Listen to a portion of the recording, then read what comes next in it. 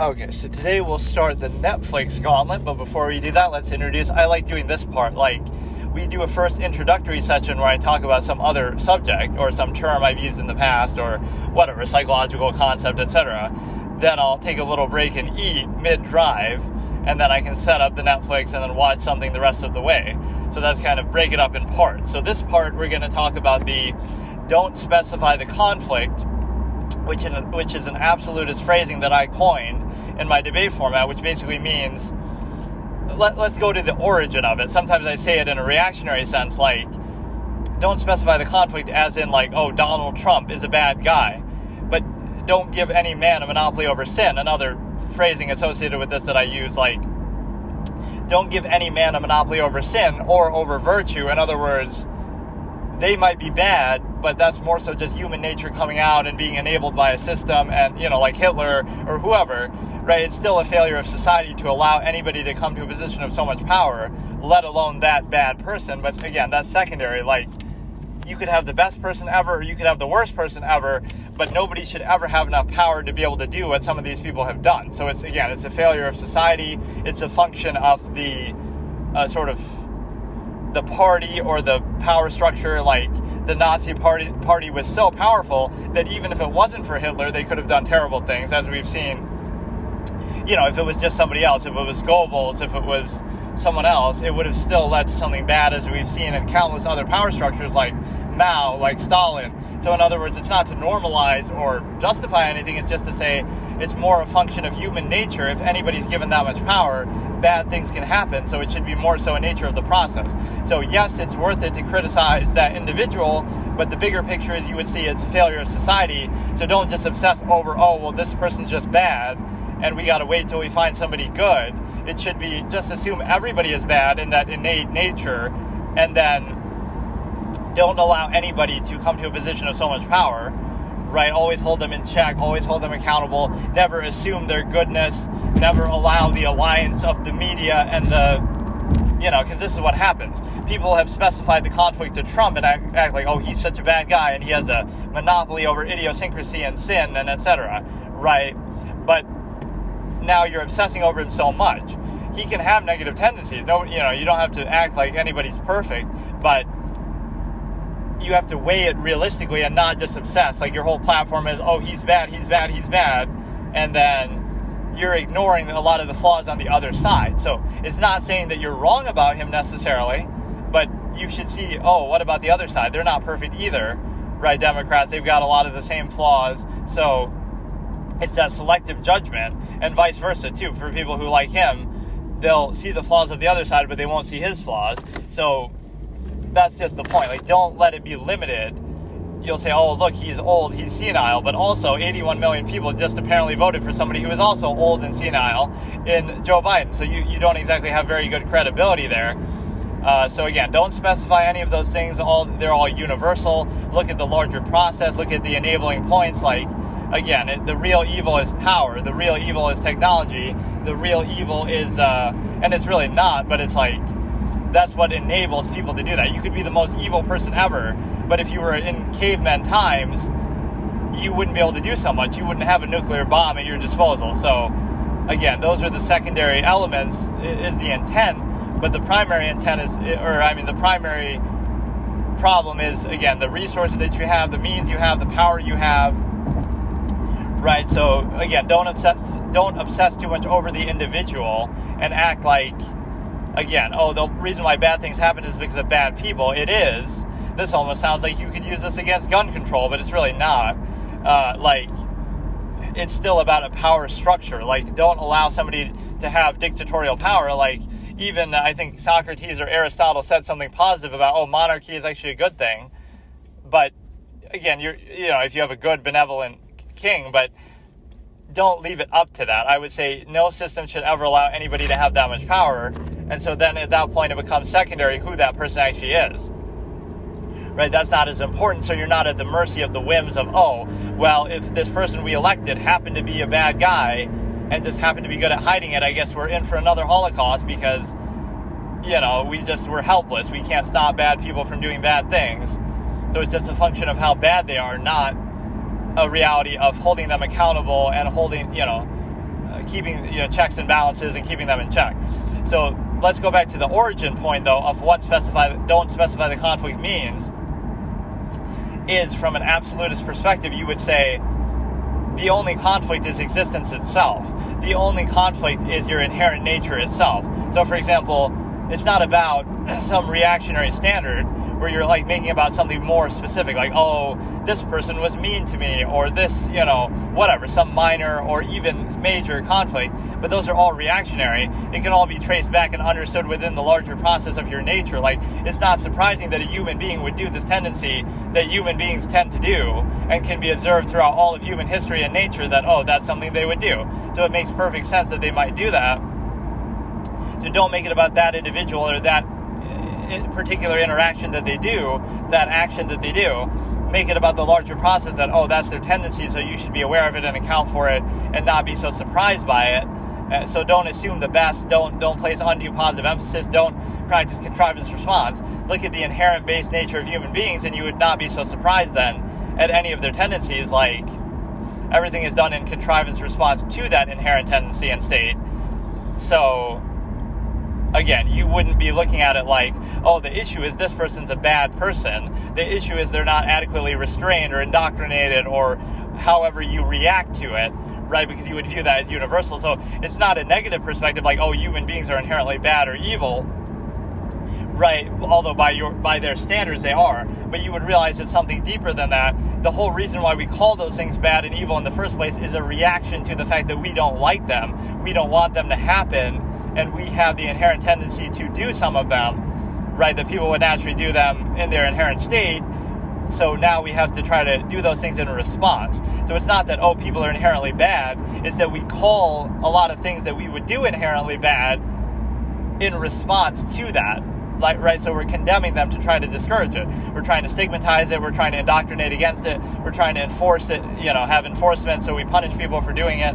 We do all those things in reaction. So that's why this fallacy of inherent morality comes in. Like, if it was absolute or inherent, there would be no need for all of that reactionary enforcement.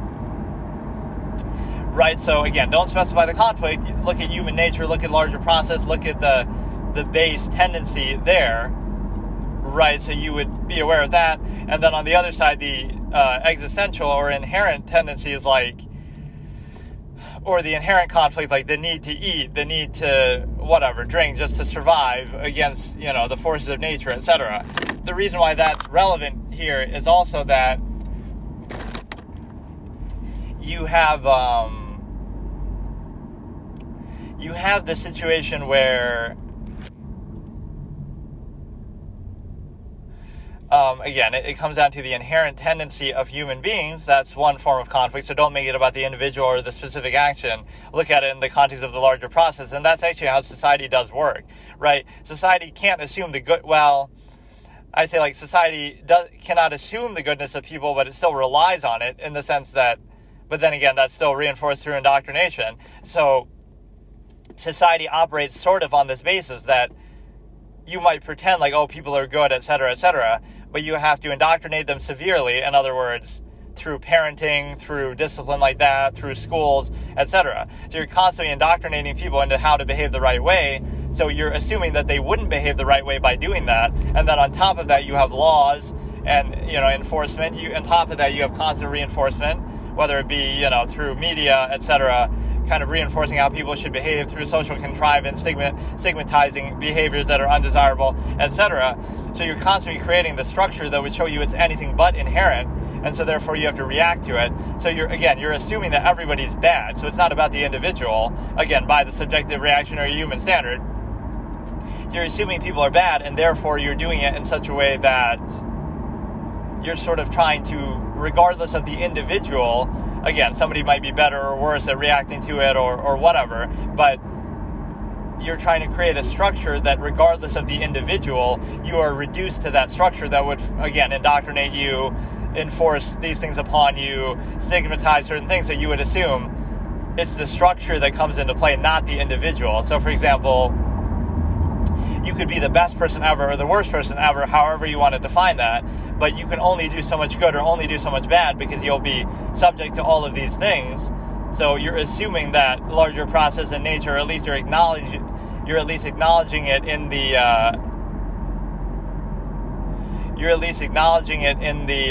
thing.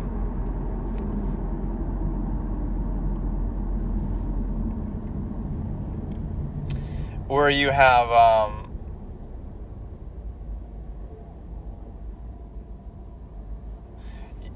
when you have all these structures. So you might say, oh, human beings are inherently good, which would be a fallacy by their own subjective standard anyway, but that's why we need all these laws. That's why even despite that, all the indoctrination, all the teaching kids how to behave, all the stigmatizing, all the reinforcement through externality, media, etc., social contrivance, despite all that, people still do some of the same things that we would say are bad, right? So you'd say, oh, it's a failure of how they were raised, or it's a failure, it's like nature versus nurture. It's a failure of all the nurture, like how you reactively are trained in that way in society, not a fault of your inherent state, because again, you're well aware of the inherent state, and that's why all these things are done in the first place. So now you also have, again, the inherent conflicts too. Like, your issue isn't, oh, your 9-to-5 job, right? It's not your 9-to-5 job. It's like your, all these specific issues that you'd have. It's the inherent conflict that comes out, but then it comes out through contrivance response. So instead of, oh, my struggle is to try to hunt today, I have to go out hunting to try to find some food to eat, or I'll starve to death and die, like you would be in nature. That's the inherent conflict, your need to eat. Now it becomes, oh, I'm struggling with my job and I'm so stressed out. So you're simply taking the same inherent conflict, and again, you're specifying it and saying, oh, my struggle is at work, or my struggle is with this and that. So it becomes more and more overextended, where you're specifying the conflict as something else, more and more specific, that isn't actually, that is more and more separated from the inherent state and subject of what it would actually be. So you start to invent conflicts that aren't even really there, like, oh, my coworker was mean today at work today, like these things that are overextended far beyond the scope of what would be an inherent conflict. So again, it all comes back to that still, but people just aren't aware of it or thinking about it like that. So it doesn't mean you have to operate in that context unless you're actually somebody who lives a minimalistic natural lifestyle. But if you do it that way, you have you have this minimalistic lifestyle, like it doesn't mean you have to, again, operate that way, but you should realize the nature of the larger process and don't specify the conflict. Like, it's not really about the coworker, it's not really about that specific thing, it's about the inherent base tendency or the conflict of contrivance to it, like the fact that you're in such an overextended state in the first place, that you have to be subject to the social contrivance, that you have to be subject to this overextended machination process, and you're working for somebody else. Like, all of these things are reactionary anyway. So it's a contrivance state. Like the entirety of society is a contrivance state where you're actively upholding it. So the issue isn't, oh, look how that person failed to overcompensate for this flawed process. It's the fact of the flawed process in the first place, that you're assuming something like, undue emphasis, social contrivance, the fact that you're requiring all these things that are being reduced to a structure. It's like, oh, it's your failure to overcompensate, it's your failure. Like, it's the fault of the individual that you didn't overcompensate adequately for this process, right, through social contrivance, like, oh, you weren't nice enough or something like that. Not the fact that, oh, the reason why you have to try to do that is because there's something wrong and lacking with the process in the first place, right? Like, you're overcompensating for something because you're overextending it from its base inherent state. So, like, there's like that's what social contrivance is. It's overextending self-interest into a collective, basically. So you're sort of pretending something is so that isn't actually so. In other words, you're pretending that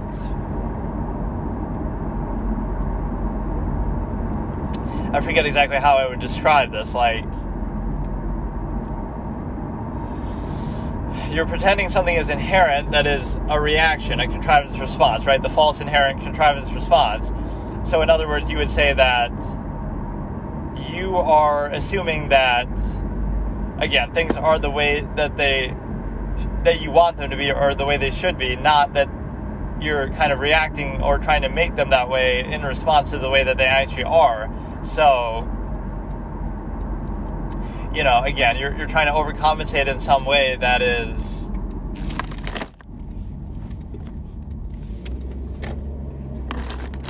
You're trying to overcompensate in a way that is like, again, I have to place constant undue emphasis, like, oh, you have to be so nice and whatever, right? Place undue positive emphasis, but the only reason why you have to do that is because that's not the inherent state, and you're overcompensating for something.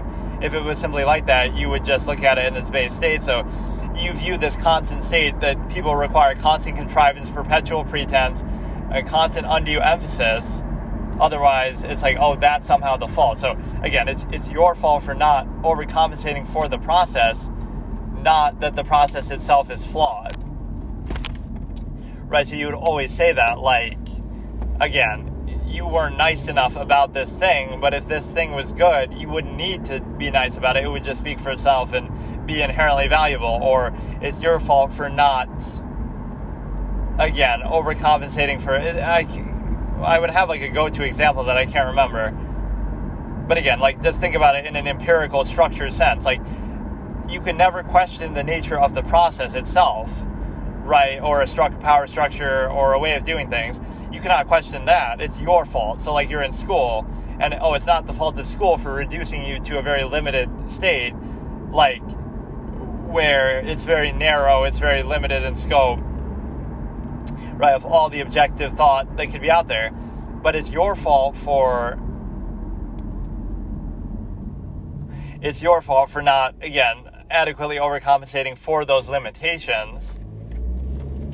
So again, even in society can never be at fault. The whole reduction to structure, all that can never be questioned. The only thing that can happen is it's your fault for not, again, it's like this term of being well-adjusted. It's your fault for not being well-adjusted to this objectively adverse, half-mass, restrictive, contrivant state. It's not that could have any flaws or limits, or at the very least be needless. Like, yes, it could be useful for trying to get people not to kill one another and stuff like that, but it goes so far beyond the scope of those basic things that now you become overextended and it just becomes too much, right?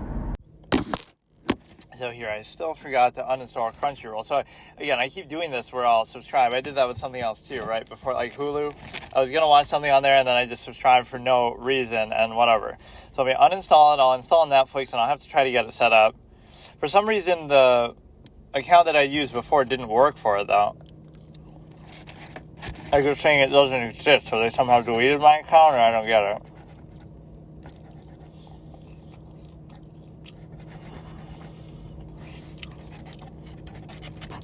So I haven't used Netflix in a long time.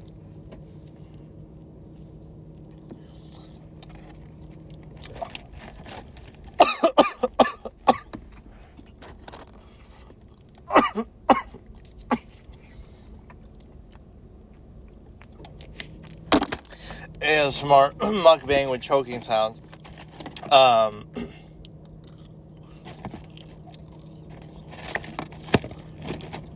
Hopefully it's the same size as Crunchyroll, because I have such limited space that otherwise it won't install.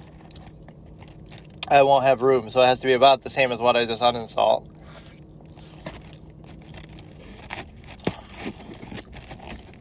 But no, I'll watch sort of random things on here and try to set up some sort of Gauntlet type format. And as a result of doing that, we can consider, okay, so it did work. I guess I could just make a new account, but I don't know why it's like this. Or these apps always have this horizontal issue where they don't want to play in the proper way that you're looking at it. Like HBO Max pissed me off like that. If I want to watch it on a weird horizontal thing, vertical thing, then let me do it.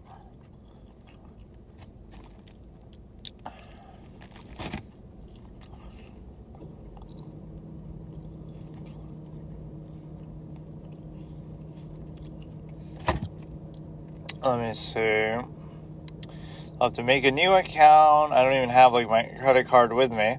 Or like when they do these free trials, it should let you do it without entering a credit card. And then I can always do that shit later. I'm going to totally type my password wrong because I'm doing it at like a sideways angle, like when I'm going to set it.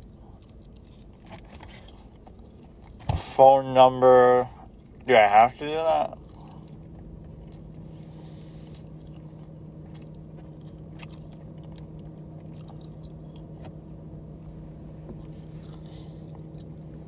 Verify your email.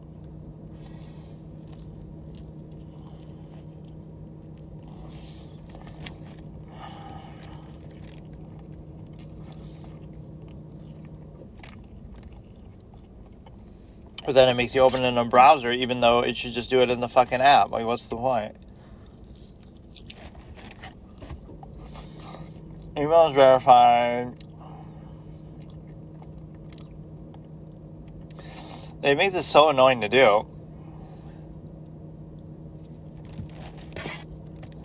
Now it'll be like, oh, you do a trial, but then you have to... See, now I'm back in the app, but now it won't acknowledge that I did it.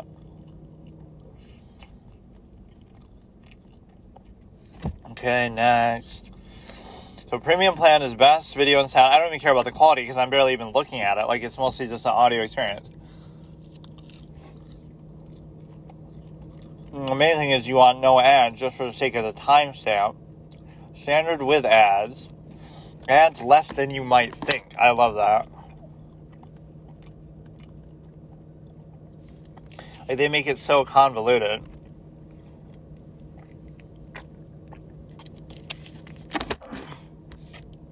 So I'm going to have to find my shit to actually get this to work. I almost don't feel like doing it right now, then.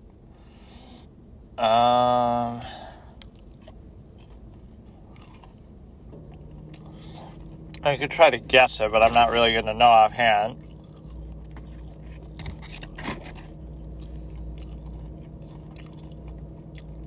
Whatever, maybe I'll do it for the next time.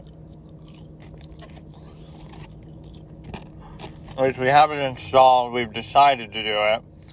I would like to do it, genuinely. Let me try to dig it out, if I have it here somewhere.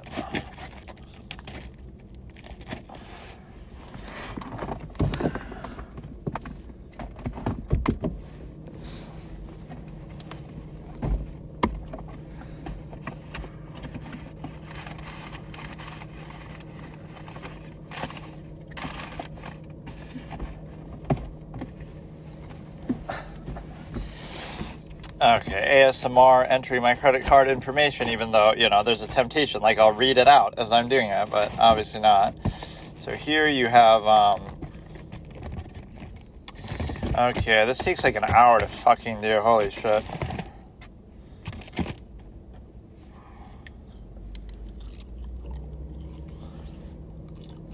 Okay, we'll do it, and then I'll end up not using it the whole month, but I actually will try to do it. Maybe some of these things just don't have very good stuff on there. Like, I was trying to do a Hulu Gauntlet, and then I ended up watching some garbage, like the fucking Vow or something. Was that on there, I think? It must have been, because why else and where else would I watch it? I'm watching a fucking Channing Tatum movie. It wasn't even that bad, actually. That woman's behavior triggered me so fucking much, because, okay, it's one thing if you lose your memory, but you're going out of your way to almost be a bitch about it. Like, she's so incredulous. Like, oh, I don't remember that. But at least be aware that, okay, you're probably not going to remember that. So, you know what I mean? Like, she would have this incredulous look. I was to imply that he's making it up or something. You know, wouldn't you give him the benefit of the doubt when you were indeed married? Like, I thought that might be the twist, that they aren't actually married and he somehow made it up. Because the only marriage ceremony you see is like...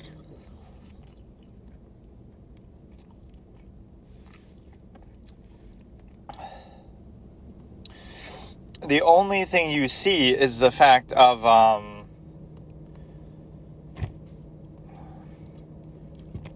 like, they do it almost as a joke, and they sort of... they kind of run away in a comical way at the beginning of the movie, so I thought it might turn out that, oh, that was actually, you know, they didn't actually get married, they just sort of flirted with the idea of getting married. Okay, come on. Makes you pick 3. Like, I don't care, man. This might have a better selection, at least than what I'm used to.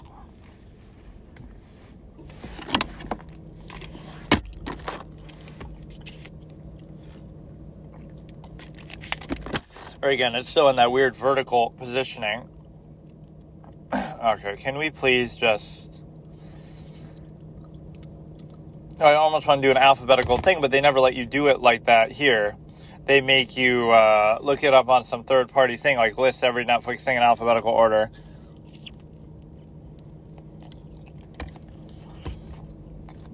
I might just go with a totally random one. Something interesting that I have always wanted to watch or something. Let me try to decide. Wednesday, I don't know about that. The Union...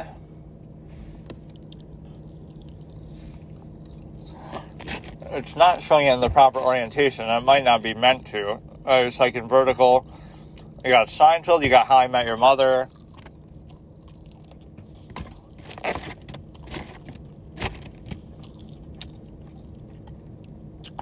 Archer, I've heard, is pretty good. It's like a comedy thing.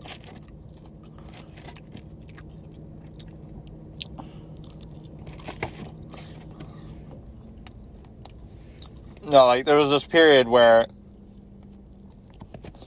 I was in between jobs, and I was, like, kind of trying to get some work done, whatever, but I would keep getting distracted and watching, of all things, specifically old episodes of How I Met Your Mother that I had already seen. Like, all the things I could randomly decide to watch when I'm procrastinating. I don't know why it was that. Fairly Odd Parents, Ugly Betty, Lost.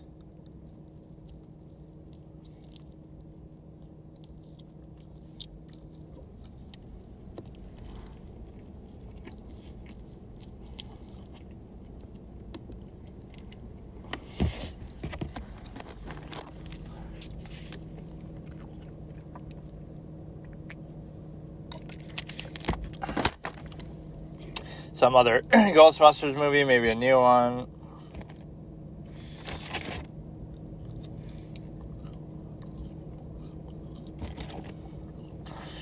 Something that looks like Avatar: The Way of Water, even though it's not.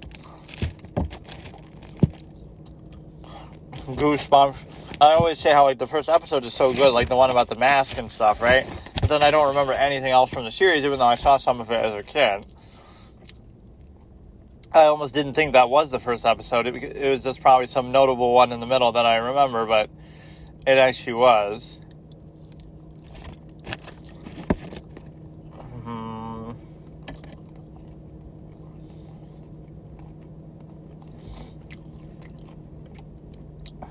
Lace Peterson.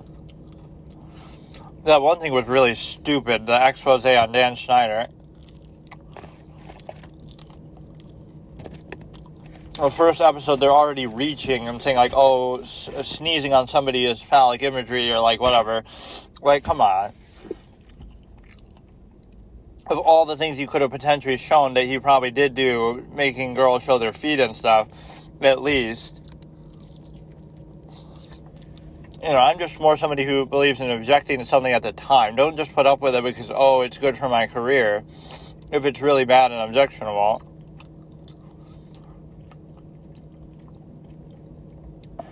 Nothing really that's standing out too much to me here.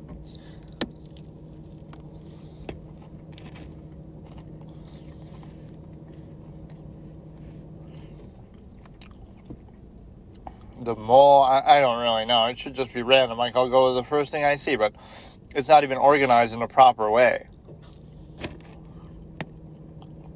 Comedies, action movies,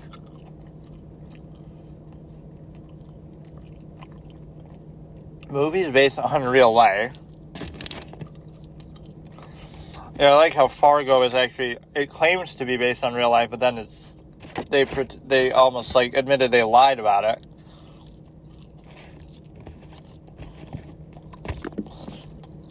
basically just as a comedy of errors that it's meant to be. I've never been impressed with that movie, actually. It's really not, again, it's not bad, but it's not as great as people make it out to be. 50 Shades of Grey. Now, that's an audiobook worth doing.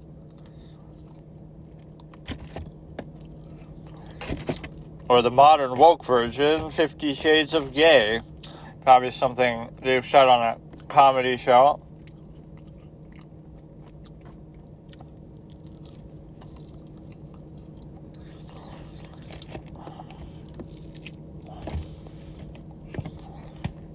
I honestly don't know.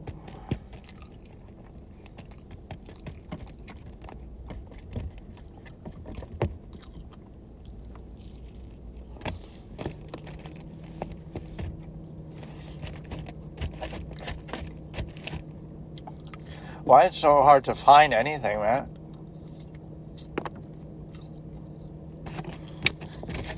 This is why the randomized element is good.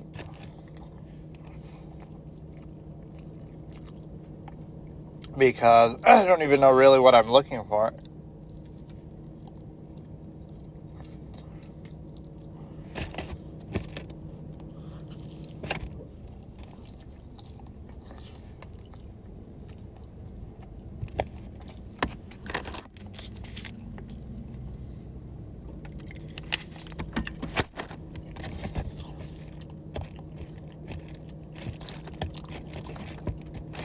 Sometimes I try to avoid those, like the Netflix original type ones. Sometimes aren't the greatest.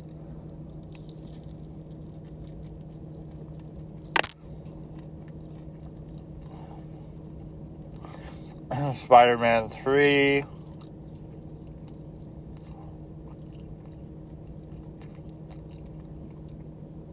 Man, I just don't know.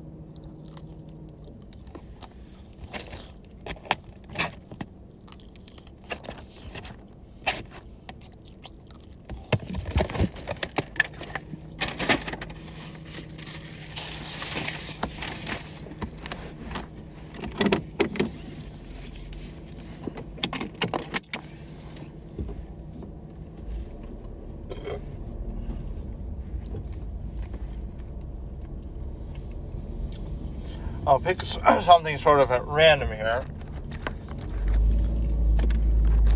in a minute.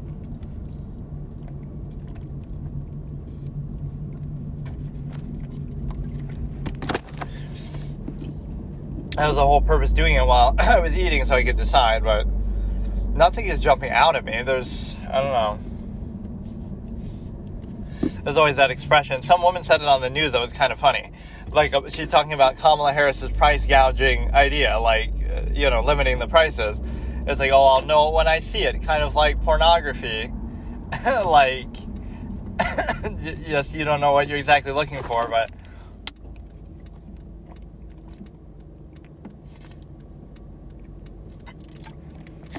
what you're in the mood for. Even you don't know. But I genuinely am not seeing anything that I'm sure Netflix has a better selection than what we were using before, but I'm just not seeing. I guess I could watch the Mario movie, but I don't really want to.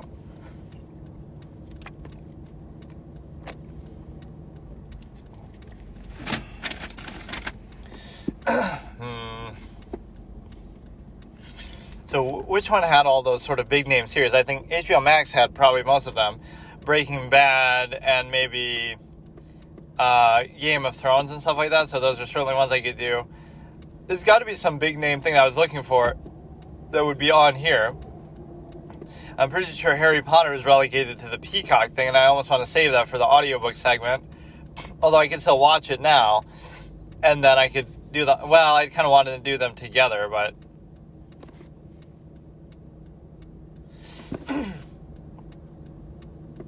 so I don't actually know, and this is the worst thing to do while driving because then it becomes hard to even play it, and I wonder if it'll now fuck up and play it in vertical. Like, the menu is only doing it horizontal, so I can't really see it at the angle I'm at because the phone itself is horizontal, but now you have you have this where once you play the video, it'll probably be in horizontal. It should used to be the same way both times. Like, why couldn't it just rotate now?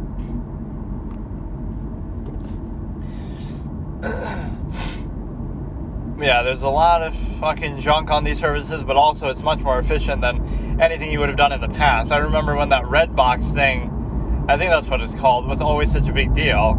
That was like maybe before Netflix and all these streaming services, but it was like you could just go there and just get a movie from this thing. Right, that was kind of hot for a while and actually did very well, but then it got destroyed by Netflix and all these things. Hillbilly Elegy, which was somehow controversial for some reason, right? Like one of these movies, there was another one like that too. I can't remember that. Like, oh, people are turning it into like a political thing about like Trump or Trump supporters or something. I don't know. Isn't that a book that the guy wrote though? Maybe it just has some similar name. I thought that was the book that J.D. Vance wrote that is misattributed to having a passage about a couch.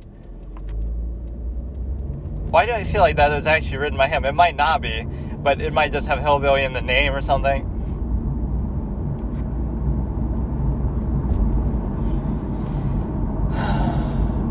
But no, that's what I don't like in those contexts is the selective standards, right? You'll see something one way, but you won't see it the other way. And this is the rule by omission standard that I always talk about.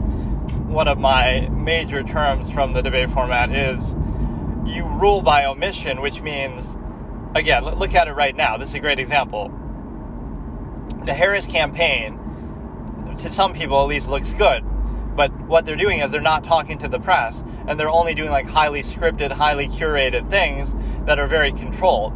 So in other words, everything looks good on the surface because they're controlling it and they're being insincere and they're avoiding free press and questions and scrutiny that they can have, right?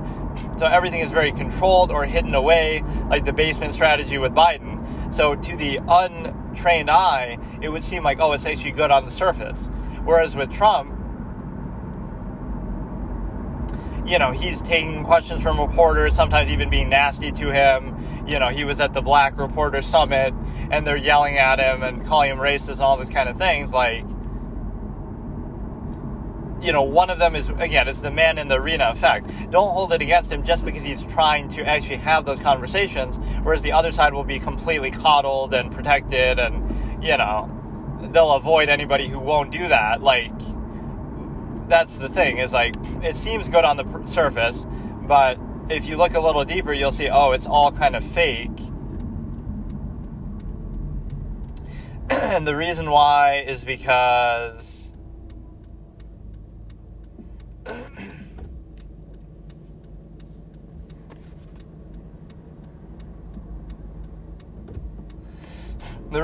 again, you're trying to curate the outcome and the perspective, so the way that you can control people's perception is not to portray something, like not to actually be good, it's just to appear good. So like, this is why it works in China and other things. Like, you don't even address the issue, right? You wouldn't say, oh, these dissidents are so evil. You would just pretend they don't even exist, right? People protesting your regime or whatever, you would just pretend they don't exist, just minimize them. That's kind of what's happened with Trump supporters. Like, oh, Trump is bad and everybody who supports him is bad, and then he wins. It's like, well, that's obviously not a marginal group that can just be dismissed. But even when he won, that was the marginal perspective. Like, oh, where do we go from here as a country? What a shocking day. It's like, what do you mean? If he won, that means plenty of people are happy about it and optimistic. So it's like you're trying to minimize what is a large number of people. So, right, not a marginal group. So again, you rule by omission by not even condemning or striking down things in the public eye, but by simply not even acknowledging them, pretend like the opposition doesn't even exist, right? That, oh, nobody's criticizing this because we just censor anybody who does, right? So it seems good on the surface. So you see that with respect to, again, like the myopic framing of,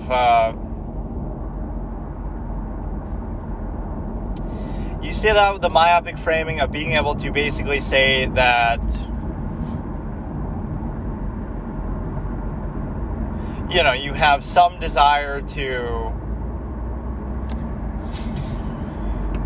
again, you don't acknowledge the other side, you don't show anything, you kind of stay in the background. It's like with business owners, somebody would bitch about, oh, this business owner is such and such, he's rude, but also, at least they're working there themselves compared to, oh, the person you'll never see them. You don't go to Walmart and say that because you never even know who the owner is, or you never see them, or, out of sight, out of mind, so that's apparently a good thing, right?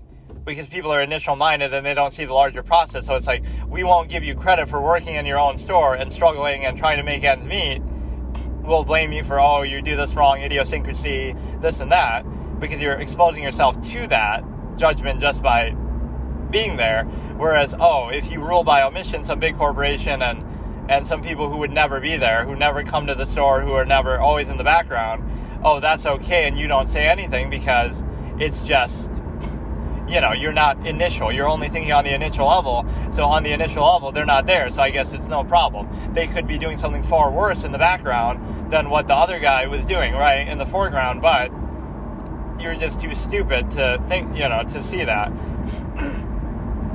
Or to be even aware of that prospect or possibility. So then you end up doing something where you feel like,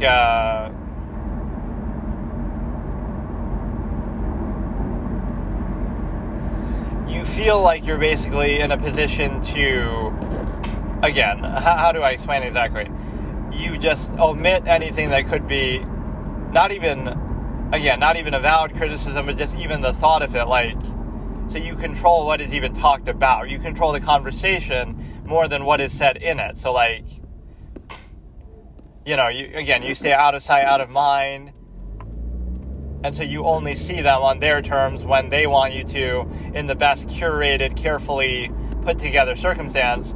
Like in China, they're not going to show Xi Jinping in some undesirable circumstance. They'll only show him in exactly the way they want to portray him. Well, that's how propaganda works.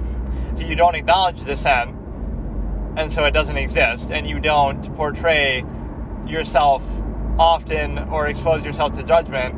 You only do it in a very perfectly curated sense, where, again, it's all behind the scenes and people only see the best parts or something that you're trying to show.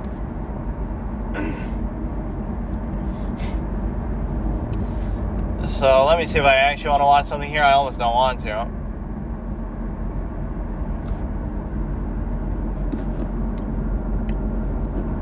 There's so many things I haven't seen, so it makes sense that I would want to do this, but I don't know, every time I get into it, then I don't feel like it. But yeah, that's a big term that is very applicable today. Again, the man in the arena who goes out there and is willing to have these tough conversations with people who are yelling at them, screaming at them, calling them racist, being mean to them. It doesn't mean that means that they're bad. It means that, they're being portrayed as bad by them, but at least they're willing to have the conversation. Whereas on the other side, they just don't have the conversation, so they seem better to the initial minded, to the untrained eye. And the reason why is because, again, it's like just by simply broaching the subject. If you repeat a lie enough, people will believe it, like, oh, racist, this and that, all these kind of buzzwords. And so, again, you're being controlled by the myopic framing that you control the perspective. It's all about, it's more important how you're portrayed than how you actually are. And this even works in everyday life too. People are all fake, right? But somehow people buy into that still. But then you're surprised later, in a relationship, oh, they were so nice to me at first and now whatever. But it's all just they were trying too hard. They were putting on a front. And then you're able to actually realize that that's what it was. So why would you be surprised? Anybody can just put undue emphasis like that. And then beyond that, you have the ability to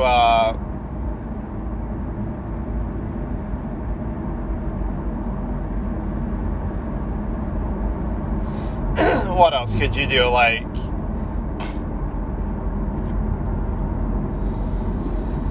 Again, you don't even acknowledge any potential issue. You portray things in a way that is, again, perfectly curated. Just a lot of cult of personality basis.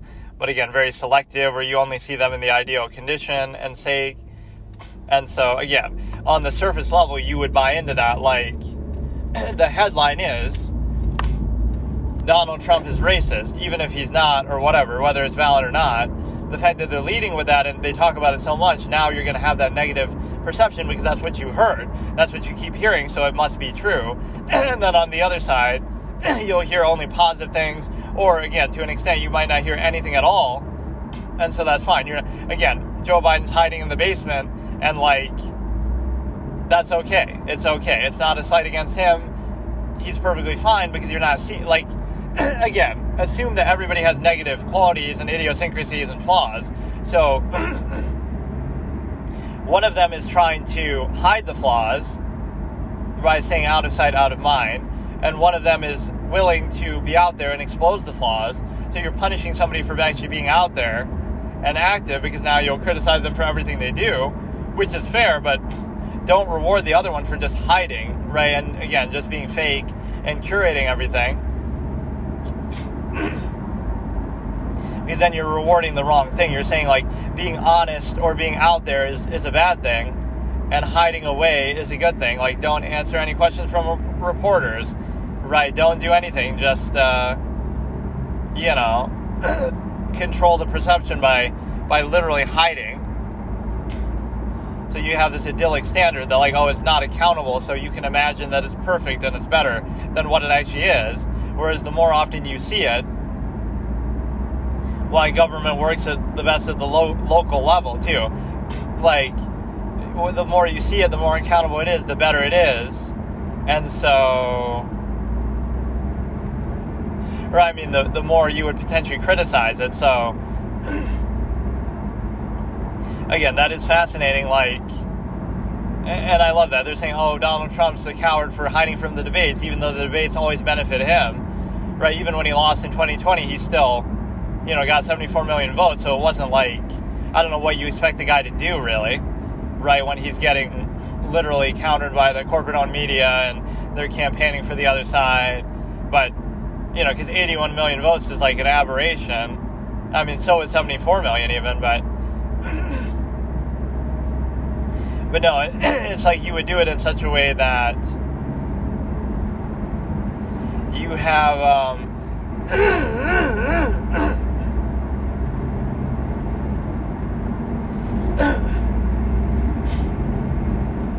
you would do it in such a way that you realize, again, people are stupid, so it's like, if we don't portray ourselves at all, they can't find any flaws with us. So it doesn't mean you don't have flaws, it just means you're staying away from their perception, so they can't see your flaws, so therefore those flaws must not exist, right? That's why censorship is so powerful.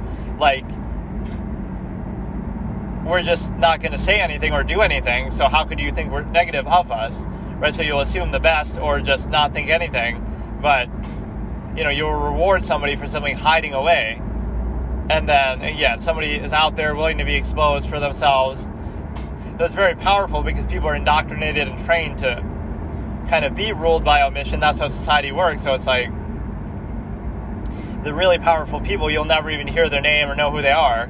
Meanwhile, you'll give everybody grief and hell for, like, everything just because they're initially in front of you. So it's like, you won't be mad at you'll be mad at the cashier or the person working in the store, but you won't be mad at the owner at the corporate side, right? Because they're not right in front of you. So you'll give shit to the people there, right? Like, passing off blame, basically.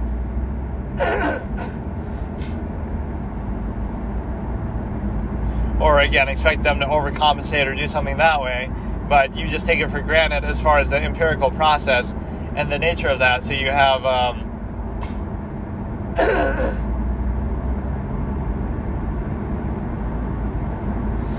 you have some willingness to see that you would say,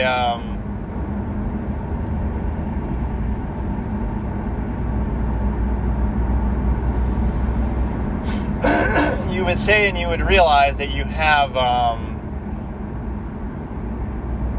again, this omission standard is very powerful because people will not think outside of the box or think about a larger process, or they have to speculate and they have nothing to work with. So again, somebody who has, like, two people have flaws, but one of them is just, again, out of sight, out of mind, So you never see them, you never hear from them. So you give them the benefit of the doubt, or you don't hold anything against them because you're just not seeing it. So it must not exist. But then the other one is there, active, out there, And so even if they're doing some positive things, you'll still see their flaws and idiosyncrasies. You'll say, well, this person has these flaws, and this other one doesn't. But it's just because the other one hasn't been under the spotlight as much. And so, right, it's sort of selective emphasis that they might be exactly the same, right, but you're looking at one differently.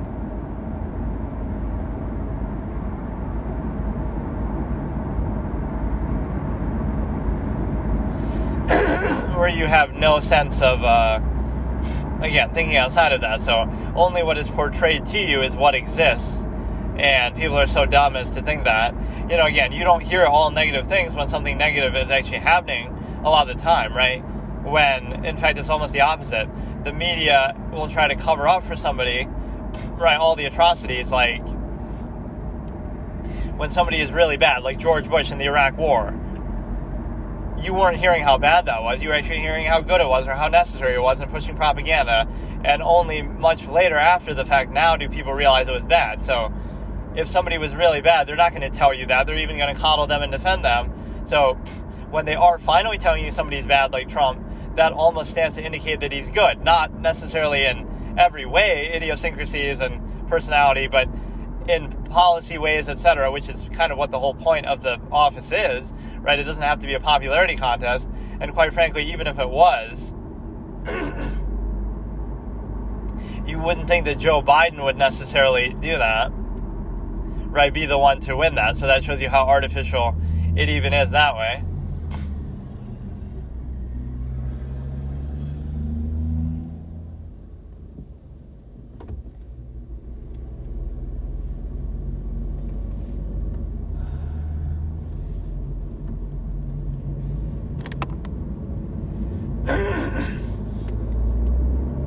So again, you can stay out of the public eye and not do anything, not say anything, and that's good because you're not exposing your flaws, so I guess they just don't exist. And then you can try to be out there, try to engage, try to even talk to people who you know are going to be harsh and critical of you, and you're willing to have that conversation. So the real standard isn't even that, the media is too tough on Trump, right? That would be fine. I would even encourage that. But you should be that way on everyone. That's the real issue. Right? So the issue isn't, Trump is being treated unfairly, although at times it kind of is a little bit like that because it's, hyperbolic and whatever nonsense. There was a great question that showed that, like, the reporter was asking her, like, God damn it. The reporter was asking, why are you here in this town that has a history of white supremacy?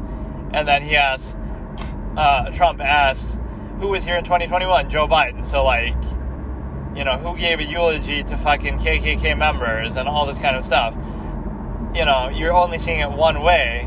So, yeah, just by simply visiting a location in the country, did you know that a Native American died here, like, on this exact point that you're standing? That must mean you hate Native Americans or something. Like, yeah, the whole country is like that.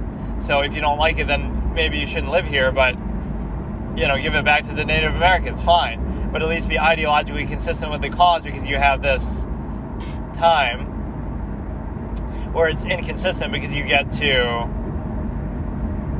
propagandize everything like, you only apply it one way.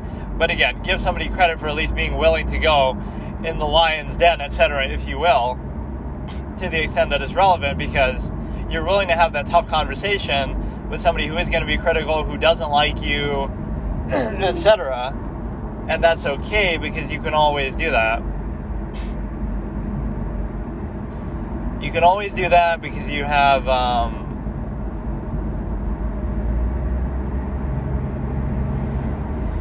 you should do that to every side and all sides and just be objective. And that was like Jo Jorgensen's campaign, or her supporters were saying that in 2020. Like, the whole thing was just let her speak, right? They wouldn't let her on any national TV shows, I don't feel like. They were just kind of keeping her out of sight, out of mind, so the incentive is clear. Not that, big bad Trump, don't vote for Trump. It was that, we want you to vote for a Democrat, specifically the major other political party, instead of saying, well, Trump is so bad, so okay, you'll vote for an independent then. So that's the whole missed point that you had. It was a perfect opportunity for people to mindlessly vote for somebody other than Trump, fine, right, because, he's so bad. But again, if he's bad, then just don't vote for him, problem solved. But even that, we're voting against him, but you don't have to vote against him by voting for a Democrat. You could have all come together and voted for an independent. And so that shows you right there, why wouldn't the media push for that?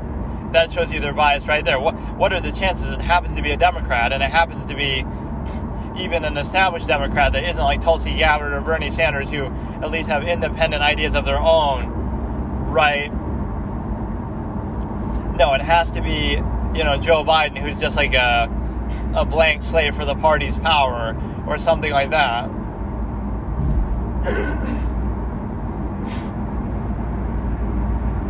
Or Mark Zuckerberg is now coming out and saying that even the Biden administration tried to get them to censor stuff, and that he did basically censor stuff, as if it wasn't obvious already. But fucking, god damn it. But you have a situation where, so whatever, we're subscribed to Netflix, maybe I'll do it next time. I don't know why my throat is so sore. I'm not used to talking this much or this loudly, but then again, I do it every time in these sessions. So next time we'll start off with the Netflix Gauntlet, and but just that point is very powerful. Like, you just do it from a distance. If you're there in person firsthand, rather than being grateful, people will be ungrateful and point out all your flaws or idiosyncrasies or pick on every little thing you do because you're in front of them and they're initial minded. Whereas if you're not there and you're just some big corporate boss hundreds of miles away and you just have staff working there, now they'll pick on the staff's idiosyncrasies but not yours. So you still benefit, and there's not, so it's not really consistent. You're kind of punishing the wrong thing, right? Just because it's in front of you, you think it's bad, but everybody would be flawed in some way. Or just because it's at a distance, you just give it the benefit of doubt and just assume it's perfect and just never question it, right? Since it's not in front of you, you won't even think about it, or you won't think anything negative until it comes out in some big way, like some big controversy. But otherwise, you just assume the best. So you can do whatever you want. You could be the worst person ever, but just don't make a spectacle out of it publicly and just hide it, and then you're fine. And then also, let's look at another term that I would often use, the human function. So when the infinite objective mind is reduced to the physical state, and when you're defined by that more than anything else, that's a human function. Like, you're defined by what you do, you're defined by, like your job, your work, your function in society. Now, you might say that's pretty inescapable and unavoidable, but at least the intent or the desire to self-actualize would be present there. So, a human function as opposed to a human being, where everything you do is reduced to a physical reactionary initial state, and there is no objective basis, right? It's like you reduce one to the other. So, like, do you reduce the infinite objective mind to the limited subjective physical state, or do you try to raise the physical state to the infinite objective mind, which is kind of impossible, or do you just acknowledge that they exist separately, and you can have the infinite objective mind but also deal with the physical state? So at least that awareness is valuable, because you have this idea of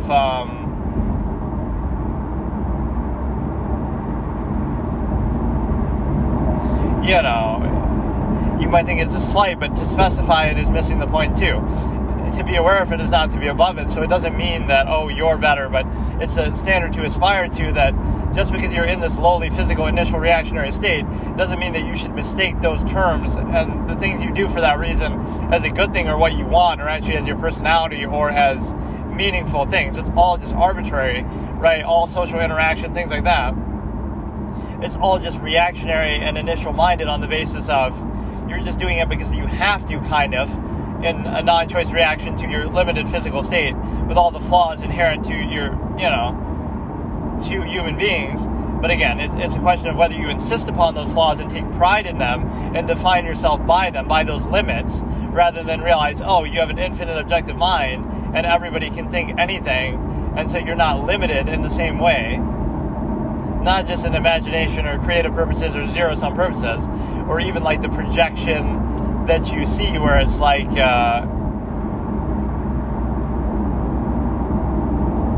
the projection that you see along the lines of everything must be zero-sum or stimuli acme. So by simply posing a standard of non, you invalidate the contrivance structure or make it uncomfortable. It's like, if you really don't want anything, then people might not want anything to do with you, or they'll assume it, like, oh, you must want something. Then the people who really want something dress it up and overcompensate and act all fake, but they're only doing it because they want something. So by somebody who isn't fake and doesn't dress it up because they genuinely don't want anything, now all of a sudden, oh, we need a dependent overextended pretense. In other words, we need some incentive, otherwise we won't do something. So we need a dependent pretense of something we want, like, again, zero-sum means like money, or stimuli acme like sex. And if we don't have that, then it's no use to us. So we'll pretend like it's about something more, but it has to be about that. It has to be tied to that. But then if it's not tied to anything, then we won't realize it's just non or, something different. We'll assume it's one of those things, right? Or we'll somehow not feel comfortable with it. That's because you're so used to a cynical standard that you assume it in all things. Like, for example, this... you assume it because you feel like...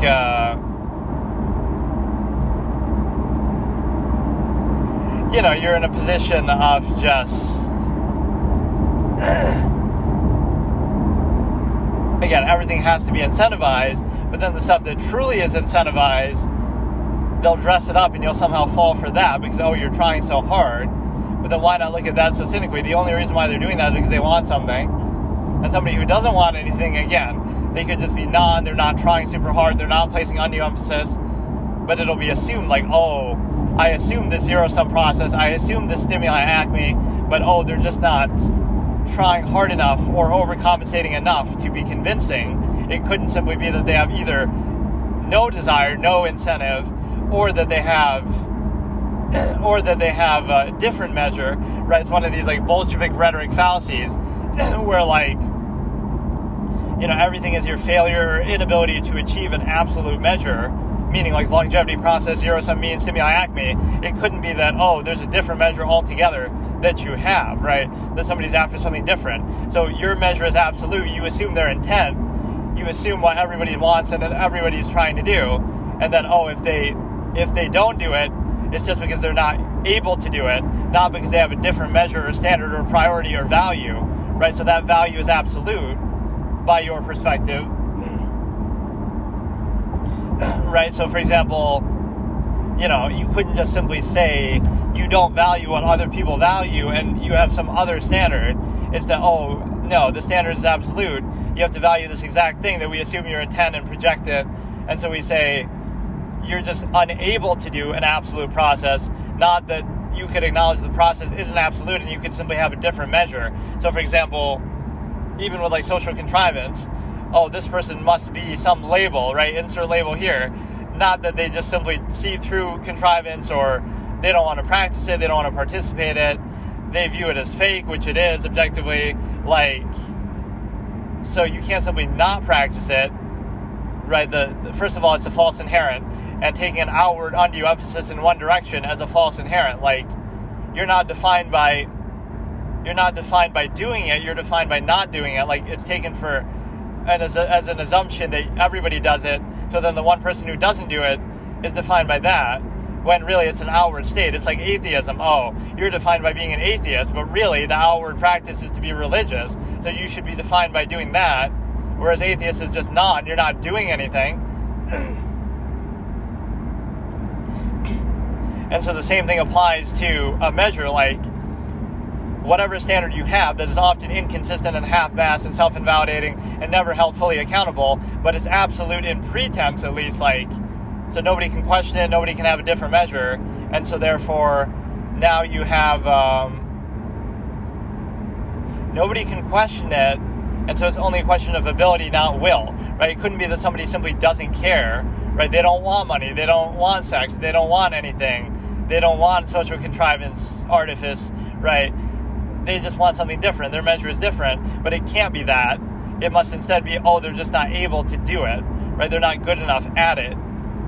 Because again, the process is absolute, so it's always a flaw of the, again, like a group, right?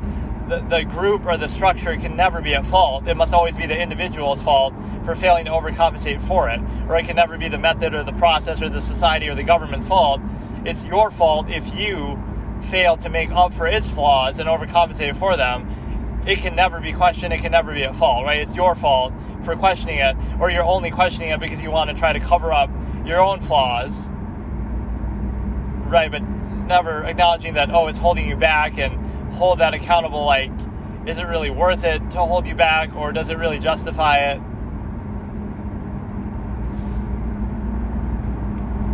Right, that's what society does in an outward sense, is like, let's restrict you in every way, and then assume that it's necessary instead of constantly justifying and holding accountable. Is it really worth it? Is it really necessary to have this this state of being where you have, does it really serve a purpose? And that's where we get these overextended things, like in the modern day is extreme.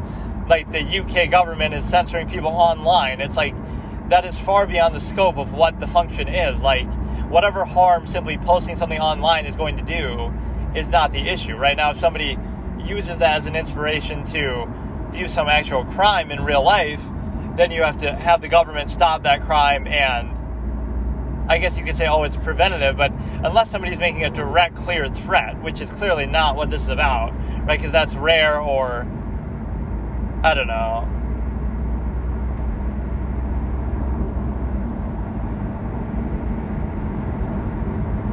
Now, this Shia LaBeouf song is perpetually in my recommended, playlist type stuff. Like my mix, so it keeps coming up on its own when I'm listening to music.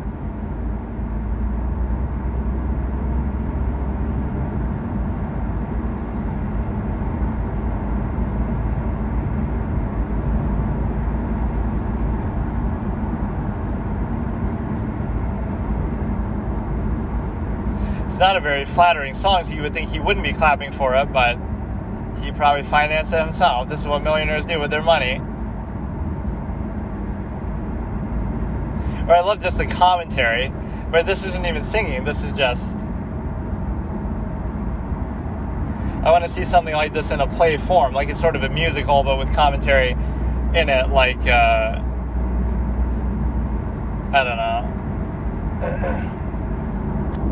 But yeah, that's the only point, is that you have this willingness to acknowledge that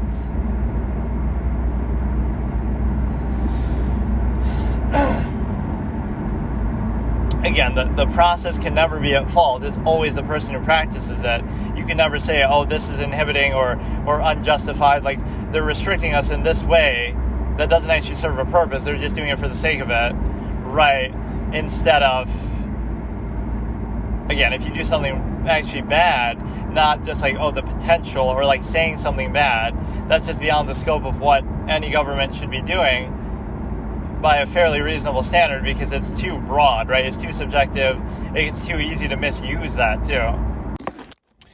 Okay, so today I'm going to start my Netflix randomized Gauntlet for real, but I'll add a little gimmick to it. So the idea is that this is something I sort of tried to flirt with the idea of doing before, and I didn't do it in any sort of recorded capacity, just randomly, I figured, like, okay, let me just go in order and watch everything like in alphabetical order. So that's how I saw 500 Days of Summer, right? Because it starts with a number, so that comes before the letter A even. So that was like the first thing on there at the time. It was actually a pretty good movie, but what we have, it's almost like a modern Woody Allen style thing, where it's like a comedy, romance, drama with a lot of little gimmicks and interesting techniques as it keeps jumping around the days and stuff. I actually joke that it's like How I Met Your Mother. This is why you need me to do this, because only I would make this kind of joke. It's like How I Met Your Mother with the movie version, because he's an architect looking for love, basically, right? That guy's also an architect, and he's like Ted Mosby, and he's sort of going through some of the same things and looking for the special someone, right? So it is very similar in that sense. Obviously it's just overemphasizing the fact that he's an architect, but what else do we have? Just the one gimmick I'll do is I'll start at every letter, basically, so numbers and symbols count as their own. But if I don't like the one that I watch, so I'll watch like the whole thing. So the first thing is #alive, and it's kind of annoying because Netflix doesn't do this with its own interface, the alphabetical list. Imagine being $1 billion fucking enterprise, but what you have is I had to use like a third-party site to find a list, and so the first thing that shows up is #alive, which just based on like the thumbnail looks like something to do with zombies, I guess. But we'll watch this, and then if I don't like it, like if it doesn't get a really high score, I guess we could say it has to get at least a B or an A. So if it gets a C or less, then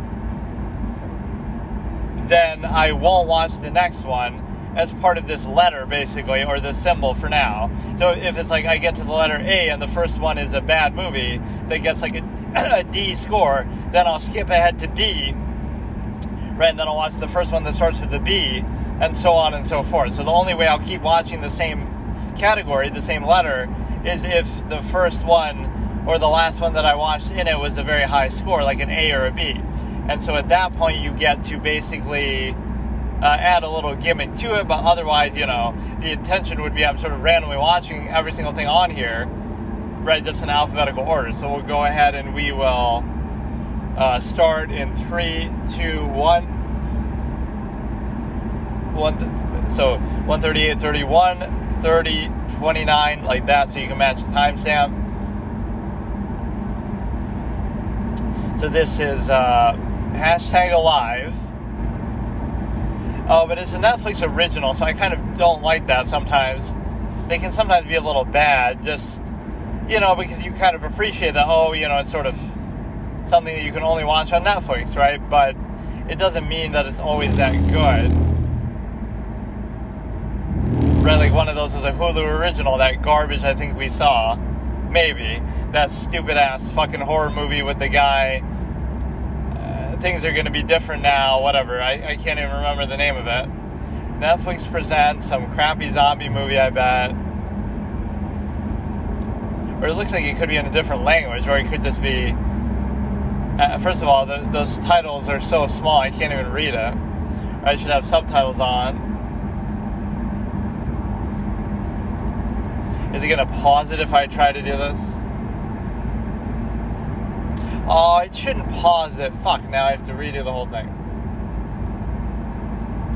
What does English CC mean compared to English? Like, well, let me test this and then I'll restart it again, I guess.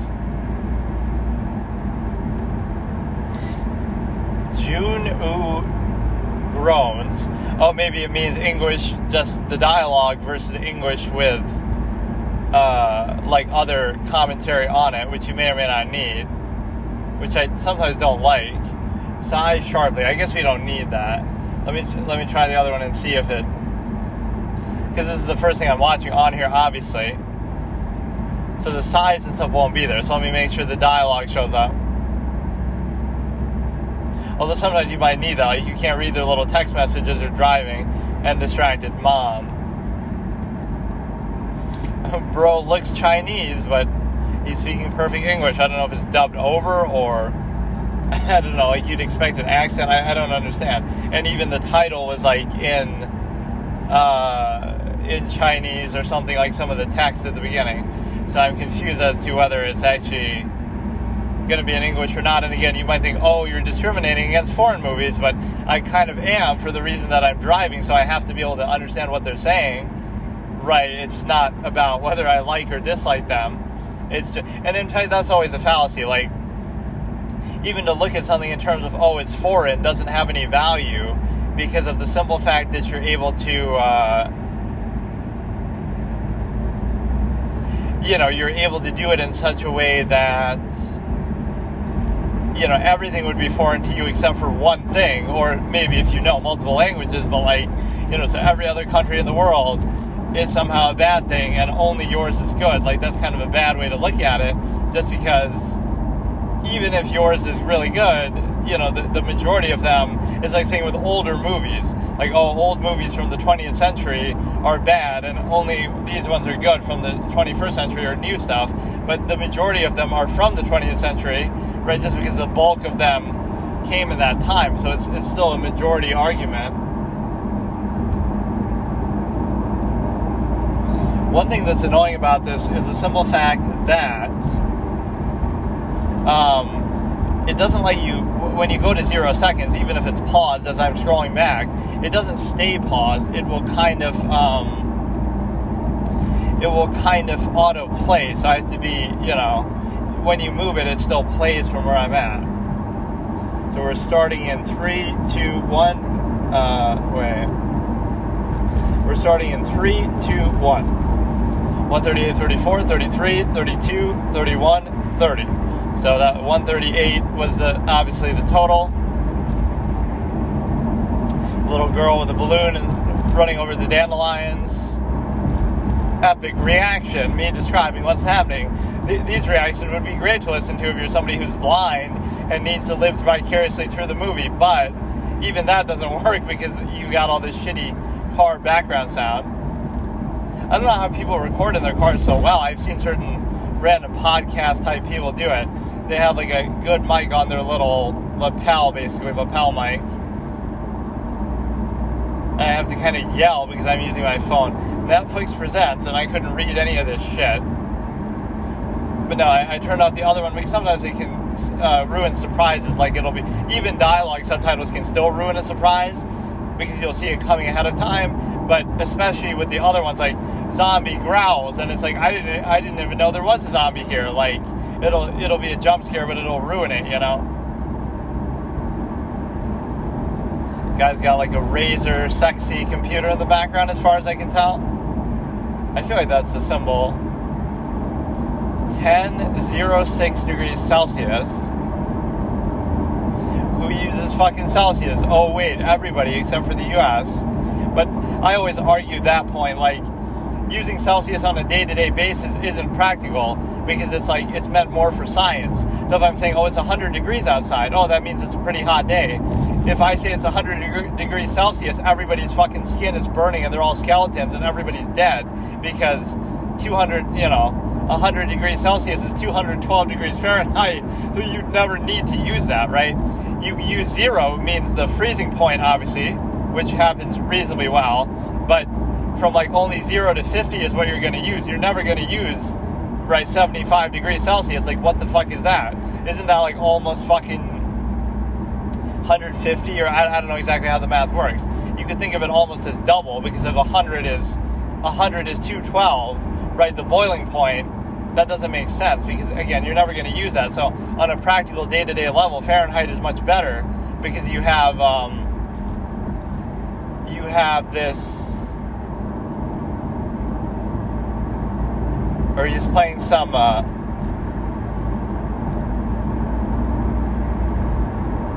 or this is definitely dubbed over. I don't know what they're actually playing. I can't tell.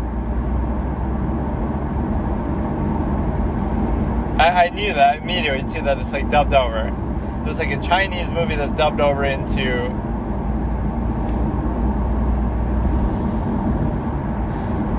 ultra-fine dust. Normally I would prefer it not to be dubbed over, and I would prefer just reading the subtitles, but in this case I guess I have no choice.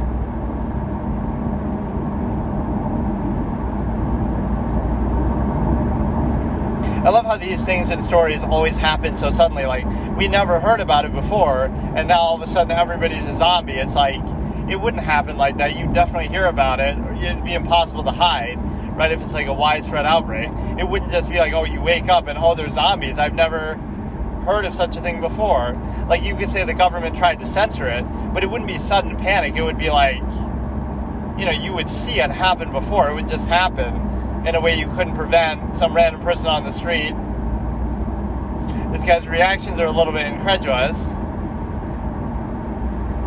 Right, like, you would think you would have a better idea of it. You'd hear it like, it's a conspiracy theory. That's not really happening, and then it turns out to happen.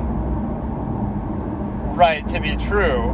But this looks like it's not going to be very good, I hate to say. You gotta add a new gimmick or a new layer to this that's going to be sort of like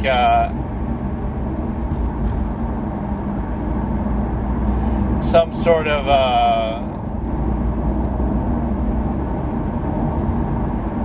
now is that just the fire truck doing its job, or I'm gonna take a picture of that and get it on my TikTok. This fire truck has no regard for human life, but he could be doing that legitimately, like you have to push cars out of the way if they refuse to move or whatever. I'm not really seeing anybody who actually is a zombie, or maybe you can't tell.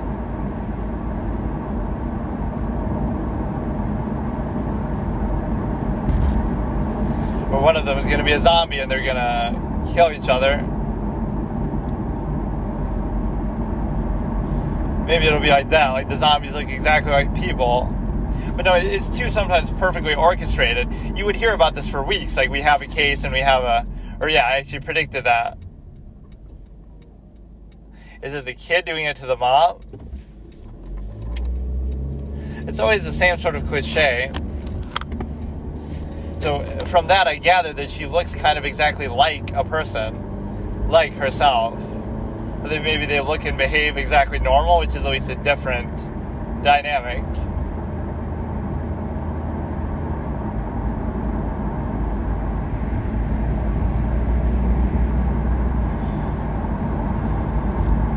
So what you have is the realization that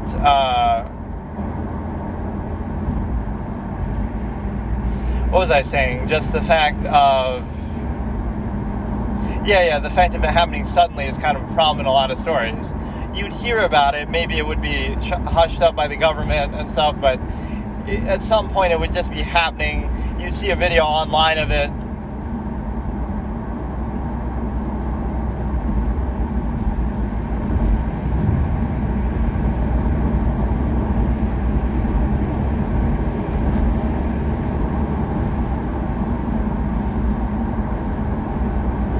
Minutes, and now they're going to be a buddy cop routine for the ages. Like they'll be together the rest of the movie. Something's not right. Yeah, no shit.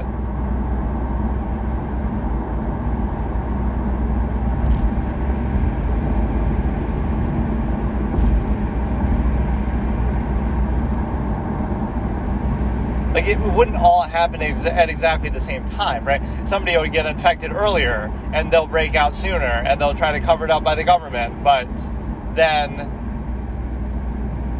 other people will happen at different times. So it won't happen all at once where everybody's running on the street and it's panic. Like,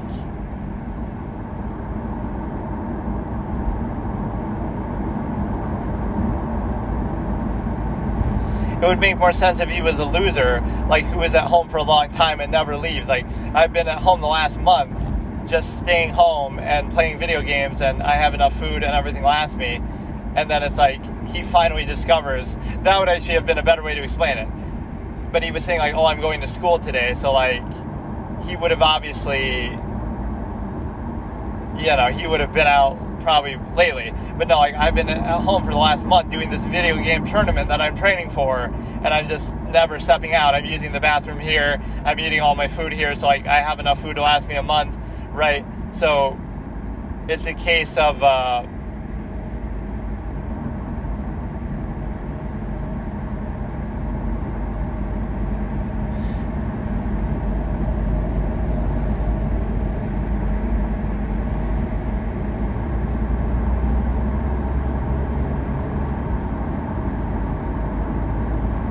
cannibalistic behavior. What a cliche.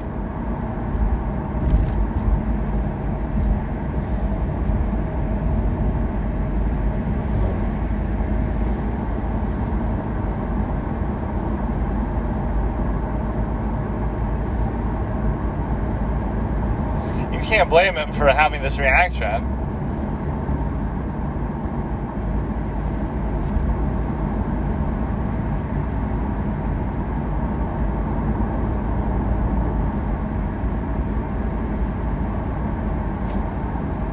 I like how people assume it would really happen the exact way we portray it. It would be something airborne, like spores or something like how they show in The Last of Us, but here it would be like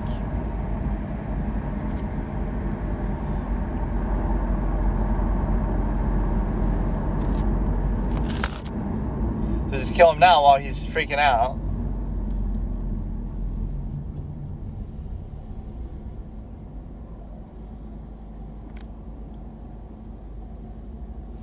His movement there is pretty good, though. But we didn't see the little girl look too bad. He looked fine.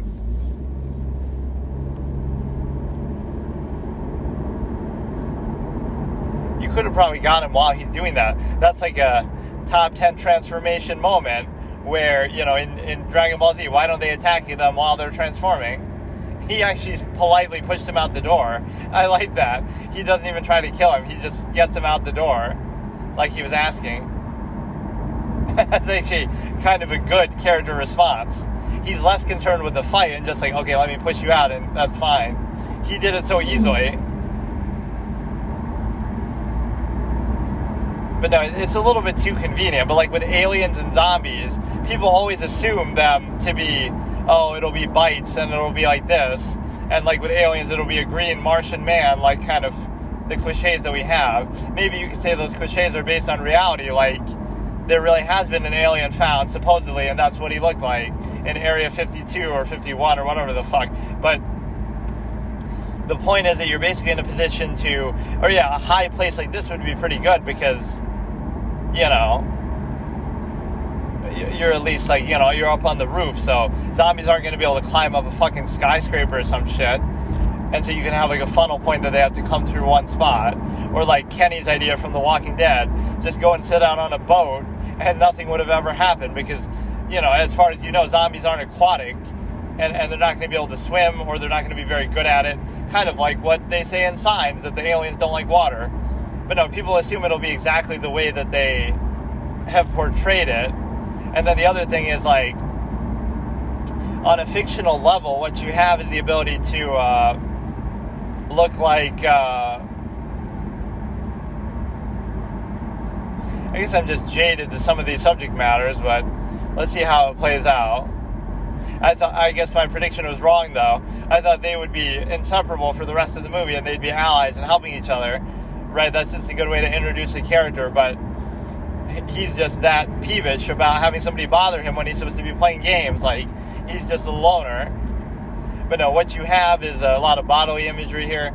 Like, it's a perfect excuse for, like, what I call fodder enemies in fiction. Like, you can kill as many, not like in a game or a movie, you can kill as many Nazis as you want because that's not morally objectionable, or you can kill as many zombies as you want, or you can kill as many aliens as you want, whatever, right? These are like fodder type enemies that are better than just killing people, so it gives you an excuse to do that. So the ultimate is like in Call of Duty, they have that like Nazi zombies because you're able to, that fridge will stop them. One of them will actually be climbing up the fucking window. But, or like the whole movie will just be him inside the fucking apartment. We have to go out eventually for food or something. Or wait, your water's still running? You still have electricity and everything. You should probably save it, to what extent? Or you should like make buckets and buckets of water.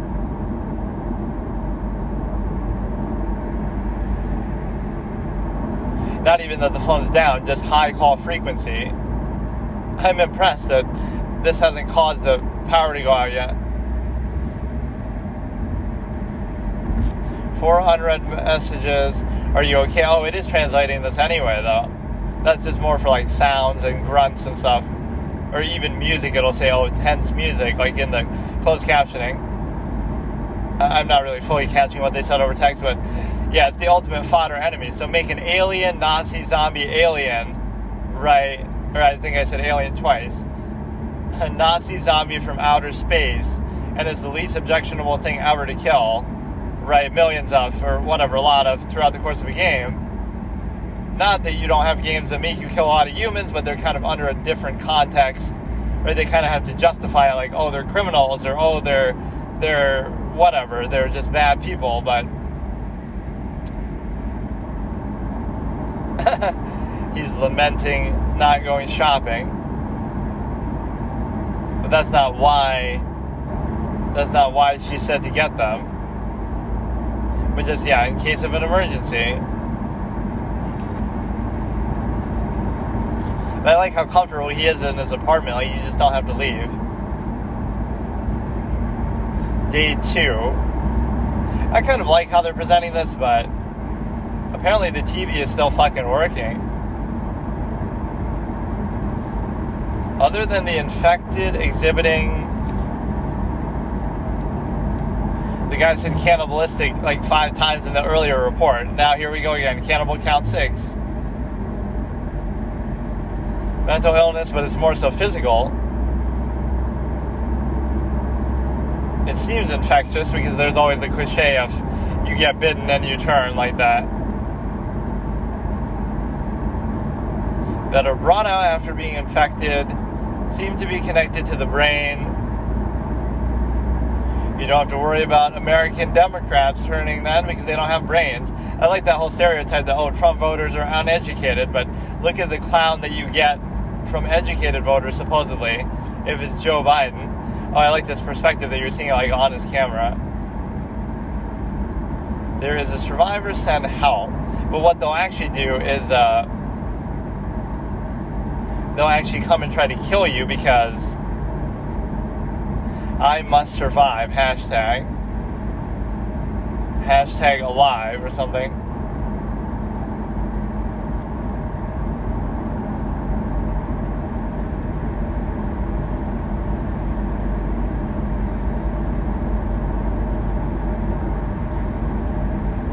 Trying to exploit content, narcissist in social media.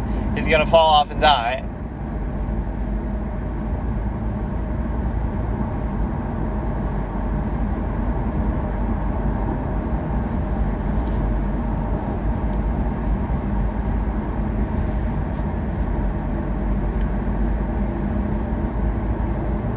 For many minutes, but it should be more than minutes.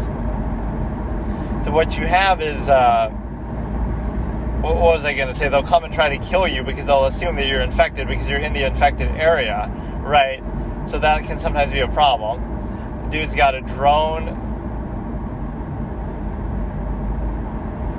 Oh, that's an awesome way to kind of scope this out. Treat it like it's just a game. And they won't even know whose it is or where it's from. No service.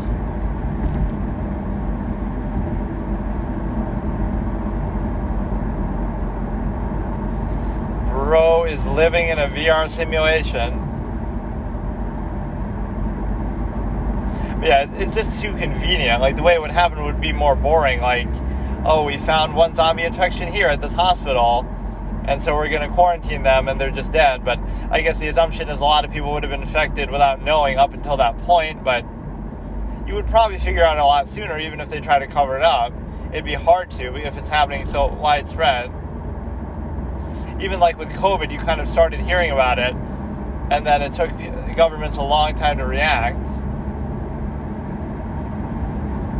You're really going to try to play games under this circumstance? Is that really the priority?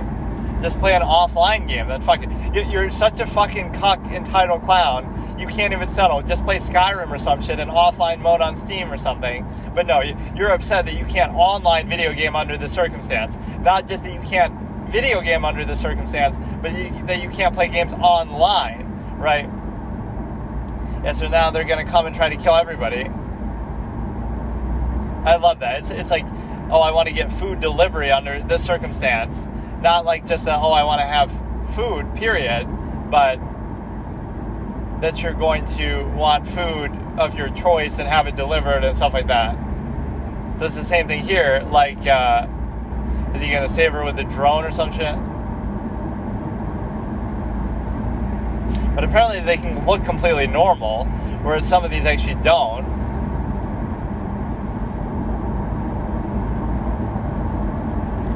Oh, nobody saves her. She just saves herself. Now, is this going to be the buddy cop moment for the rest of the movie? But yeah, that's the worst when a cop turns, then they have like all this body armor and shit on them too. Or wait, I keep getting faked out. I keep thinking these are going to be major characters and they just die right in front of you.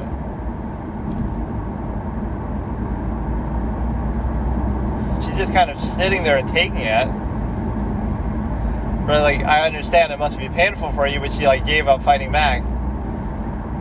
So what you have, what I was saying is, this is a very graphic scene. Like, we get the point. She's dead. Like, you're not going to be able to save her dumbass now. But why did she end up shooting up in the sky like that? If she hadn't done that, she would have,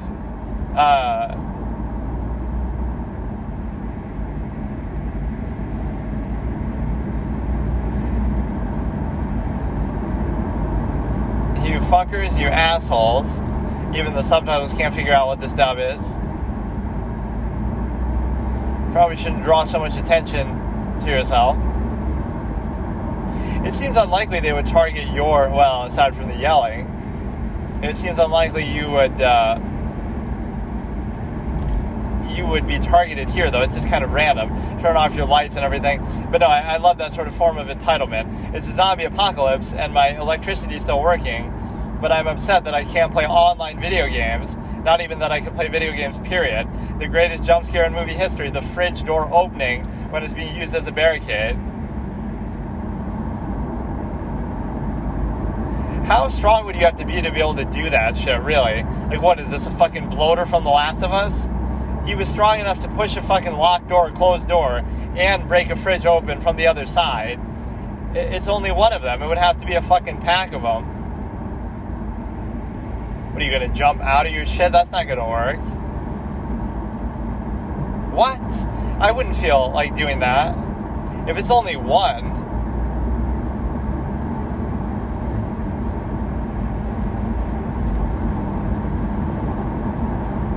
Oh, does he bait him? He baits him like a fucking... That's a real gamer move right there. Because they're so dumb that you would expect them to do that. He baited even me. I thought he might actually jump. Wow, this guy's actually kind of clever.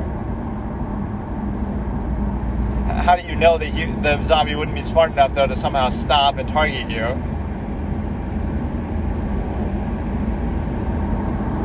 Now, you might think, oh, they'll see him up there, but it doesn't matter. Like, how are they really... They're not going to figure out the logistics of doing that. We got to go in through the front door and climb up to the top, or are they going to be able to climb, like, just straight up the whole thing? I like the pacing of this, actually. It's kind of going at a nice, even time. It's really not bad, but it's sort of just cliche. Like, what is it going to do that's really interesting or inventive or unique? And what was I keep losing track of what I was saying. Oh yeah, that's just a joke I was making. Like, yeah, you'd be entitled to just play an offline fucking video game during the zombie apocalypse, play Skyrim or some shit, play a single player campaign of a game, but also, like, again, food delivery, like, the levels of laziness in society.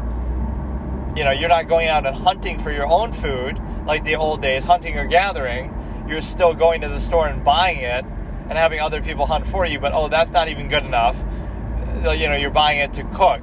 So you're not hunting or gathering. You're also not even cooking food that's already prepared for you, like, you know, gathered or hunted for you. So you don't, looks like his head fell off there, but he's just hiding. So again, the first layer is whether you hunt or gather yourself. The second layer is you get food already hunted or gathered for you, but then you at least cook it and prepare it. Then the third layer is you're too lazy to even hunt, gather, or cook it. And now after that, you're too lazy to even go out and get it yourself, so you get it delivered to you.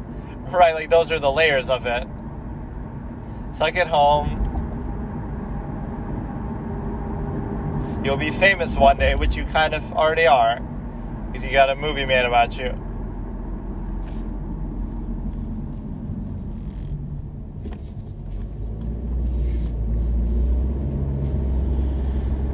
Must survive.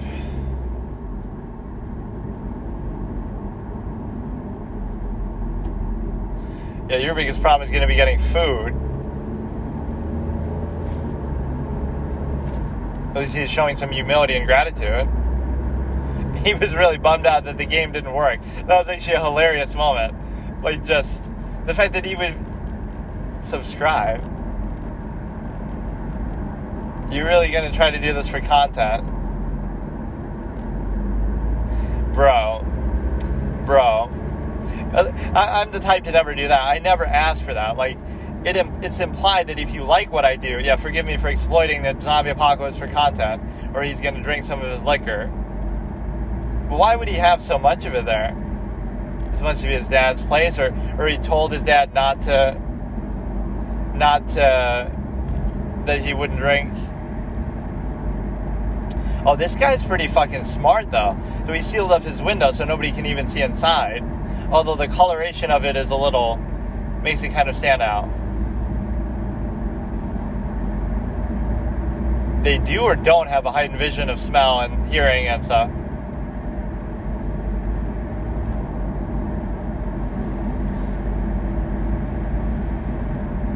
Some of them, retain some characteristics.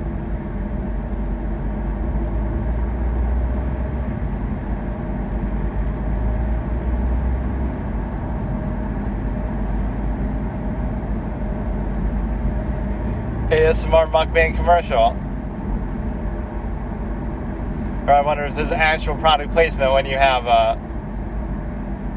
the Last Supper. But how did you warm it? I guess you still have electricity? Or maybe you just have it like that?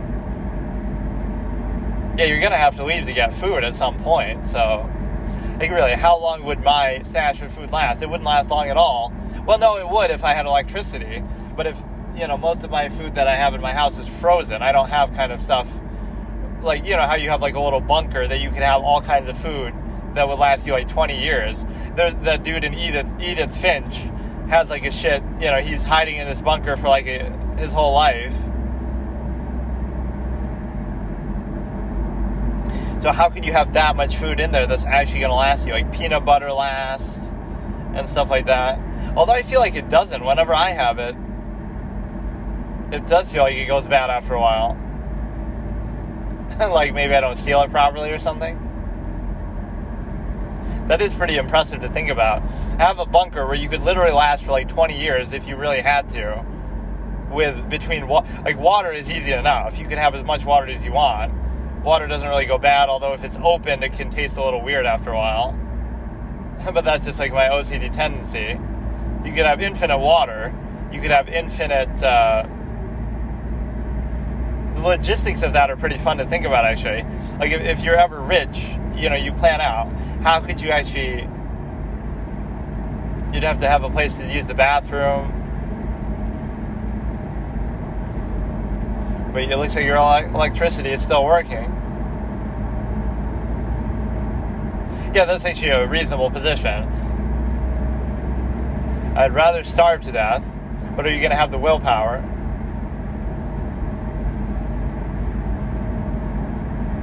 You should wait at home, but what if you need food or something?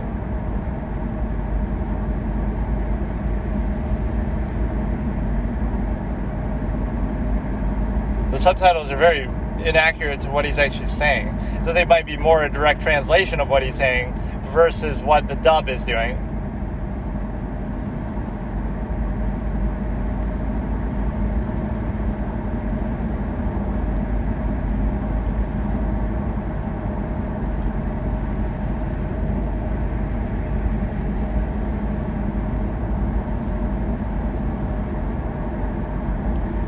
Yeah, the one thing you're taking for granted is the electricity. That it's just been working the whole time. You got your sexy computer there. I didn't realize the computer and all this would be like a main character in the movie, though, that it's such a big deal.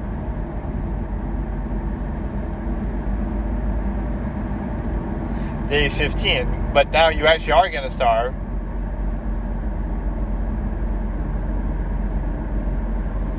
Or yeah, like just sleep all day so you have to eat less because you're not consuming energy. Instead, bro is literally fucking dancing as I'm saying this. 15 days without food, or how long did his food really last? I forgot what day that was. Like the Last Supper.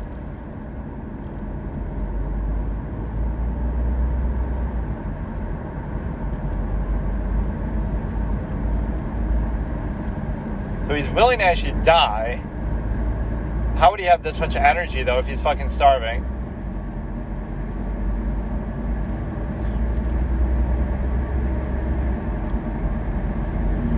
probably imagining having flashbacks where he's like smoking.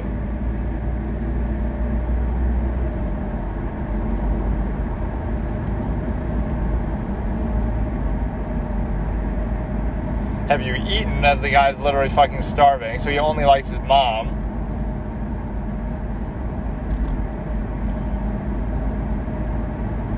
Good way to sort of do backstory without actually showing it for real. Like, how would you? Or it looks like he's about to start biting her like a fucking zombie. I didn't see like what he did, if he used like some drugs or something, but I imagine with his dancing behavior, now you're gonna get the munchies too on top of already starving. Bro is literally teasing himself too. Every time he looks at the door, there's the fridge. So you're trying to tell me you let everything in your fridge go bad when you actually do have electricity, that you couldn't leave it plugged in, you fucking moron? Like, I can understand when it was being pushed against, but you have, you have the luxury and the great privilege of having electricity, but you would ruin it by... Or yeah, I like how they dub over even crying or laughing and stuff too. Do you really have to do that? Voldemort's laugh in different languages. That's really what I want to watch. Is I want to watch the whole Harry Potter series. So he's having his breakdown. And it is a tough decision because I like his attitude of trying to stay home, but lucky for you, I could live off the rats in my house because my house is so dirty. I could have a whole colony. That's actually a hilarious bit. Like I would use that as a scene in a movie. These two scenes are very funny that I come up with. Like, somebody is basically, being robbed by like a criminal or something, right? And the criminal plans it out perfectly well, and they're really sophisticated, and they're good at what they do, a burglar. But then they get tripped up, literally, by the fact that the guy is so fucking messy that they didn't account for that. So it messes up their plan, and it's like a bunch of booby traps, but they're not really meant as booby traps. They're just meant because the guy's so fucking messy and lazy. He's got shit everywhere that derails their plans, right? That was like the perfect crime ruined by just some messy clown.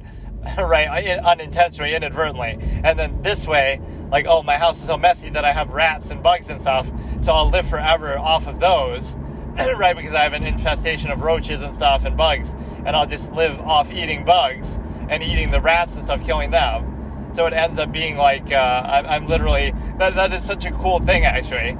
This has never been used in a story ever, but it's a genius idea. This shows you how my mind works. That scenario has never been written in any story or movie ever, I bet. I've never seen that. I've never heard of it. I've never thought of it until just now. So you have a colony of rats and a colony of...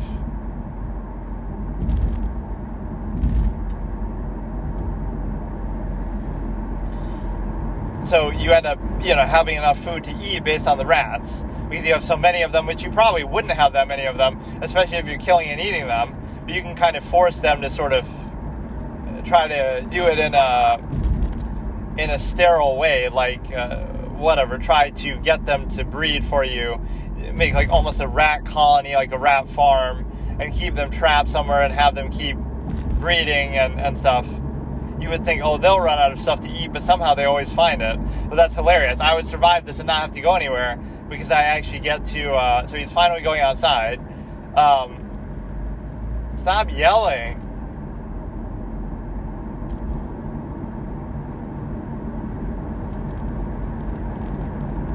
Or he wants to die almost. You could try to play a little stealthy. He's going full aggro build to start. To use gaming terminology, I would start off sneaking. Or they're not super observant. He's even just yelling and making noise.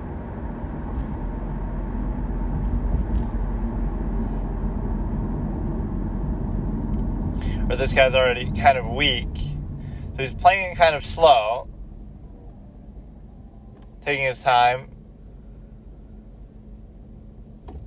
What? His delayed reaction? What? What the fuck do you want? Like, you don't know what's going on? I don't get that reaction.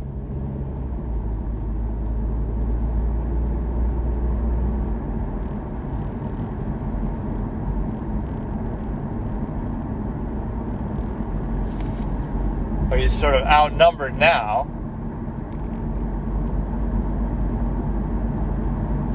was, to be fair, he was yelling and trying to almost get their attention, so I don't fully get it.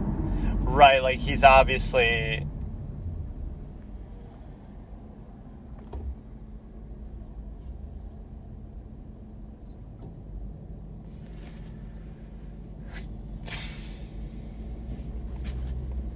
Yeah, now he's playing stealthy. That would have been my first response. They're not very smart, so you can always outmaneuver them. Right, the heads-on, headstrong, the only advantage they have is numbers. But if you play it headstrong, is the only way you're playing into defeating them, or being defeated. So what you have is you could build like a big hole, and they'll all fall into it, right, and stay on the other side. Or you could, like, again, be out in the water, or he's gonna like act like one of them. But they'll kind of know. They can probably tell from their own kind. Or one of them he'll see is actually one of his family members somehow who had come to save him, and then they turned, or there'll be some moment like that. But you would think they would notice based on smell or other things. So I don't think this one is actually going to be very good, so we'll skip to the letter A after that. But maybe I shouldn't even have to watch the whole thing. I'm not even like halfway through it. I kind of like this character because of the whole gaming cliche and everything, but that he's able to, obviously, bro just casually opens and closes the door, and they sort of notice that.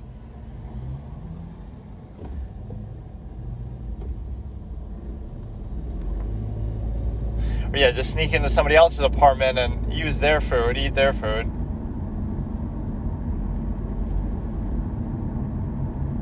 Pretty good use of the little what do you call that thing, just the thing you look through, I forget, into the hallway. Some of those shots have been pretty good. You're really going to try to just hold the thing like that. What happened to your fridge tactic from before? Now we get a black screen kind of abruptly. What is that about? How did he survive that, though? He could have, he just stood there and held the door and they couldn't get in? Like, they couldn't just break it down?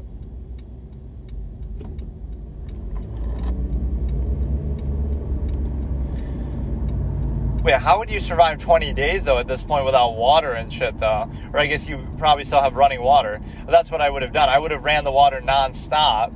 Nobody's going to have to pay this shit bill anyway. How do you expect me to? So I would, fill up buckets and buckets with water, because what if the water stops working now? What if the electricity stops working? So I would stock up on that shit instead of trying to play games on my computer or something.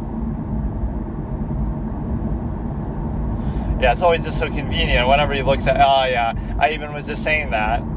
I should have done what you just said. Make buckets and buckets of water, and then you can obviously fill up a bunch of shit with it.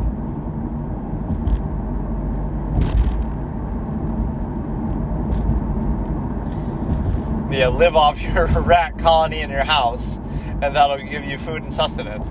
How is he so happy if he's out of food and shit? Like, how is this happening? Or now he's gonna run out of battery on all that shit, too. This is really what's important, to record a fucking little record of yourself trying to chase clout. Is that all he said, or are we just seeing the end of it? Well, goodbye. Because your battery's gonna die now and shit, or he's gonna try to hang himself. This guy is pretty ballsy for being like this introverted, whatever type. I can't blame you for trying to do it, but he's gonna obviously fail, or maybe the movie just ends here.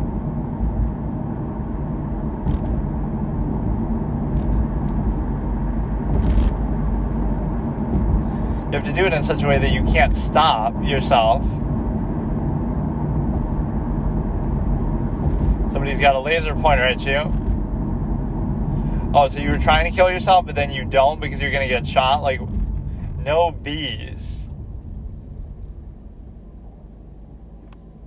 You were trying to kill yourself, but now you don't want to get shot. I'm confused.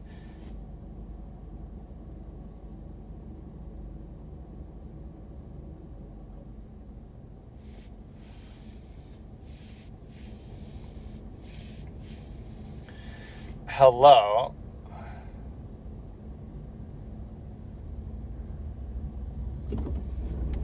they're going to come and try to exterminate him because he's obviously... I don't get what made him have a change of heart. He should be happy. Yeah, go ahead, shoot me. Shoot me right in the fucking head. Bo is an idiot.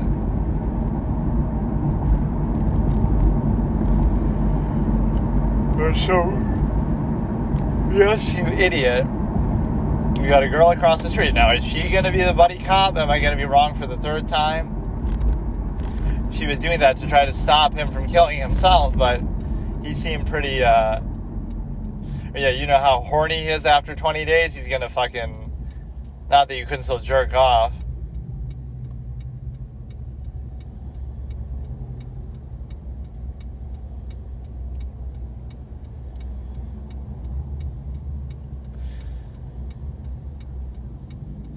He just seems so happy. 5-2.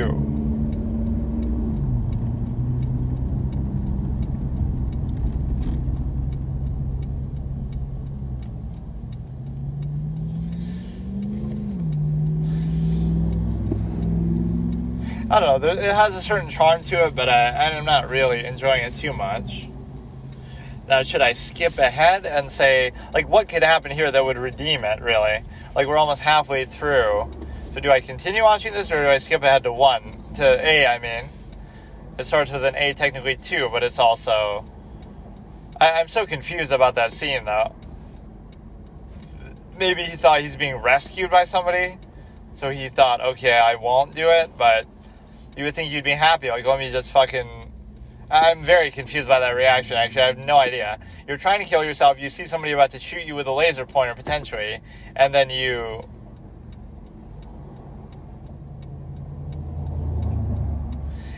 decide not to kill yourself.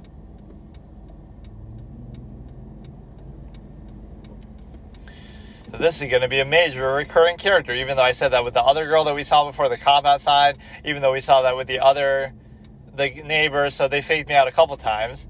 I thought they were trying to introduce some shit.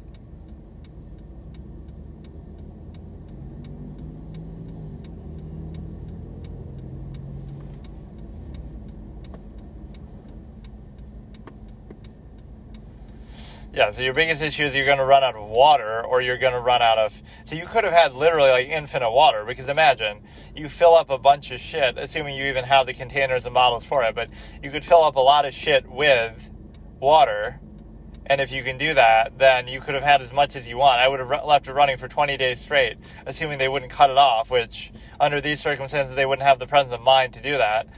So it would just mean, oh, your bill's going to go sky high, but who gives a shit about that now? Right, so that you can easily do. The food aspect is a little harder to do, but I'm curious how this ends, but I'm also kind of don't really care, so I can't decide whether I actually want to watch the rest of it or not. Maybe I will. So I don't even dislike it, but I'll watch the end of it, and the reason why is because, it's weird, it's playing the audio even though it's not even open. So I'll have to start at a specific timestamp here to let you know, like, what it is exactly. I guess I didn't say exactly when I stopped, but it is, we'll start at like 57 minutes in a second here, or wait a second. I guess it had to be 58. So right when she's saying okay, and she's shushing him. So it's at exactly, okay, this is going to be a little hard to do. 58, so there'll be 58 remaining, is what it is actually. It's 58 remaining. So we'll start in a second here. Or I'll just let it keep playing, but I'll say 3, 2, 1, 58. So we're starting right from there. We're watching. Right, I was sort of letting it play already. So we got this little hot date tonight, 7 o'clock. We'll do what, though? The whole irony of this is you'll be starving so much that you'll end up becoming a cannibal too. You'll eat a human, right, to try to survive. Right. Wasn't there some story like that? And then they by doing that, they become zombies themselves or something? I don't get why that would necessarily turn them. But, like, that is kind of a moment from The Walking Dead. We don't waste anything. So we cannibalize people to try to stop ourselves from starving during the zombie apocalypse, in which we're trying to avoid getting eaten ourselves by zombies. So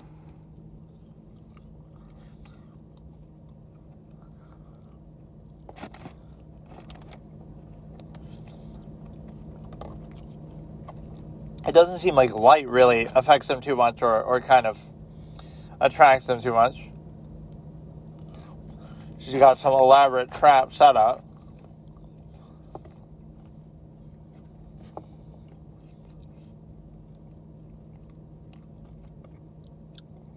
So she's like deciding whether she should water the plant or eat it herself or drink it herself. But maybe she overdid it a little there. Quite frankly, I'd say fuck the plant. You need plants for oxygen, though, but yeah, I never opened my window, so how the fuck does the oxygen get in there from outside?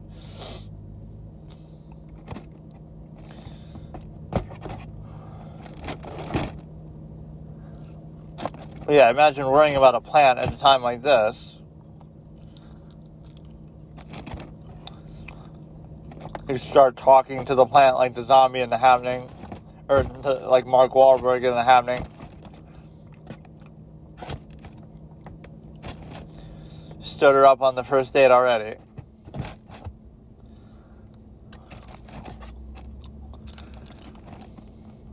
Hold up like a little sign or something so you can communicate. That'd be an easy way to do this instead of mouthing it.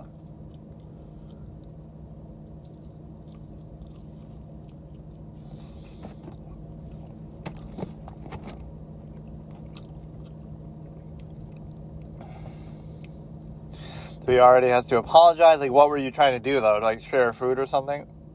Oh, Jun Yu. What does that mean?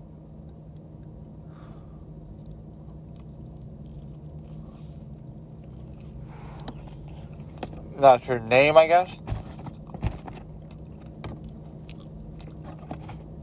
Kim Yu Bin.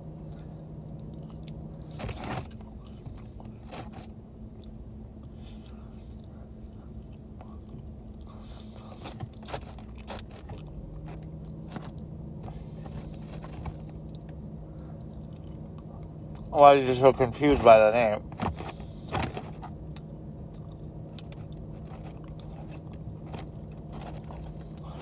That's all you, that's all she's really said, is just that he's stupid.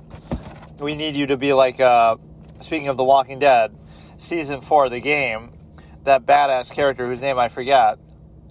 We need you to be like that chick. You gotta carry this clown.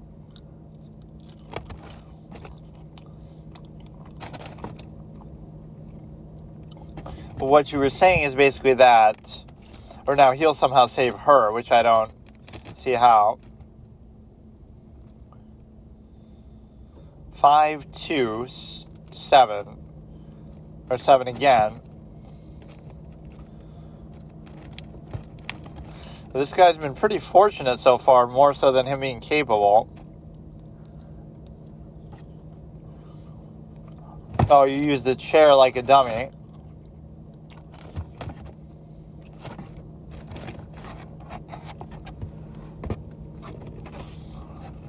I wonder if you could eat them without turning yourself, because then that would be a free supply of food. What was I saying before? Like, oh yeah, shouldn't your phone be dying? Because, like, they're using the phone to show a message. Use a fucking piece of paper to write a message on it. And, like, hold it up, like a sign. Right, why would you waste your battery on your phone now when the electricity's gone out? Create like a little indoor fucking garden over here or some shit.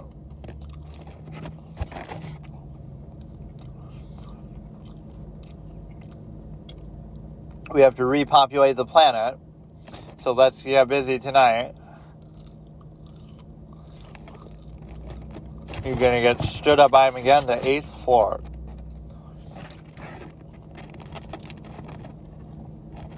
In a way, that's an advantage because, you're higher up, so it's kind of less likely that they would even come in there in the first place.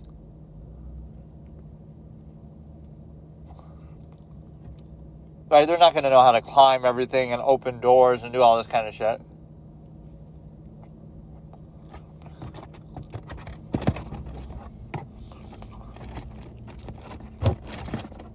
Why would you even care about this guy either? I guess it's the best that you can get. He's all happy and weird about it.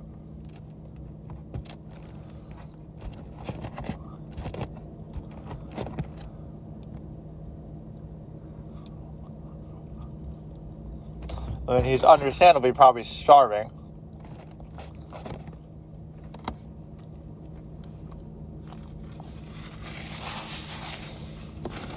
Well, there's no way she was living there before. She must have just come in there and...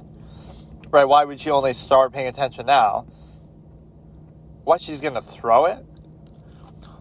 Okay, now she's just showing off. Wait, what? Oh, I thought she would throw, like, some sort of food. Or did she fuck up?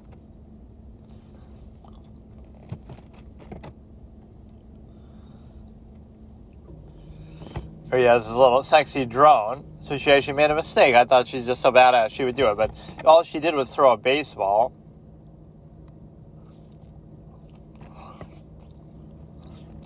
Yeah, why didn't you think of this before, too? Yeah, go steal all of her fucking food. Her expression isn't really doing it much justice.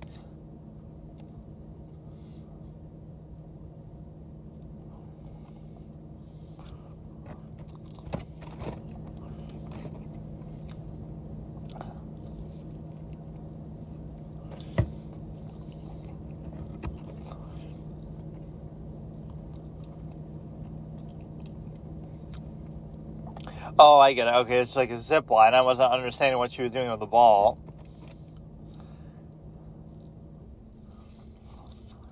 Now, don't you owe her something for this? Like, she's just giving it to you. What about her?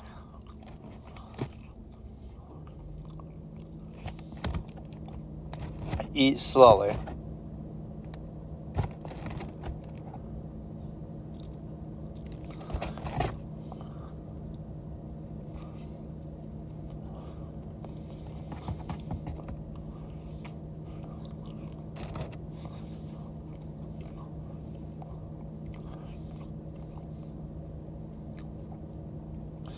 Or because of the ball now. But what is he going to do? Like, what are they going to do?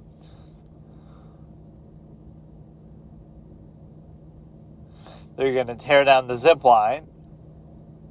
Oh, it's like a firefighter. That's kind of cool as a mechanic, I guess. Because it's a firefighter, it might remember that. Yeah, like what danger could that really pose? Is he really going to figure out how to do that? You could either have this drone come and cut that shit off. But what you would have is like... that's a good mechanic because they said, oh, they do stuff that they remember in real life. So, of course, a firefighter would think of this in a positive way. This is quite the elaborate scenario. Like, none of the other ones are going to be able to figure this shit out, so it's only him.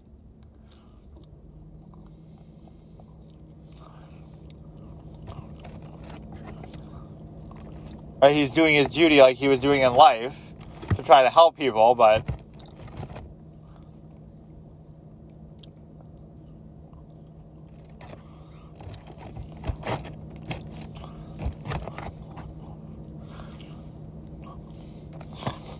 the drone is just a secret weapon for everything.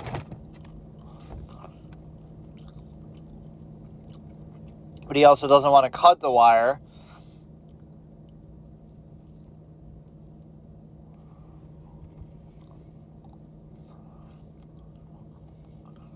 Right, because then he won't be able to get his precious food. And that badass shit got knocked out.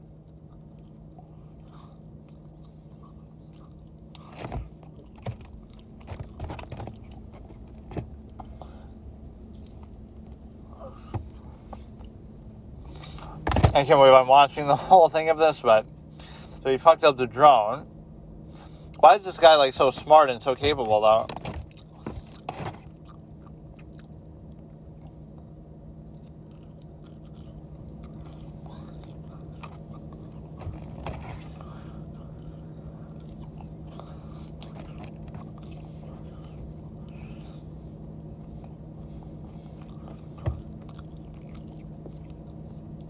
But yeah, the zip line is dangerous territory, and I don't know if any of the other ones are really going to be able to figure it out.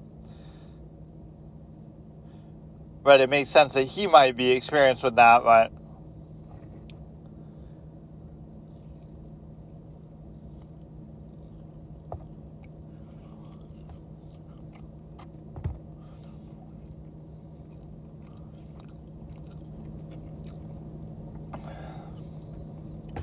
So yeah, what exactly has the guy done for her, though, when she's giving him food?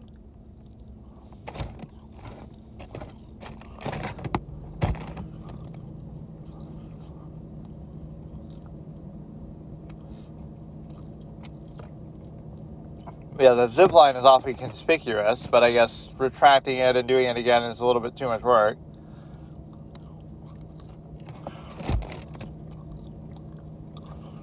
Stay strong. Like, where did you get all this shit? Like, you were just ready for this your whole life? Which some people are like that. They'll have a bunker, for that exact purpose.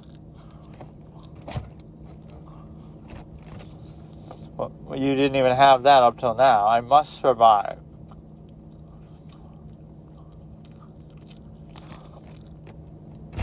I'd be impressed if he actually stays in the apartment the whole time, but... this is how you do a low-budget movie. It's all in his apartment. That's the real reason. I guess he did go out before.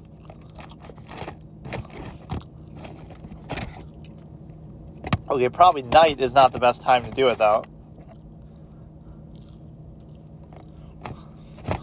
Or maybe they have trouble... Maybe they have trouble seeing in the dark, too, but then don't use the light. It's not really scary at all, quite frankly, but maybe I'm just like that, where I don't get scared by anything. Yeah, like The Witch with Anya Taylor-Joy. That was like the least scary thing I've ever seen. Right? Nothing was even remotely scary about it. It wasn't bad, although it wasn't as good as people say it is, but...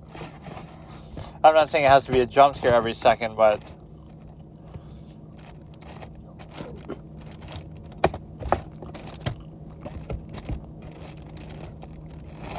That scene with the kid was kind of cool when he's about to die.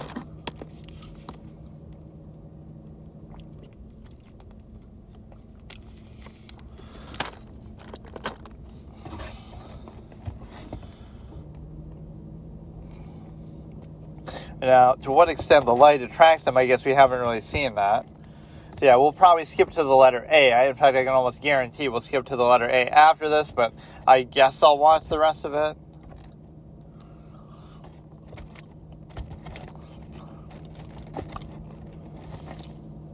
There's still 44 fucking minutes left, though, so my drive will be over, and then what? I'll finish it tomorrow? Like, I don't want to do it like that, but...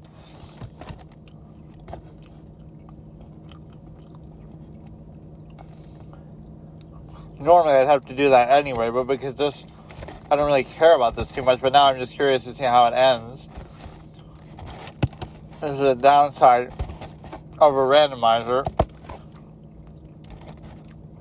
I guess on that basis, it's not really random. Like, it's in alphabetical order, but for my purpose, it's random. Like, I don't know what it's going to be, and it's not going to... Usually, they're not going to have anything to do with each other.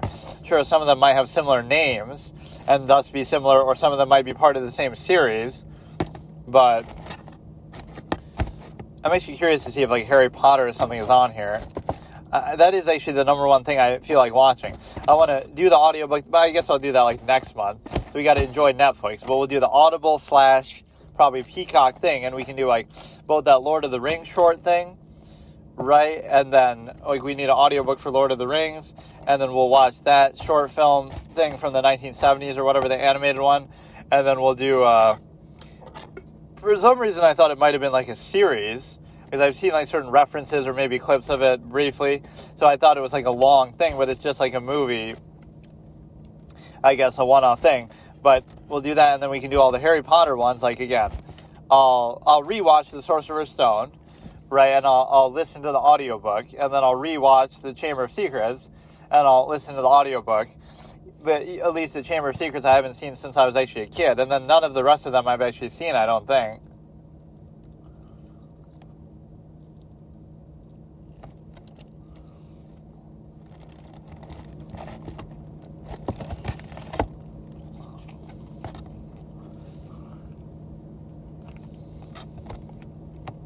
Right, so that's kind of a ripe thing to do.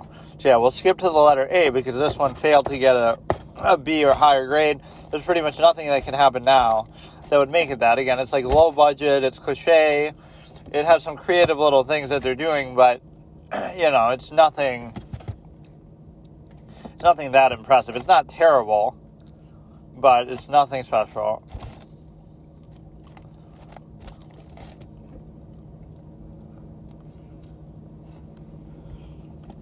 That was kind of a worthy jump scare moment, I guess.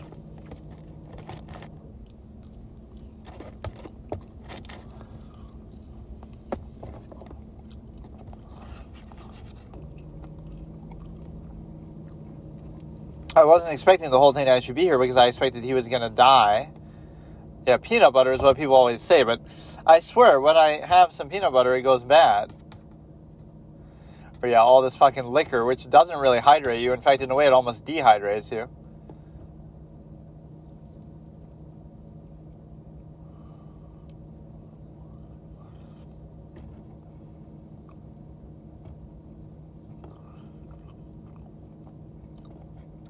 Right, like I'm thirsty, get me some soda, but it's actually not because it'll dehydrate your dumb ass.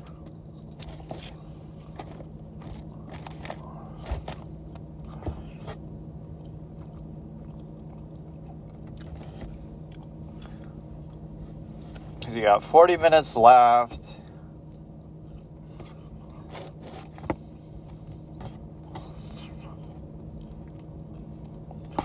You're trying to send her stuff back.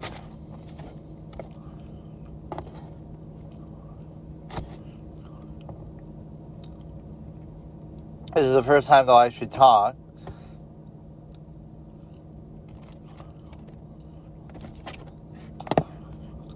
First time he's talked to a girl in years, not because of the zombie apocalypse, because he's such a loser.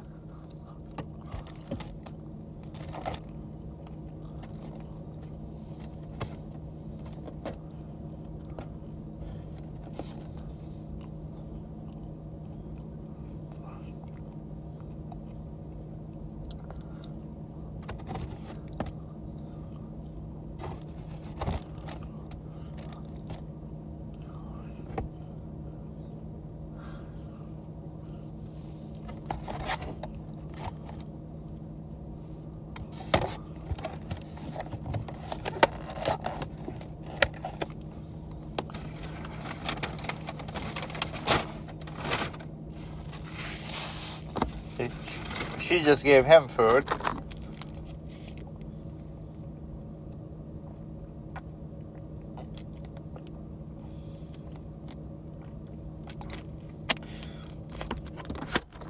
Under this circumstance, you can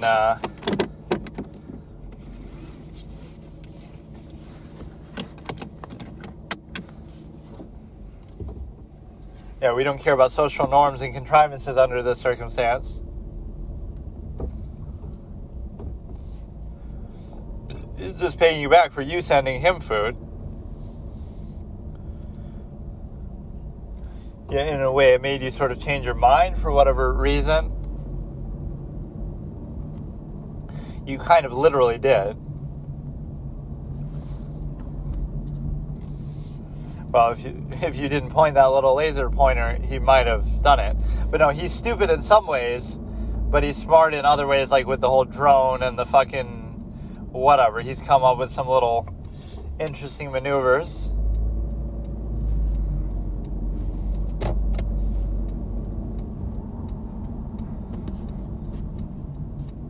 I was actually almost going to take my own life, is what it said in the subtitles.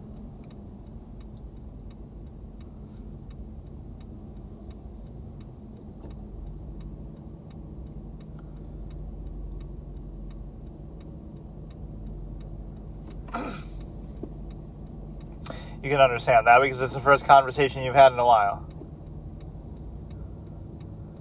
I thought you were out of food, and I thought the electricity wasn't working. Well, let's do some ASMR mukbang cooking. Mansplaining making noodles in the zombie apocalypse.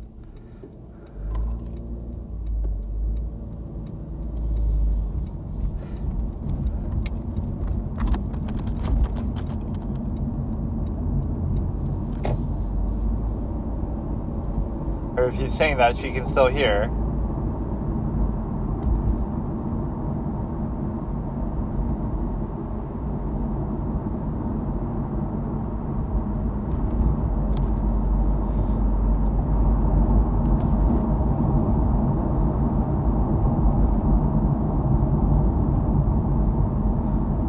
Wait, how are we having this where you're just making noodles, but I thought you were out of food? Like, oh, you must have found it somewhere, I guess, in going out. Like, where are you finding all this when you were running out of food?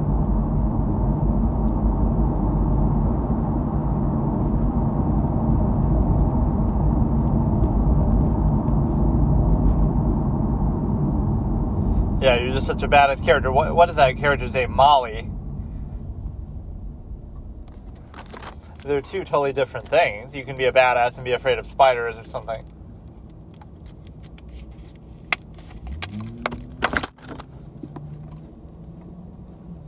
Yeah, I didn't mean to say you were a cold-blooded killer badass. A few years ago. I guess that's different than as a kid. How old is she? Still a better love story than Twilight, haha.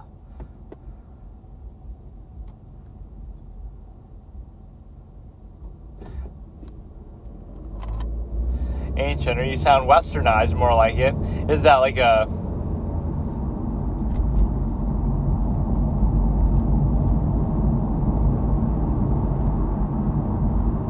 like, use it, you know, would they have a reference that's more Eastern if it was actually not dubbed over? Or did he actually say Tom Cruise? I don't know, it's like innocent enough, but it's just nothing special. And again, they're trying to stay in the apartment too much, where they're just having noodles like it's no big deal. But I thought you were literally fucking starving to death. Like, what is that? What would be causing them to do this now? There's nothing to do with them. They wouldn't even know that they're there unless you have some lights or some shit. Or maybe the smell of the food. Something about cooking noodles must have been... You know, that's not her fault. She's normally a self-sufficient badass, but she's only doing that because she is distracted by him. Your little chair trap isn't going to save you now. I like the little gimmicks and gambits that they have in here, though.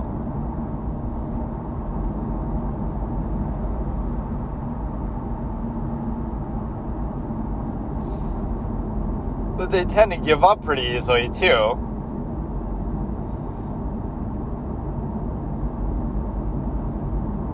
They're literally right outside the door, which is not at all what they probably said. But he's going to come and save her with the drone, or I guess the drone got destroyed.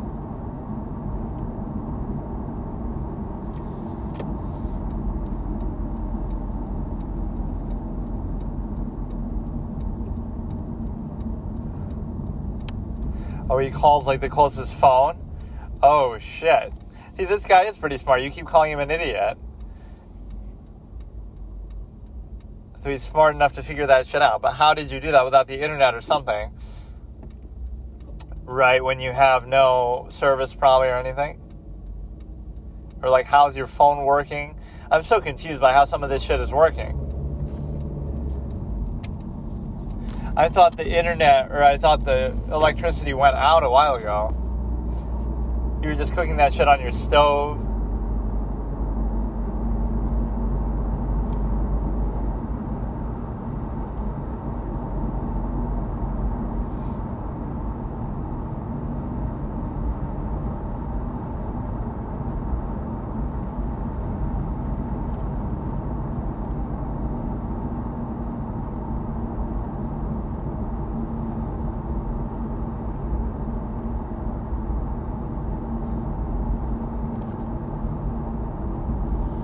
And she said, never mind, but here it said whatever. So whatever can still be the affirmative, like, you're really fucking overdoing it with that plant. You're going to kind of zip line to the top. Oh, you're going to overcome your fear of heights.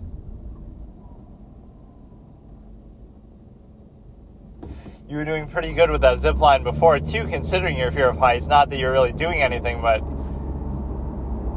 I like their intelligence and everything that they're doing, right, with all these little tricks.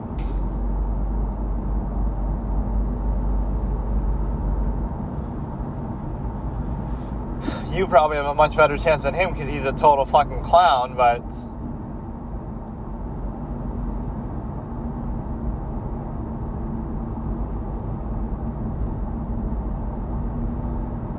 I want to because of you ever since I met you.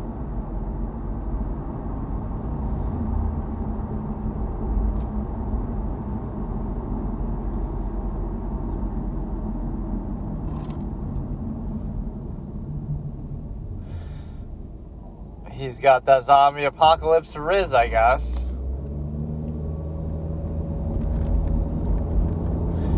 Because, this is one of those, if you were the last person on Earth, I would, that would be the only way I would like you or be with you kind of thing.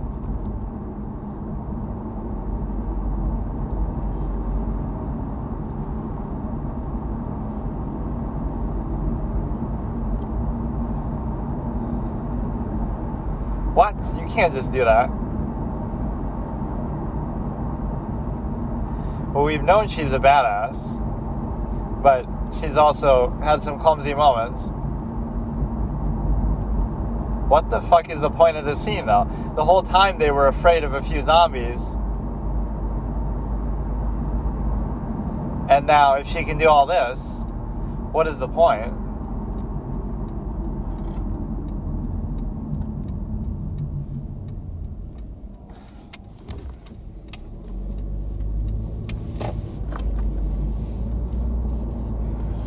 Like, what is this? The most conspicuous, stupid moment in the whole thing. Like, why would you just do that? Like, you could have come in a more subtle way.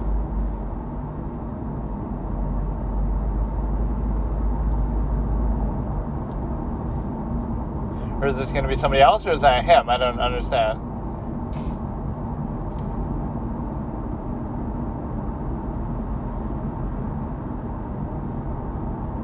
It's going to be a 2-character, 2-actor movie, and a 2-room movie, too, or a 1-set, the outside. You got to look at it from a budgeting perspective, why they'd be so inclined to do it like this. Is that even him? Like, I don't know why I thought that was almost somebody else. Yes, of course, we've been so afraid of them, but we just run through them like it's no big deal. That was like her badass hero shot moment, but I don't get it. Like that, if you could do that, then why worry about anything ever? She was scared of one of them earlier. She was scared of, a couple of them or whatever, a whole bunch in the hallway. You could have just done the same thing there.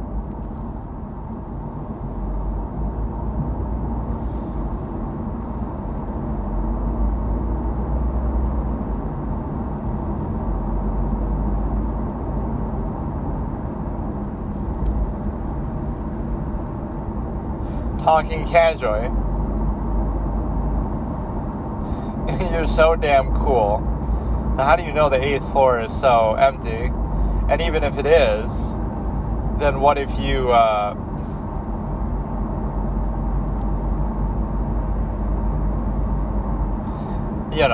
what's going to be here that's so special? Is there going to be food? Like, why would there be? Yeah, just because you turn by getting bitten doesn't mean that you couldn't eat zombie bodies, dead bodies that you kill to have nourishment. That doesn't mean that that'll turn you, but it probably isn't very nourishing.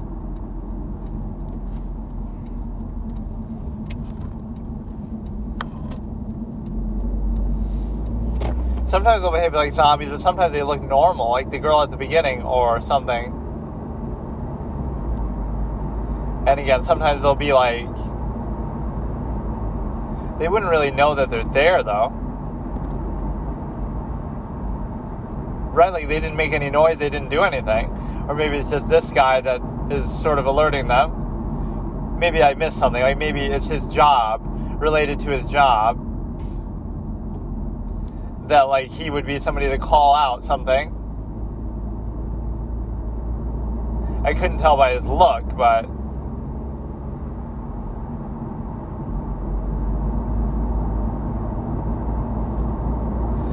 So there's actually somebody in there.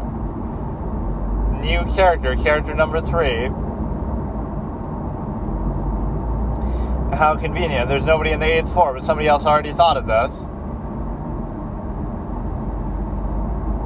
Look at that crazy slide he does.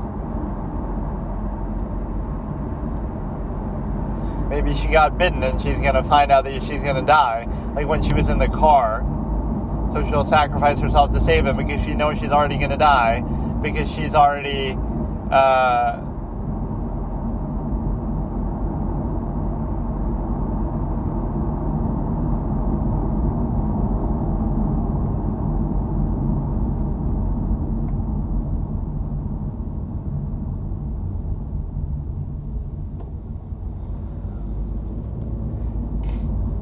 because you were kind of coming on my lawn and fucking up with my shit. She's trying to act all tough, but...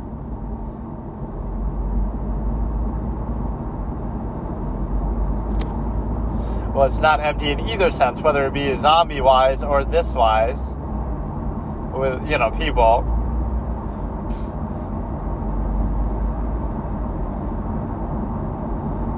It's a little inconsistent. I thought he was out of food a long time ago.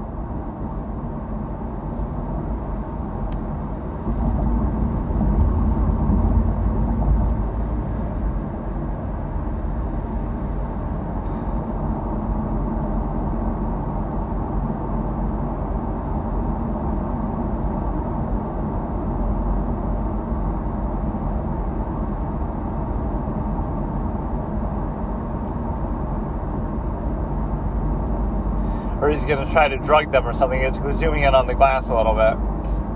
So he's going to be like some sick, twisted, sadistic guy who drugs them and tries to kill them or something. He's going to try to eat them. She's all sus.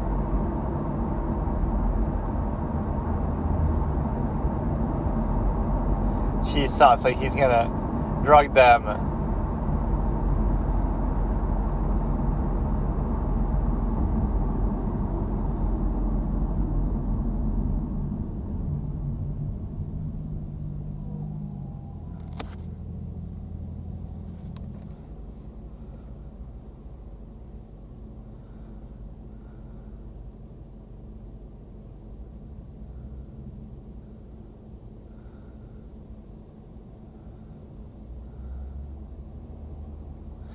He's trying to kill them in their sleep and cannibalize them, and that'll give him plenty of food. But he was, prepared for this moment somehow. All the convenient right stuff, like cans, and there's always somebody who... your standards are definitely lowered under these circumstances. He could just be genuinely a nice guy, not everybody.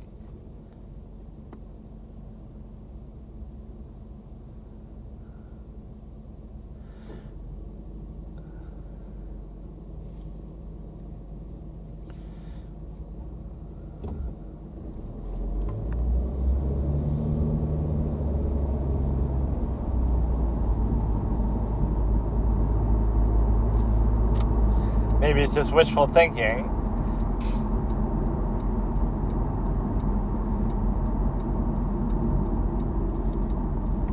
And it won't be a rescue team. They'll come and try to kill you because they think you're infected.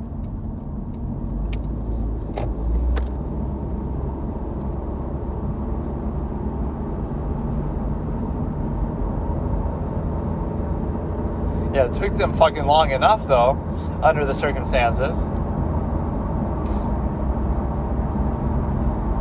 Could ask the same thing of you, and you were being kind of conspicuous too.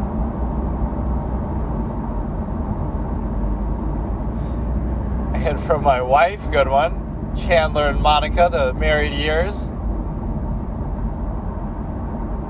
where she's going to see something sussy in there. Like, this whole encounter is sus with respect to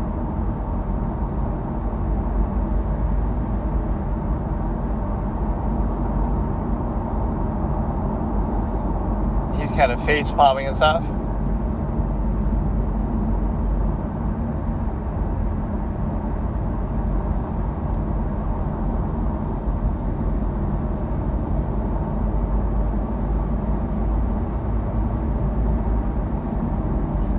He killed his wife and kid or something. Oh, it is. Like, he's passing out because of that. Okay, what a cliche. Okay, dude. This is like cliche bottom of the barrel shit. Really? Like, do we really need this? The seemingly helpful stranger who's actually going to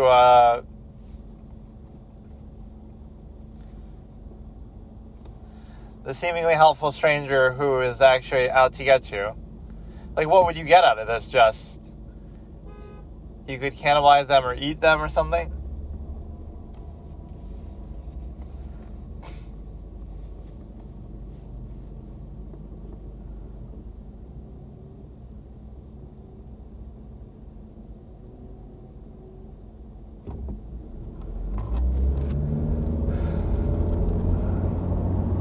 This is like a bad cliche type of stupid scene, right? Like, nobody could actually genuinely be helping you.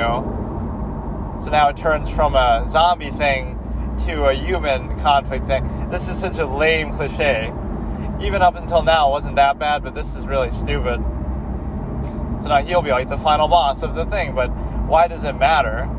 Maybe he was telling the truth about the rescue team.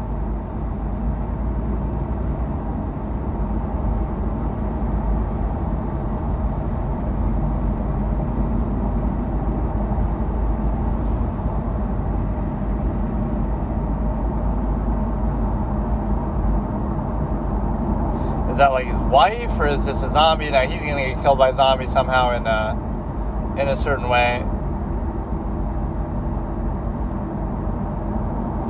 I don't get it. What is he even trying to do? Or he has them as like a pet.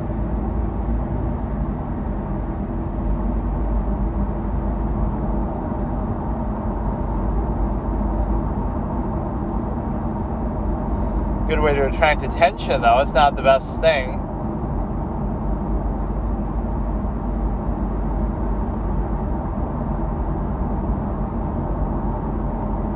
So now you'll turn her into one, too. So what's the point, though? What are you doing this for?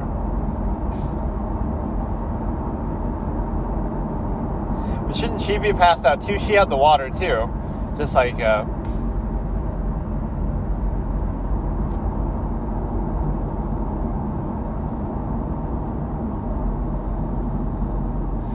Oh, your wife's starving, but she's already a zombie.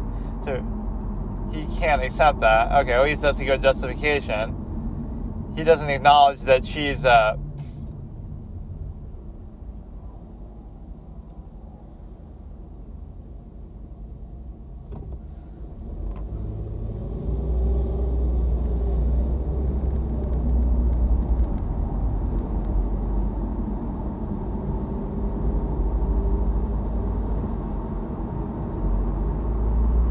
kind of killed for a different reason, but she's already a zombie and you can't accept it, I guess.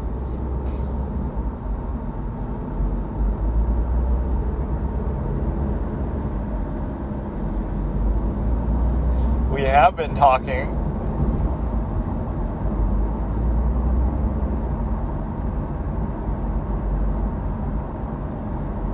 He's so moronic that he doesn't grab the gun in the process. He could have just shot him first and then done this.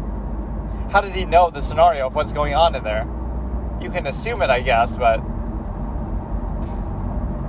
What about the gun? He could have easily grabbed the gun while he's distracted.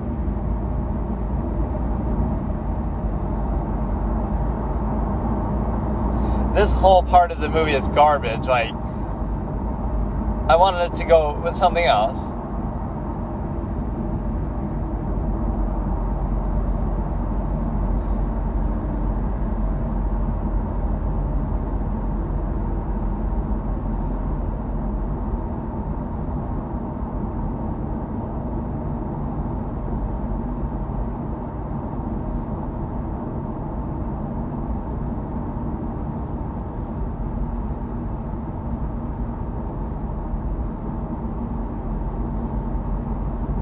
I mean, she's pretty badass. What, she can't handle like one fucking zombie? Just because they've been drugged up a little bit? Or now he's going to have a change of heart, but it should already be too late. It's sort of inconsistent how they portray some of this.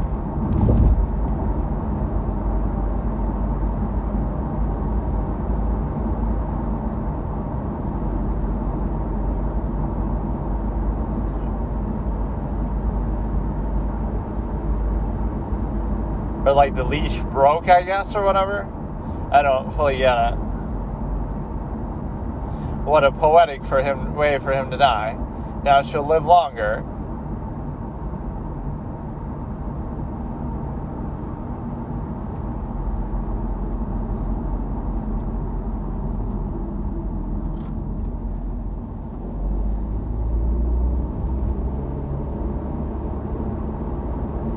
Now that's an interesting form of foreplay in this day and age.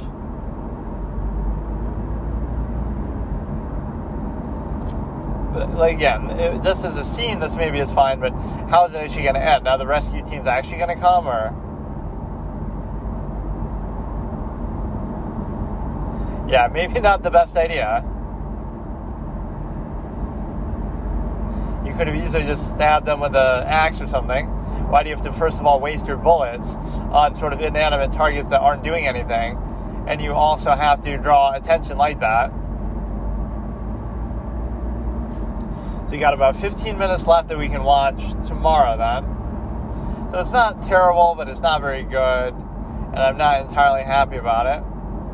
Right, but we'll skip ahead then to letter A because this sort of failed the permanent challenge or the gauntlet aspect that if a letter or a number or whatever fails, then, you know, it's a case of,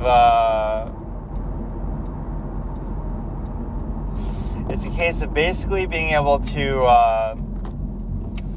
you'll skip ahead to the next one, so it doesn't really mean anything because what you're going to watch next, like if letter A, I watch a movie and I don't like it, the next movie that happens to start with a letter A might have nothing to do with the first one, but you would just skip it anyway, just to sort of show that there's some other format or something to it to mix everything up. So you could do it like that. So it was originally, I was just going to do it as a base, straight up randomizer that way, where you have, where you have it in such a way that it was just alphabetical.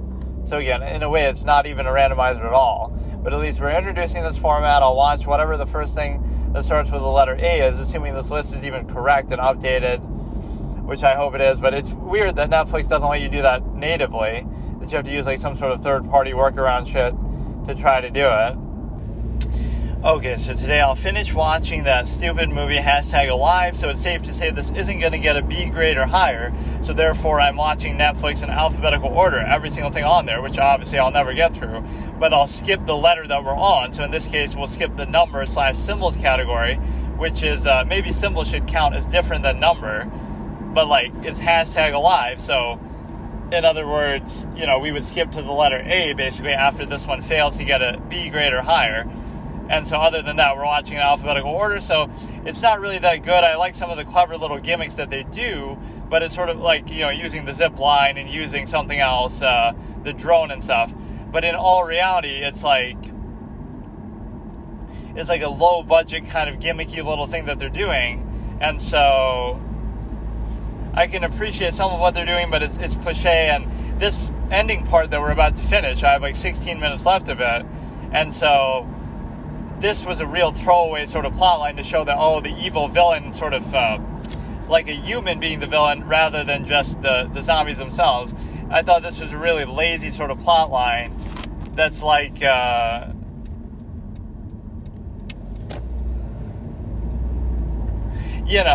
are bigger things to worry about, and this guy has this perfect setup to try to drug them and to try to... It was so cliche. I was almost joking, like, there's no way it's actually going to be like that. This is such a tired sort of scene. Like, this kind stranger invites them in and then drugs them and tries to do something to them. In this case, feed them to his wife, who's already become a zombie.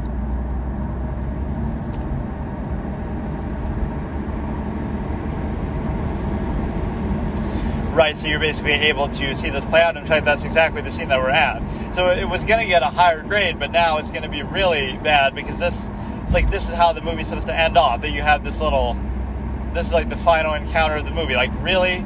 I'm not invested in this at all because this is just some random guy you ran into. Right, why would you suddenly be trusting or whatever?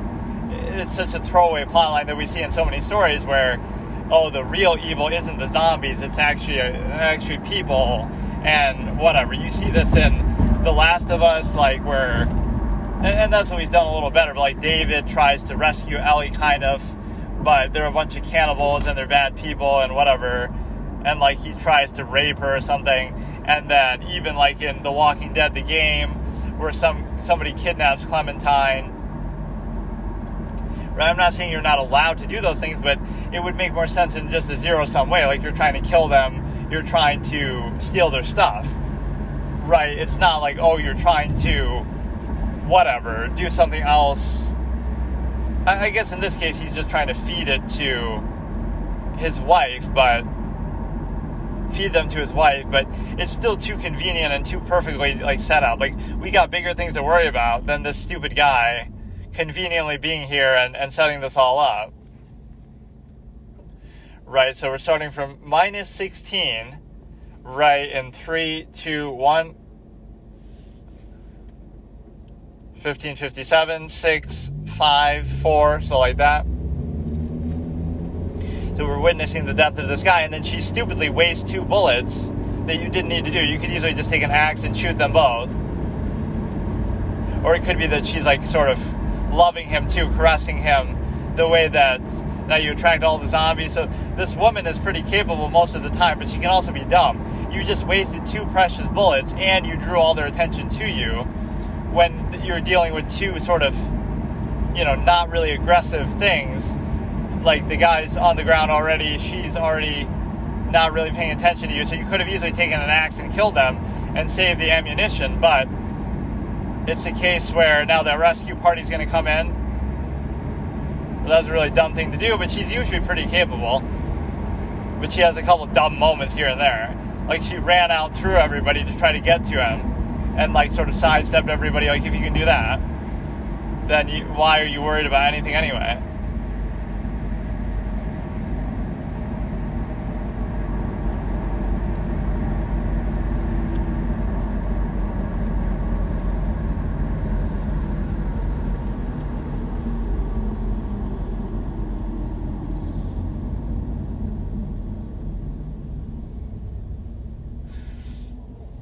The most insincere way to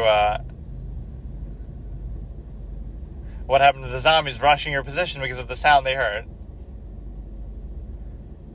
I like the whole little gimmick implication of they do things that they did in real life, though, like the firefighter climbing up the little zip line. That was actually kind of a cool creative thing that they use as some sort of, I don't know that other stories have never done that, but the way they show that was kind of cool. Like, even there, she wasn't just killing her husband, she was sort of loving him too, like caressing and whatever, but sort of mixed in with the eating, because, she kind of is remembering that in a way.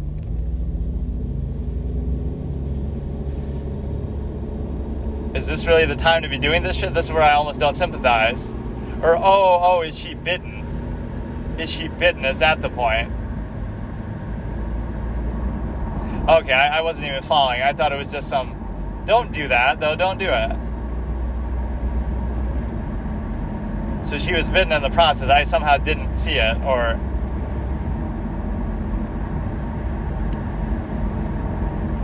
Or they're going to somehow cure it. Or are they doing it because they think they're going to die? I'm so confused. They think they're going to die, so kill me, even though you don't hear the zombies anywhere now. And so now you're going to get either nuclear bomb to try to clear out the area. Okay, so she wasn't bitten. She just wanted to die because they thought it was over.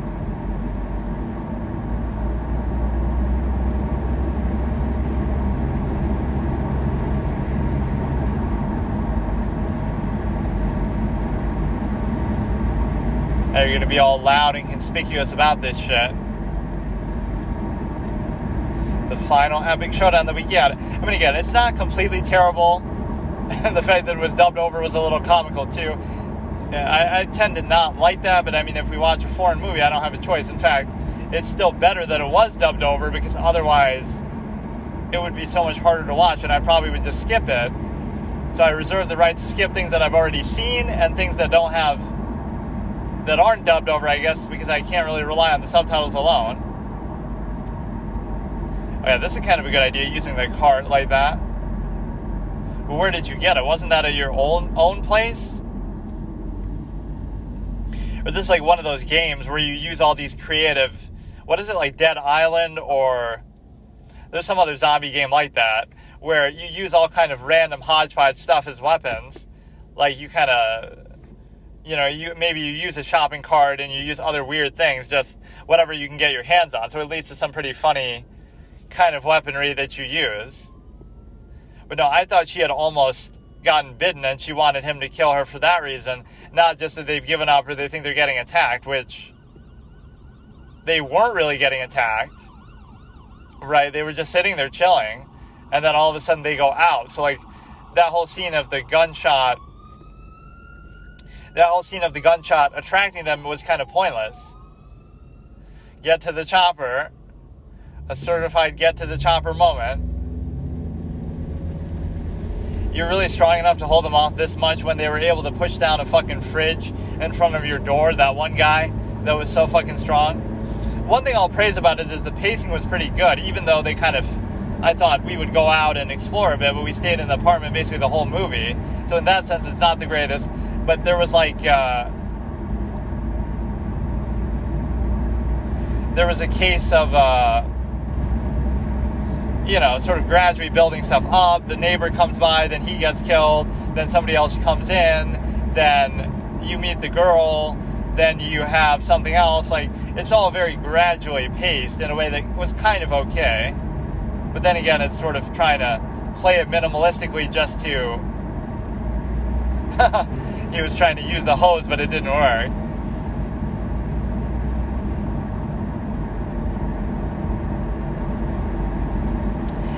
They couldn't afford the water budget for that. Like, I was almost expecting that to play out. That would have been kind of a fun, final, epic thing.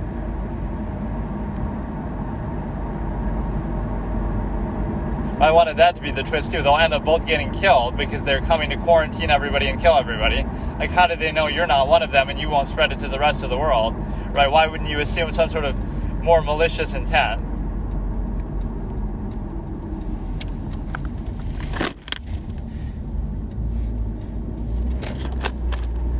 I like how you said it the first time. There are survivors here. Like, you said it so quietly.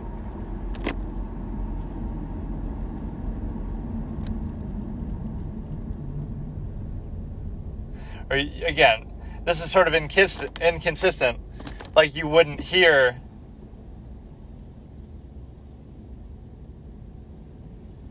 They're saying it so quietly. Or like, yeah, what you're yelling wouldn't attract them the whole time, but I guess it was. They were just kind of blocked out by that. So are they actually going to die, and that's going to be like the tragic, sad ending that...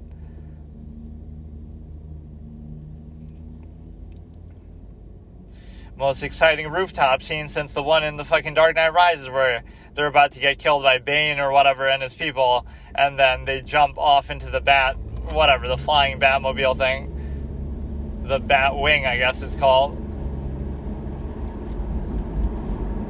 This is like the epic final stand, and then we'll watch whatever in the next letter. I don't know whether I should consider numbers different than symbols. I guess you shouldn't, because there won't be that many with symbols. This might be the only one, in fact. Hashtag alive, imagine that. Yeah, just jump right into it. But they'll shoot them. I wanted that to be the thing. Yeah, it only took this long for the government response. Like, what the fuck? But I know they're probably overwhelmed. But the first thing they would do is test your dumb ass to make sure you're not, why would you immediately trust that you're not bitten or something? Or you could be injured in some other way, but not like that, but they'll assume it. Right?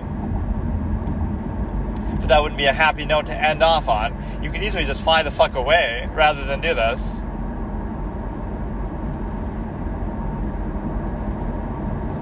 finally we get to leave the apartments. What a lazy fucking movie that they stay in the same environment the whole time. Low budget shit clown movie. I could literally make this shit in my own house or apartment. Like, what the fuck? Not really, but I'm just saying, like, a lot of the other scenes that don't involve the zombies.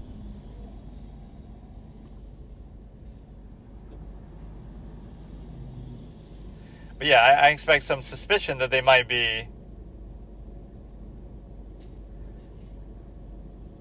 Yeah, they tell you stay in your house, but maybe the rest of the world is fine except for where you are. So it's a twofold thing. Stay in your house and wait for help, because either the help's going to come to kill you, because you live happily ever after and get married.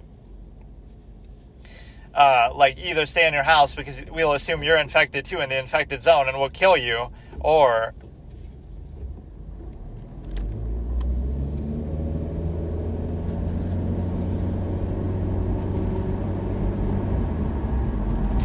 almost as bad as COVID-19, also known as a Chinese virus deliberately made in a lab to kill their older population, right? Sort of population control, which isn't a bad theory, actually.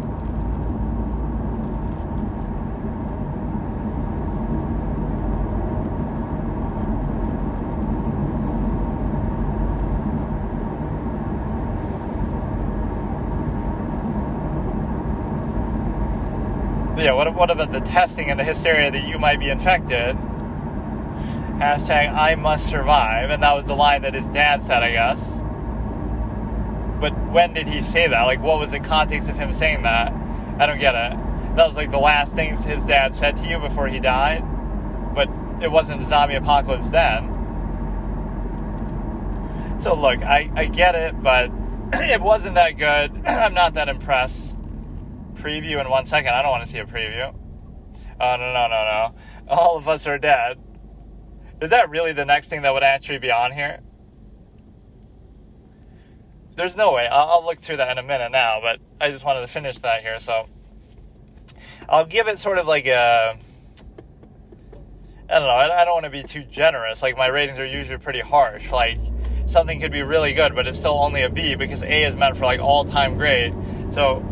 I would give it like a C or a D almost, where, I don't know, I'm sort of torn. That throwaway plot with the guy and his wife, you know, the guy who drugs them, was really stupid. And the rest of the movie actually wasn't that badly made. Like, it's not terrible. We didn't get any real payoff. It's sort of, it's really middling. I normally don't like to give pluses and minuses, but I'll give it a C minus, where it's like borderline D, but it's not that bad, but it's also nothing special. So maybe my standard expectation is low. It doesn't do anything outside of just the expected cliche plot.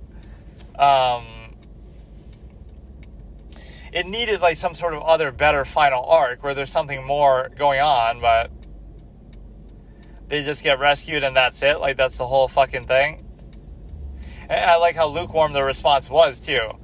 You don't think that they'd be worried that you'd be infected, too, and that you would be tested, or you might be killed, or you might be something else. Like, there'd be more hysteria. At least 50,000 people were infected, and now everything's fine. But what about, now people will be mixed in who are also infected, like... China would put them in a fucking concentration camp in real life, like the Uyghurs and stuff. Like, you're trying to tell me that they'd be so nice about it and just not care. And everybody's on their fucking phone the whole time. The funniest moment of the movie was exactly that. When he's on the computer and he's trying to play an online game, it's like... that's a real first world problem right there. You're upset, not just... You're not grateful that you have electricity at all. You're upset that you can't play online. Why can't you just play an offline game? Play Skyrim or some shit. Play, whatever. Right? Something that you wouldn't need the internet for. And so, that's amazingly funny.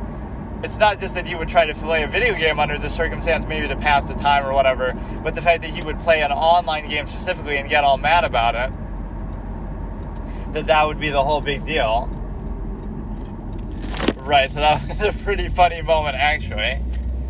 And so they play into that stereotype a certain amount, like him being a loser kind of gamer, and him sort of being him sort of being a thing. Like he's a loser, and he says that to himself when the girl is talking to him. So they sort of play into that a bit. But whether they actually end up together or not, who even knows? Right? It's almost set up in like, oh, this is how boy meets girl and becomes a couple. Right? But maybe not. Maybe they just work together and they go their separate ways. Right? But for a loser like that, this is how he proved himself and, wins her over. Which I think that sort of thing is very inauthentic too. Right? It might lead to breakup and problems or down the road because you have the ability to basically say that, you would be like, why is like Slither.io here? What is that? Mobile game Slither.io. What the fuck does that have to do with Netflix?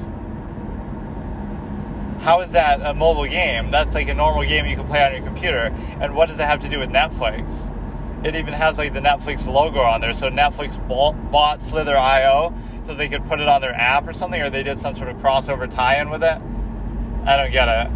So yeah, we'll look in the next letter here and start the next one, which I typically won't be able to finish in one drive, so it'll always be split in half. That one I almost did, but I almost sort of stalled it out more to try to do that, like where I sort of stopped and ate something, and even then I still couldn't finish it. But yeah, it was nothing special, so I'm not too happy with it. So I'll debate if there's a lot of things that have symbols at the beginning, which I don't think there are, but if there are, I'll maybe skip ahead to the first lettered one. But otherwise, there's going to be a lot of junk on here. That's the problem. I was looking through and it's like, where's all like really the high-end, high-caliber stuff? Because you might think, oh, I've already seen it, but I really haven't. A lot of modern stuff I haven't seen in the last 10, 15 years. So why would I need to do that? Like, why wouldn't there be some really good things that happen to be on here that I want to see? Right, that I obviously haven't seen. Like, at least I saw The Witch. Where did I even see The Witch? Like, on what platform was that? Was it HBO Max or was it Hulu? It must have been HBO Max. Okay, so here I'm going to decide what to watch next, and maybe we'll start it. And then, that was kind of perfectly timed. Like, on my way to get here, then I finished the last one because there was only 15 minutes left. And so now we'll get right into the next one. I want to actually watch and react to certain things because I otherwise, that was sort of the whole point of this, but I like how I fit in some of my old takes and terms and everything like that. I feel like it'll be impossible to ever formalize all my terms, and it kind of pisses me off because it's not even that I really want credit for them, I just don't want anyone else to take credit for them or something that probably you might not think would happen, but maybe it would. Or again, some of the takes are very specific, so, if you hear something similar now, I'm not even saying they copied me, they probably don't even know who I am, but just to, put my little stamp on it. So,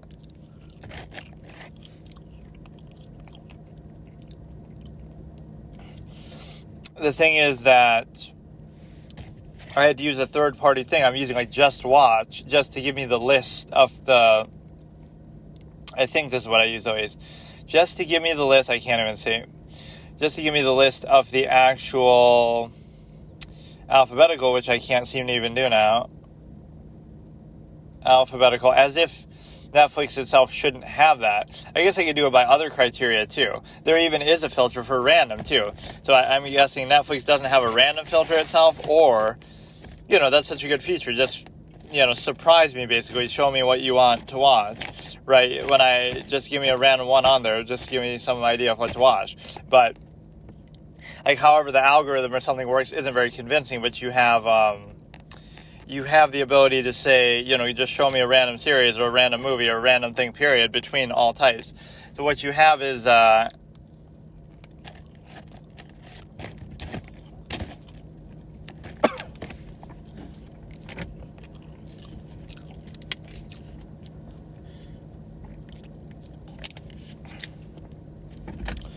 you have the ability to say that, again, let me look at the filters actually, since this interests me now. Popularity doesn't matter. Trending doesn't matter. Random would be kind of cool. Release year could be interesting. IMDb popularity, or TMDB. I don't know what TM is. TMDB and IMDb. So we're doing alphabetical for now. So I alive, and it shows him sort of hanging on to the fucking zip line or something. So there's another one, actually, hashtag black as fuck. And then there's friend but married. Okay, so we'll actually consider that its own category, just the symbols, I guess, hashtag. So now we go into the first numbered one, which is 76, which looks like an Indian movie almost. 76 and 83 are the ones there. But that's not fair, because then there's a number and then there's another symbol. We can't just go by specific symbols. Unlucky sisters. Then there's unwell. Then there's watch out, we're mad, ... So that also starts with... So maybe these should all fit in the same thing. I don't know.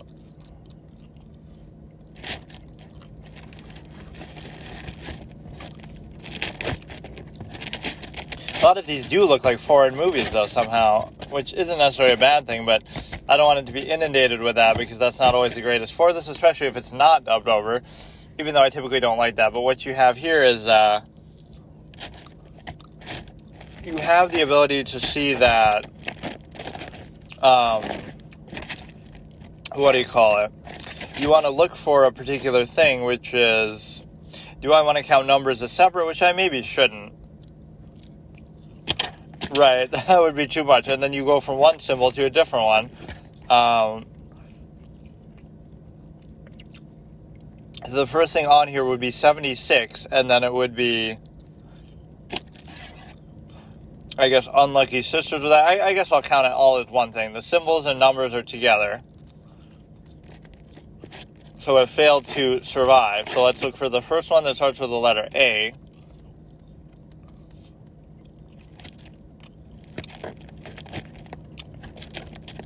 Six balloons. No, I prefer 99 balloons myself. Luft balloons. So we have 7 prisoners. Okay, these do go on for a fucking while, though. Okay, a bad mom's Christmas. Don't tell me that's the first one. A 3-minute hug. Is that really going to be... That's really going to be what it is? I guess that's the first one on there. Which I have no idea what... Does that mean it's only going to be a 3-minute fucking... thing. And this one is also for foreign, I mean. God damn it. I mean, if it doesn't have subtitle, or I mean, if it's not dubbed, maybe that should be my rule. If it's not dubbed, I won't watch it. I'm not even saying they shouldn't have this sort of thing, but why did I have to run into 2 in a row like that? It's called a 3-minute hug. And actually, that's ironic because it starts with both A, which is the next letter, but also with a number. So even if it was just 3-minute hug, then I would have still had to do it first because, you know. Let me see if this is actually dubbed over, first of all. Which can sometimes ruin it because then I'm not watching it straight blind, but I have to wait till somebody says something.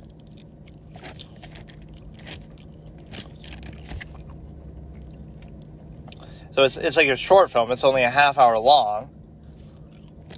More like a 30-minute hug. Original documentary. Come on, why do I have to fucking do this shit at the beginning? You give me a fucking documentary and a shitty cliche horror film to start. Is this really what we're at?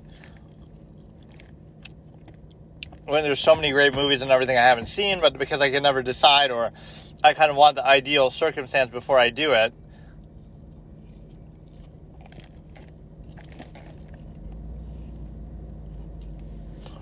Okay, so it's not,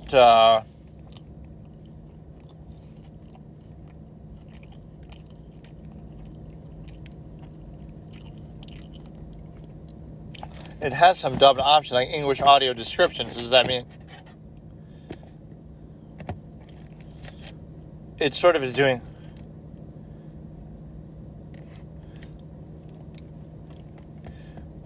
Didn't take off her blush or her brow. So it is sort of dubbed over, but it sounds almost like text-to-speech style.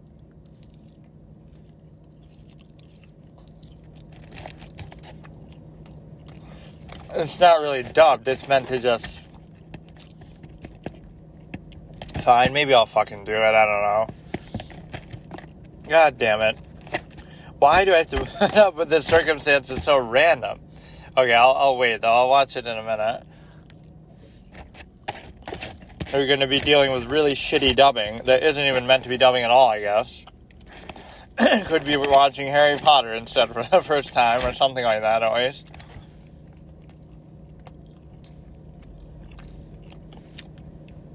The controversial loyalty pledge, ethnic something. This is like some of my random YouTube suggestion.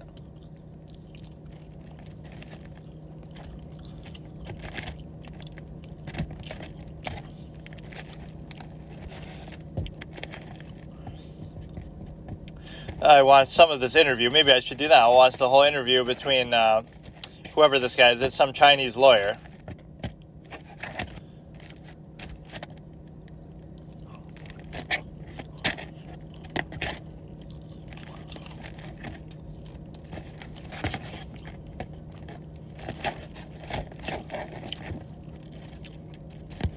He's giving a whole history lesson, but probably revisionist history.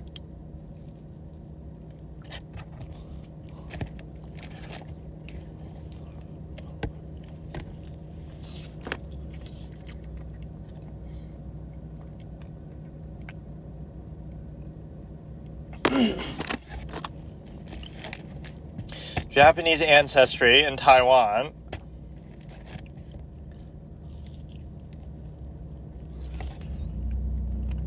How long is this interview anyway? Let me see if I can find it.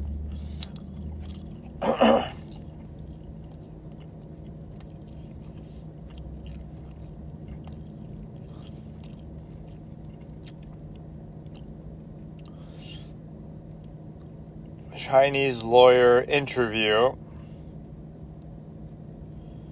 Because I don't know his name offhand. Like 47 minutes. The interviewer is a bit heavy-handed, but at times it's justified.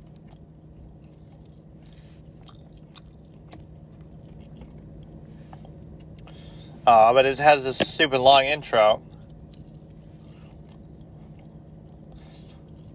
Let me see how long... Okay, maybe it's relatively soon. So this is... Of course, that's a whole meme online calling him Zinny the Pooh, like he looks like Winnie the Pooh, apparently. And I guess Winnie the Pooh is banned in China because of that. I don't really see the resemblance, but the name is always funny, like how, you know, it's just... I guess the fact that he's yellow, I guess I didn't think of it like that, but I'm saying just the way that sort of blends into it, right? The G goes into, you know, just replace the first two letters with G instead of W-I, obviously. So this is on, is Xi Jinping's China on a path to war? So it's Mehdi Hassan and Victor Gao is the lawyer. And it's on the Al Jazeera channel. So I've seen little clips from it, but I haven't seen the whole thing. So we're starting in 3, 2, 1. From Ukraine to Gaza. This must be relatively recent then.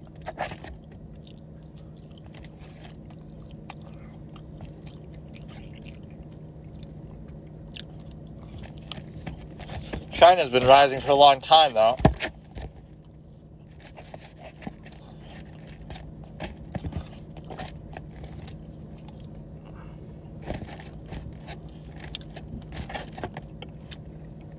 What's up, Beijing was the one little meme that it sounds like that's what he's saying in one clip, but obviously he's not.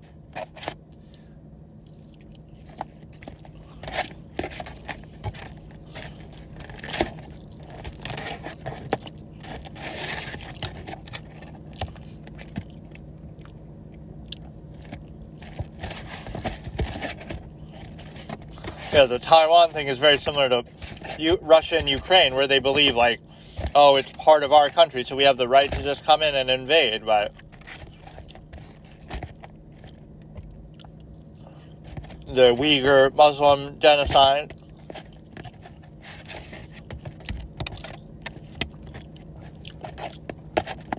It's very similar to what's happening with the media in the U.S., what's happened in China, like how it's clearly aligning with a party to create a one-party state, obviously with Democrats, which doesn't mean Republicans are good, but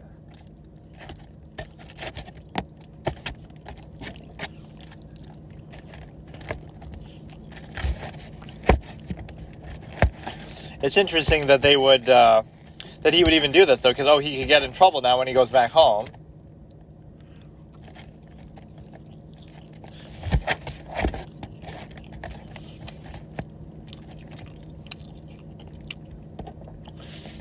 So her brother is like captive in some concentration camp.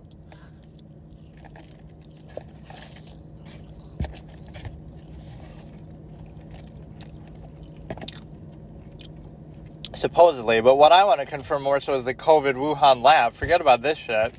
I mean, obviously concentration camps are a big deal, but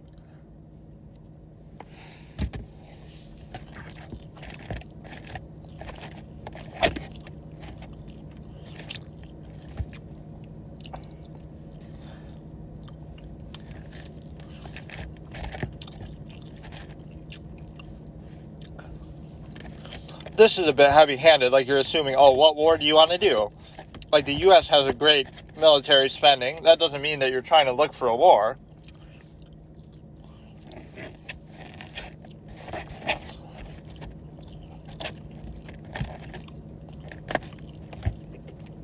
Yeah, only a fraction of the U.S. So you could ask the same thing. Who is the U.S. trying to fight? You just do it for the sake of having a strong military. It doesn't mean that you are targeting anybody, so you're kind of preconceived.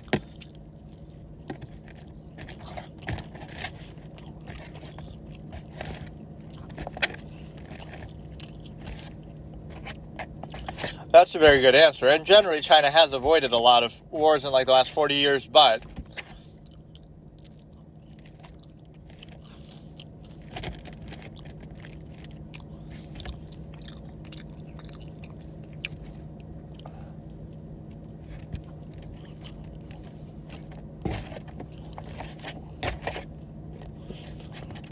the India-China rivalry is pretty amazing because, they both have over 1 billion people, so there's a lot of dynamics to that.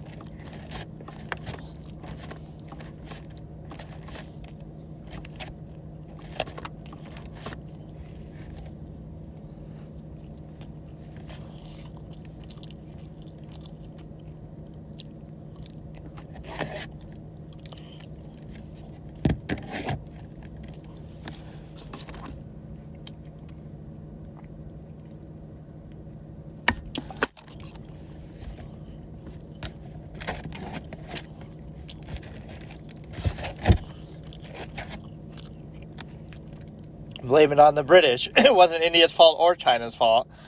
It was left behind by the British. Everything is the British fault, which I think they're in Britain doing this. Or they keep bringing up Britain, at least.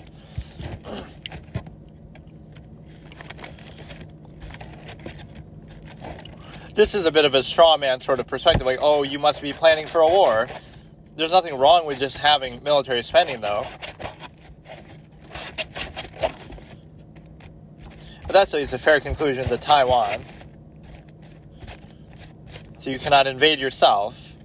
We'll just assimilate it back.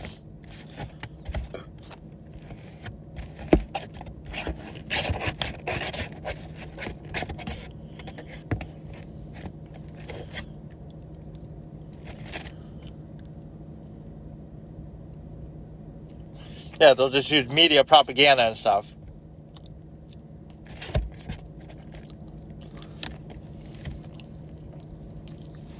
separatist, that's a good word.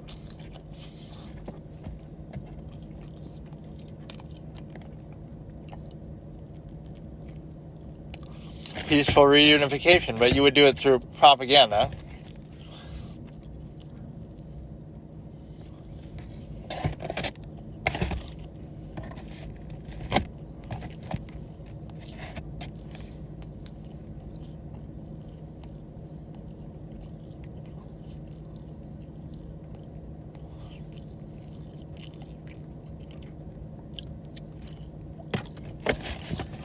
That's a good way to put it.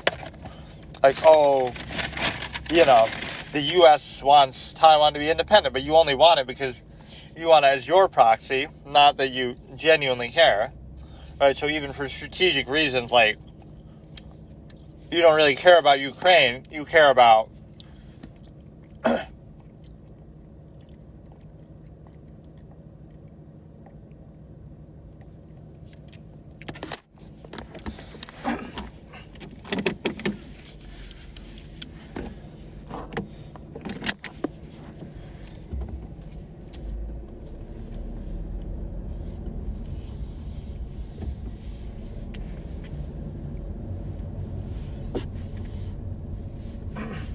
yeah, if they insist that it's part of them. But no, the whole point is, like, the U.S. isn't interested in Ukraine because, big bad Russia's attacking it. We've done that ourselves. We attacked Iraq. We did all kind of stuff. So it's more just that, it's in our strategic interest, but I would rather you just admit that.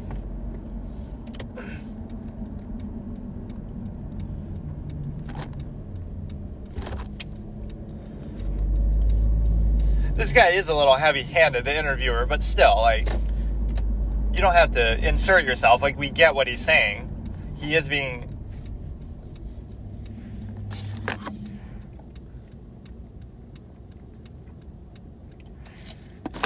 Okay, this was the clip we just saw. Ethnic cleansing of 2.3 million people.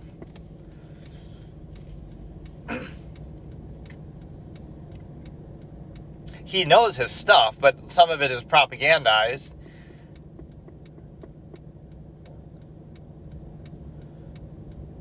I don't actually know how true this is. The rulers of Taiwan were Japanese, and then they stayed behind. Something about that seems a little off, but I don't know this topic enough. I don't know actually that much about Taiwan. I know a lot about China. But no, it's a similar conflict to, like, Russia invading Ukraine. Same way that this could happen. I almost made that as a theory, like, after they see how weak the U.S. is when we pulled out of Afghanistan like clowns, it emboldened Russia to attack Ukraine, so I thought it would embolden China to attack Taiwan. I thought that would be a way for you to kind of test it. Like, what did we really do about Ukraine? We still let them invade it. So you'll let China invade Taiwan. And now we're comparing the monarchy to that. You cannot say, I just said it. You cannot take any action. You can kind of try to. I mean, you can't write a mean comment online, otherwise they'll come to your house and arrest you.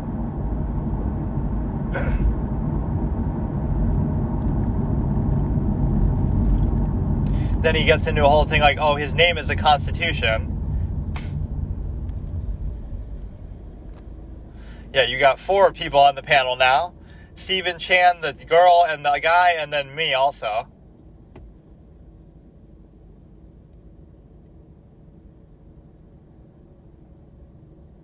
Professor of World Politics, SOAS, University of London. Stephen Chan. His voice kind of doesn't match his face, actually. He could be a voice actor. He's got like a narrator quality to him.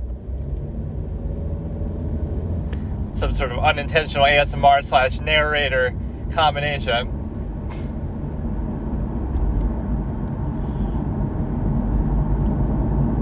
They'll do it in some propaganda way to sort of host some phony election and rig it in the favor of China to make it seem like that, like how they did with the U.S. election, where it makes it sort of manufacturer's consent.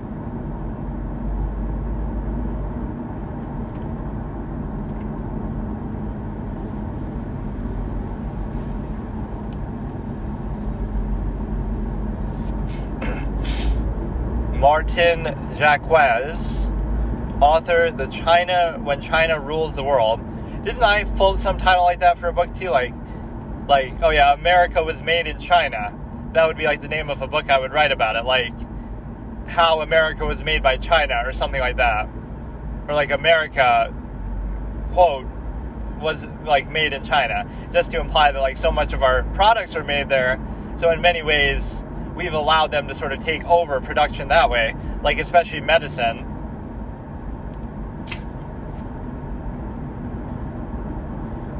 So that's one point of praise. China hasn't been as aggressive, although at least as far as what we know, as aggressive as other countries and their rise to power, which is kind of true, but they've still expanded their territory.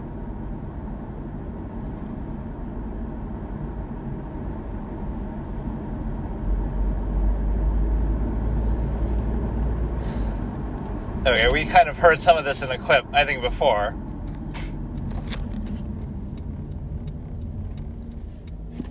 They're my brothers and sisters, but they're in concentration camps. And they don't let anybody in there the same way they don't let anybody in the COVID labs, at least without give me the evidence, but you won't let people go in to find the evidence. 500,000 people.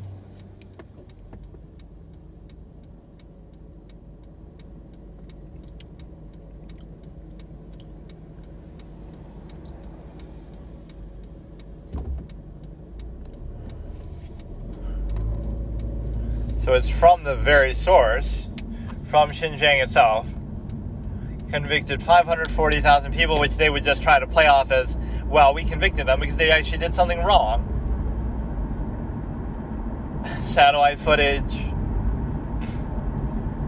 Yeah, of all the things you can get self-righteous about, like with social justice warriors and stuff,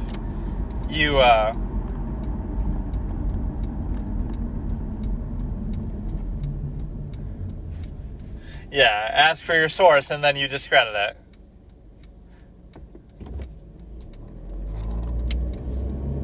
And now he won't answer this. How many people? This is pretty funny. He says, I want to get emotional. No, get numerical.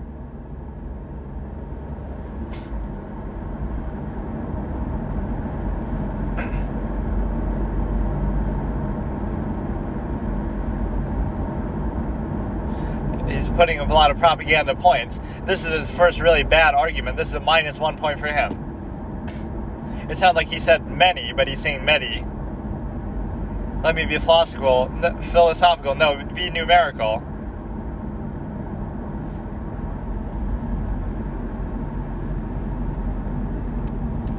He's pushing pretty hard, but it's kind of justified. Very small minority. Mostly free Uyghur population. Mostly free to say that 5% are in detention camps. Happy to escort you, but you won't come back. I don't want to escort, let me go for free.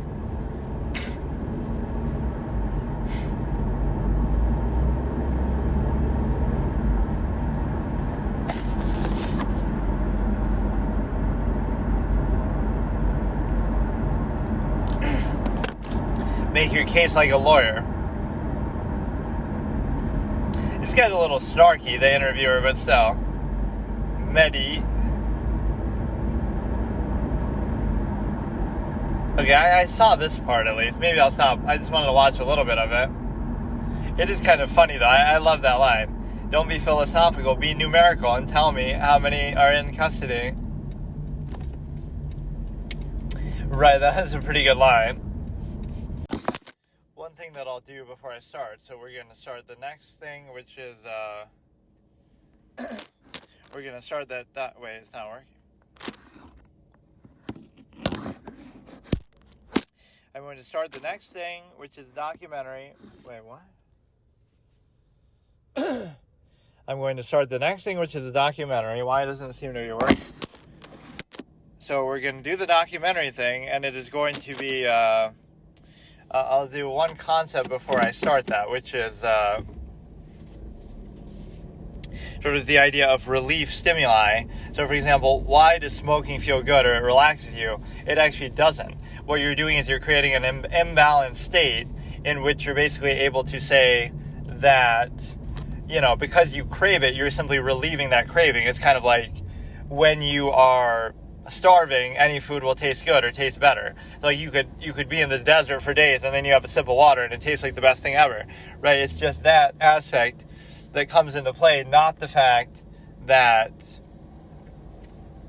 of its inherent value. And so it's the same thing. Smoking doesn't actually do arguably anything for you, but it creates this need and the addiction sort of, and then you kind of get satisfied because you're relieved of that addiction, right? So by simply relieving some need that you have, it's like scratching an itch, but it doesn't mean that's a good thing. That just means if the itch wasn't there, then it would have no value. So you're creating the thing, and then you're going and saying, well,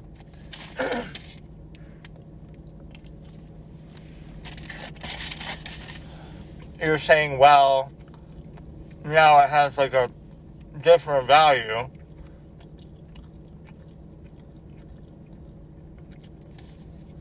Right, so it's almost like a placebo effect where you have,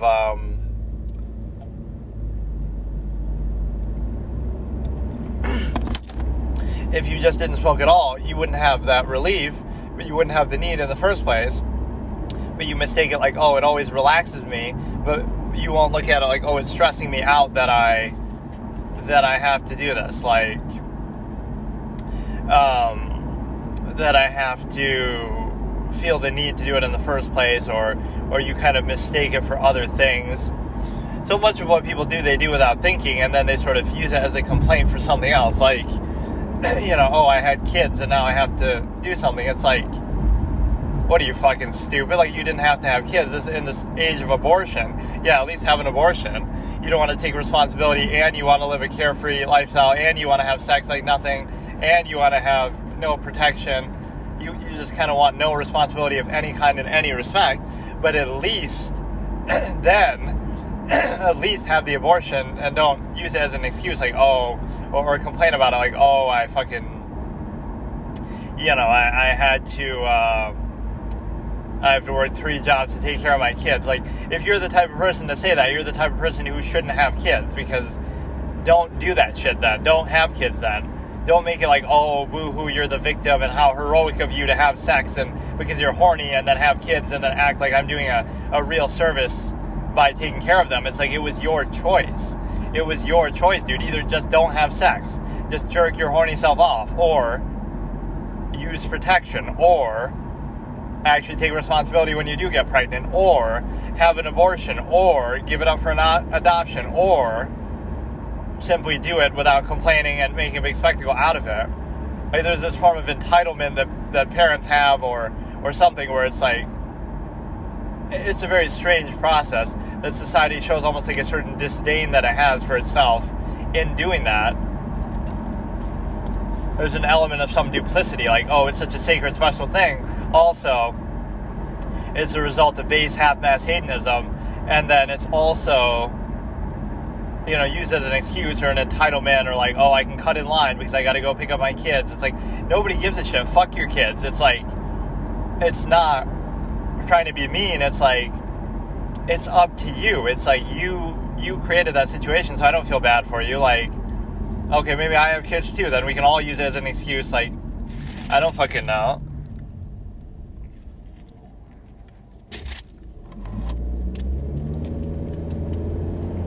So we'll watch this little 30-minute documentary here, I guess, where it's not even properly dubbed over. And the reason why is because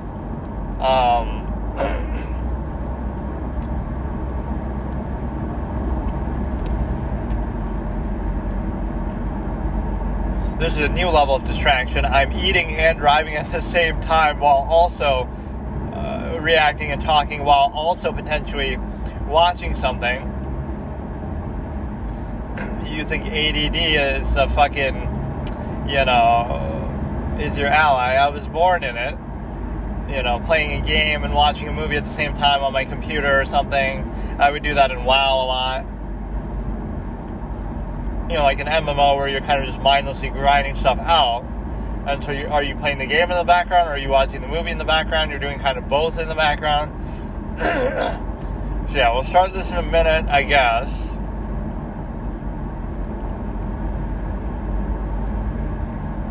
And I'm not too happy about it because both of the first letters that we've gotten have been fucked up. Like, that wasn't terrible, but... Or maybe I should watch the rest of that interview. I kind of don't even want to, but certain aspects of it are pretty funny.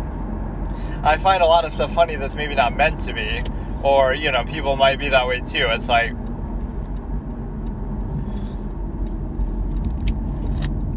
like the Darryl Brooks trial. I'd rather watch parts of that than actually anything else. Because you're able to basically... You know...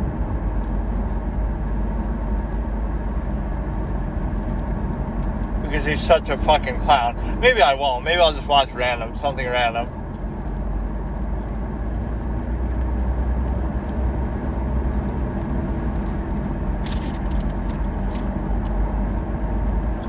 But no, I love this conversation with Michael Jordan where he's talking about distracted driving. Like, oh, it's better to ride a motorcycle than a car because then you don't have time to eat, you don't have time to talk on the phone. Things that people do every day. It's like, well, you could do those things while riding a motorcycle too, potentially, or you could drive a car and just not do those things. It was sort of like a straw man. Well, people text and drive, so it's safer to be in a motorcycle because you won't text. But like, the two have nothing to do with each other. Yes, you shouldn't text and drive, but motorcycles are still more dangerous than cars, obviously by a lot. I guess the only argument in their favor is the fact of that they're smaller, so you might avoid certain hazards or something.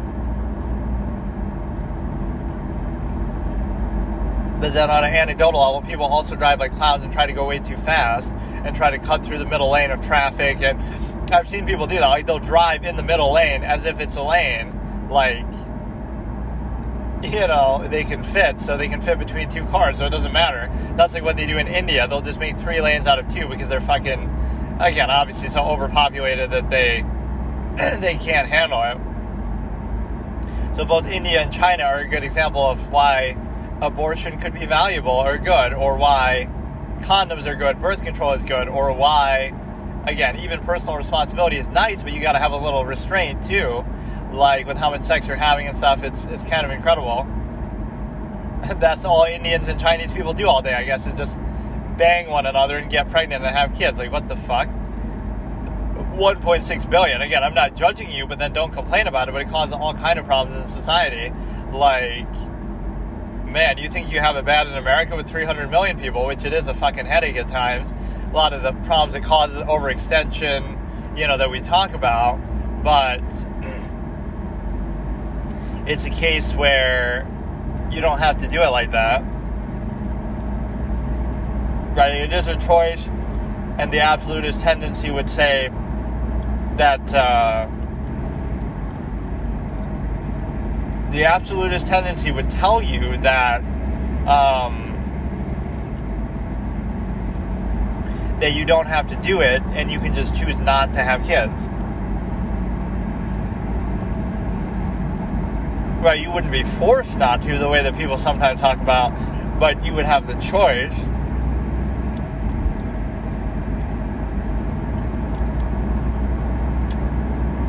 You would sort of take it upon yourself in this way that an absolutist can do, where you decide to not have kids given the state and the whole village of 100 concept. Everybody would be far more free. The world would be your oyster, sort of a thing. If the world was a village of 100, so the more people you have, the less alive they are, the more overextended it becomes, the more contrivances is a state. Like, everything becomes overextended and artificial in a way that it wouldn't be necessary if you know, social contrivance is a good example of that. Like, you know, you mistake something for what that means, like overextending your self-interest to a collective and overcompensating for something, placing undue emphasis on something. It's just all artificial and self-defeating and finite to everyone, and it's objectively just a bad process, but it is either necessitated or at least encouraged by that overpopulated state.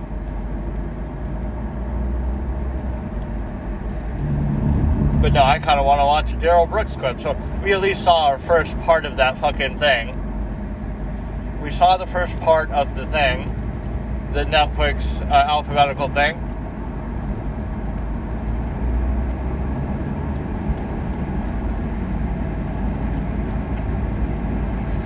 And the reason why that's good is because you have, I don't know, like, I need to get a better fucking mic for this, but I want to react to a lot of those big name series too eventually, like Breaking Bad, or I've never seen it, or Game of Thrones, or even The Walking Dead, or something of the sort. I mentioned The Walking Dead quite a bit in that movie. It makes it seem like I'm a fan of it, but the game is okay. You know, the story game that you had, but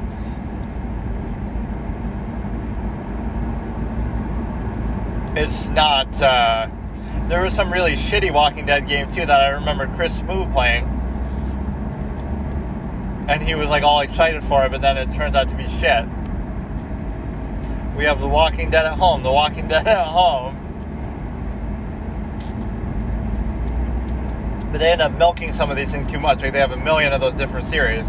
The Walking Dead Hungers, or Fear the Walking Dead, or all these kind of other spin-offs, even for the games like Michonne or something. So, I don't know, that trial is kind of addictive. I love it. It's so fucking funny how Daryl Brooks behaved.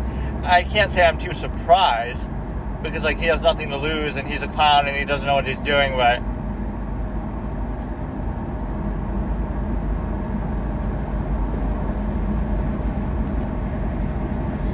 like, you know, the state-appointed defenders weren't taking interest, so he says, I'll take it upon myself, and I will, I'll do this shit myself, but he obviously doesn't know what he's doing.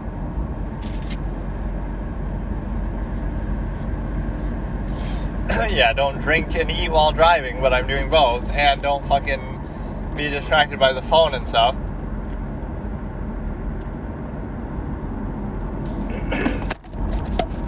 Doesn't seem to bother me too much, but you know, you shouldn't necessarily distract yourself this much. Even when I'm watching stuff, I'm not really looking at it. That's why I kind of enjoy this, because it's really that effort. Like, I'm listening and I'm kind of paying attention. I can see it out of the corner of my eye, but it's not really too inconvenient. Like, I'm not really worried about that. Maybe in some pivotal scene I'll miss like a key detail, but generally it's not too bad.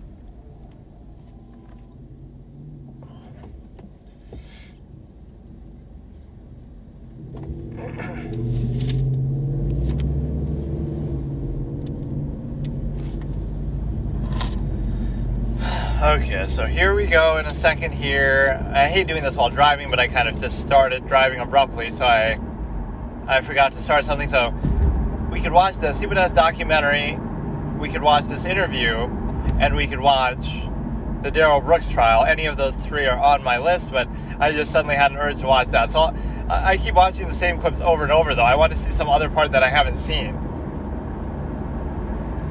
because it's so long. There's no way I've seen the entire trial, but that judge does let him go on a bit too long.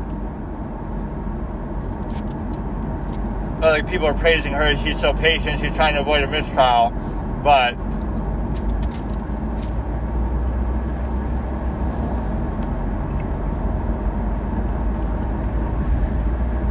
that doesn't mean that you let him go on. You do it once, he keeps doing the same thing over and over, so it's already, I get it, but I don't entirely agree with her.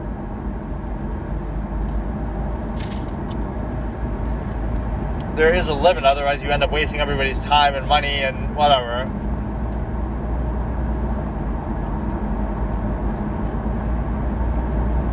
But no, having courtroom proceedings on camera live is a good thing at times. I would say it should be sealed like that. Like, it shouldn't be live as it happens, but afterwards you can release it. Like police body cam, they don't have to be live streaming the body cam to the public as it happens, but after the fact, if there's some issue, you can always show that, right? So, because it makes people too distracted, like, oh, we want to kind of do it for the camera, haha, that kind of thing.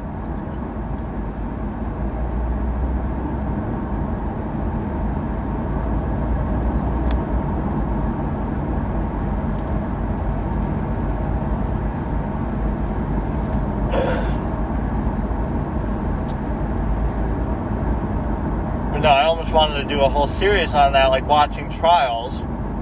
And I named some of the ones, obviously Jodi Arias, Casey Anthony. I keep trying to say Kathy Anthony. What else?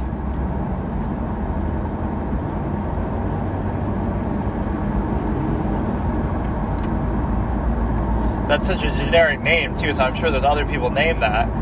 Casey Anthony, that's not a very unique name.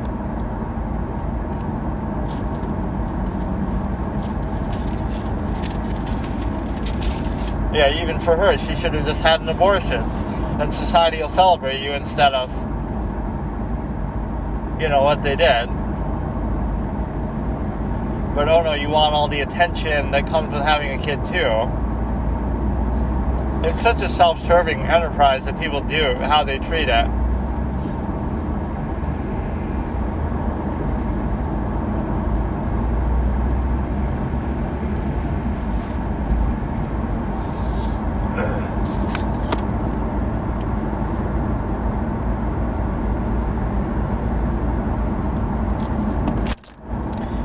Okay, so we did the little Netflix thing, that's fine.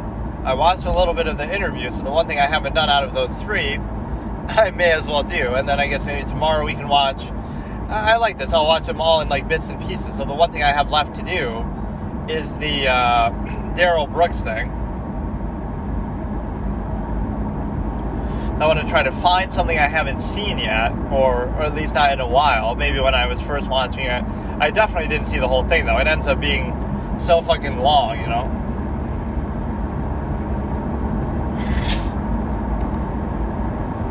So what you have is a simple ability to... man, it's really annoying to navigate this when you're driving. It's like you would think they would... I'm not saying you should navigate it while driving, but you would think they'd make it a little more user-friendly at times, how these phones work. Like, you're using like your GPS or something, and that shouldn't be the end of the world, right? Like, so can you get in trouble for doing that? Like, you're not texting, but you're typing in your thing, or correcting something, or whatever, interacting with the GPS on a basic level. That much you should be allowed to do.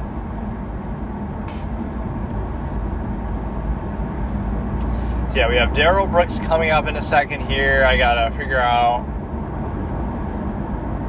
So fucking annoying to have to do it like this. I should have just had it ready.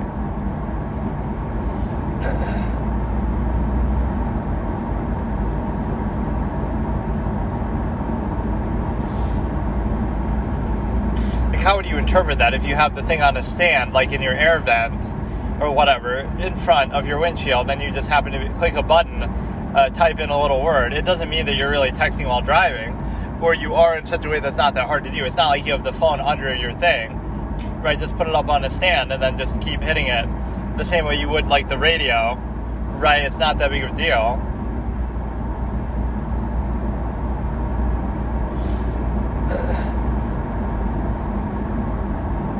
I'm having a very hard time navigating this.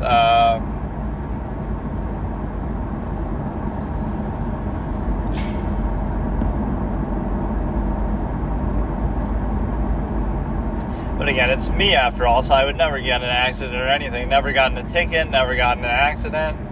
And I don't believe in stupid superstitions or anything either. Stuperstitions, more like it.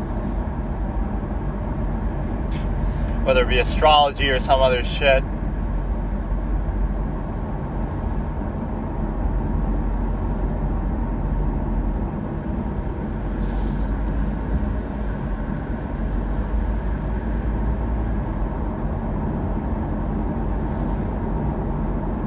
Alright, we got Daryl Brooks, or Darrell Brooks, as sometimes he's called.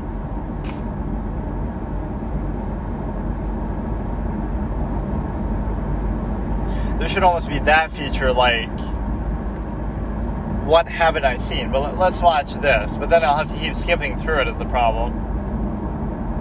Right, like it's a 9-hour full day in trial.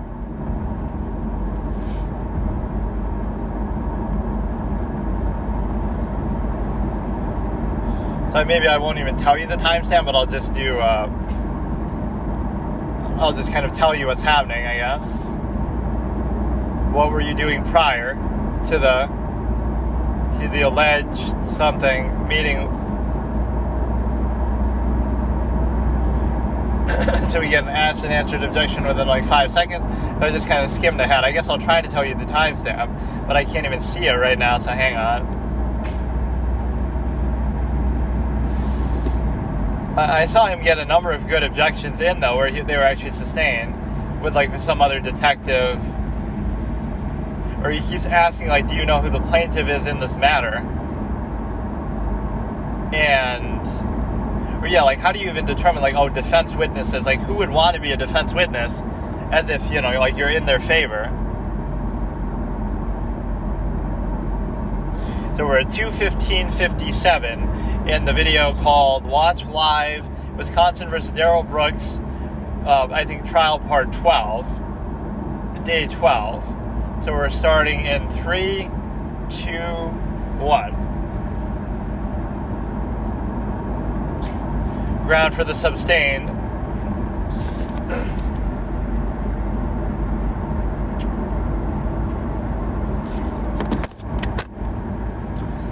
He's questioning the judge's ruling, giving a side eye.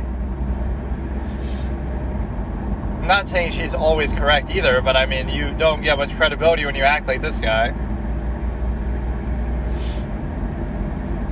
Right, I can make a compilation of every good objection he has sustained and make it look like he's actually a good lawyer.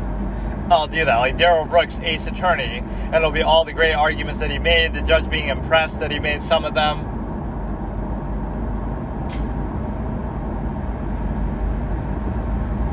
This is kind of argumentative already. Why it was reported never to happen. Assumes facts not in evidence. I don't know if it's irrelevant, but it's kind of. Or he keeps using some of these phrases over and over.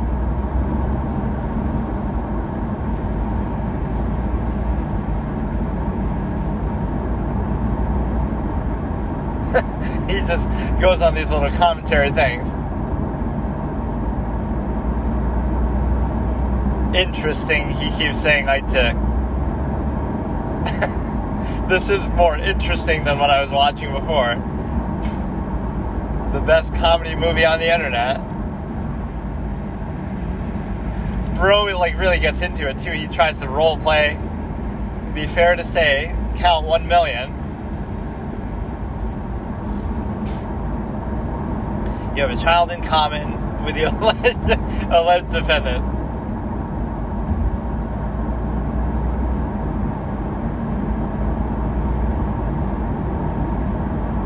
Even she was saying that it has nothing to do with the case. They're just kind of trying to...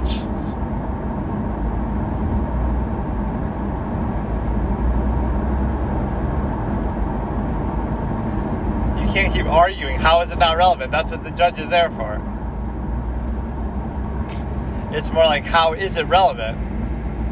He just keeps giving these wide-eye, side-eye looks.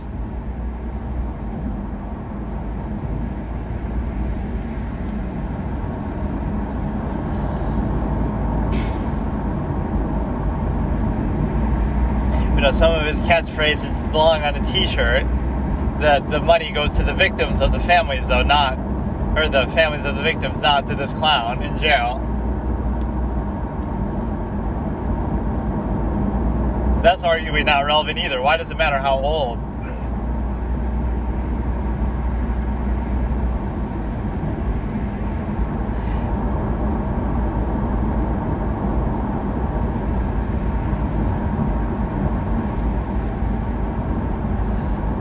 Sometimes these questions can be relevant as far as background and stuff.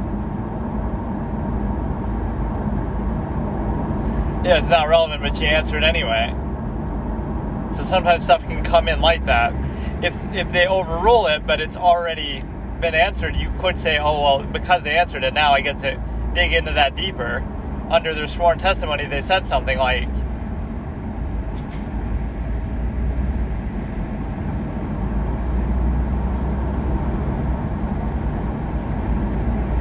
he just keeps prodding at the family child angle. Yeah, a lot of the time the victim will answer before, or I mean the fucking witness will answer before they even get to rule on it.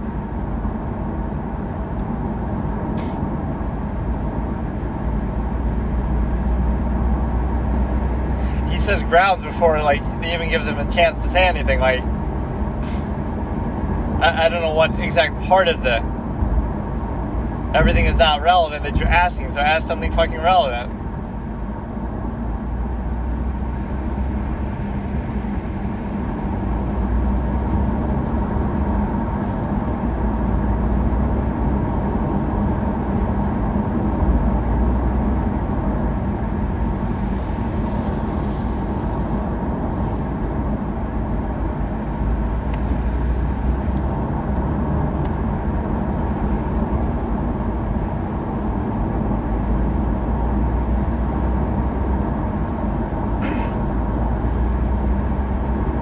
Is that lawful law? Too much commentary and back and forth with the judge. Now he goes to read it probably as he's saying. He's going to try to argue this in the middle of a fucking testimony. At least do this outside the presence of the jury. He just doesn't give a shit though. He's too lenient on that.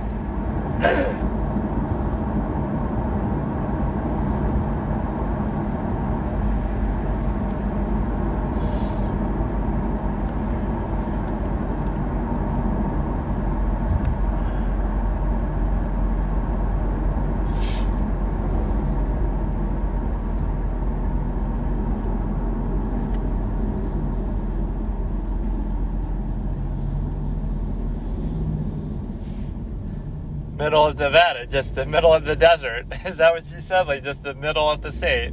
No detail, or I met at a bar, we got drunk, and that's how I got pregnant. That's how I met your mother. Imagine if something anticlimactic like that.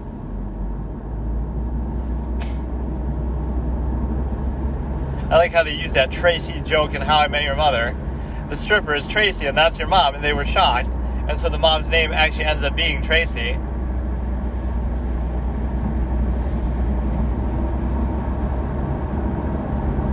Isn't that the wife's name, too, in Tracy Townley? Tracy DeSanta, whatever the fuck, like how she says it.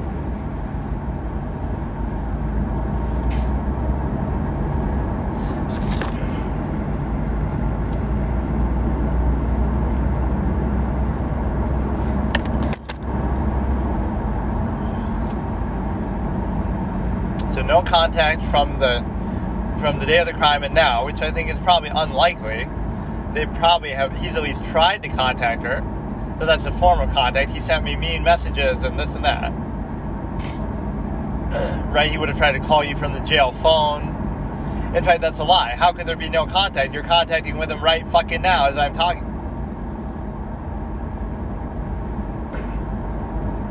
At some point he just tries to be peevish, but he's actually doing an okay job now. It's just like the relevancy thing he wasn't getting.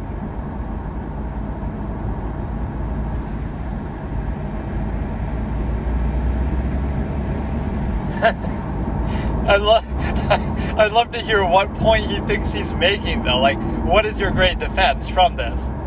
What does it lead to?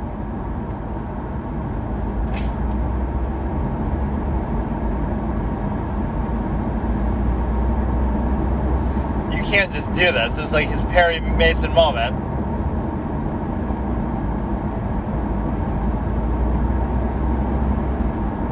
But there's some pictures that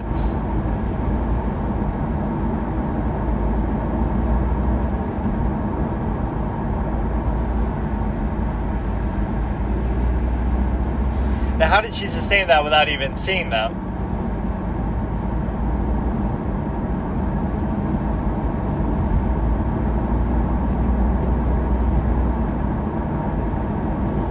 Foundation for what, though?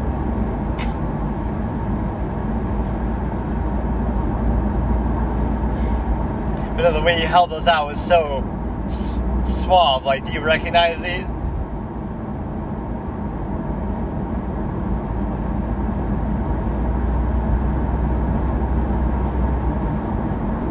This would be argumentative. Then how could he have gotten these photographs?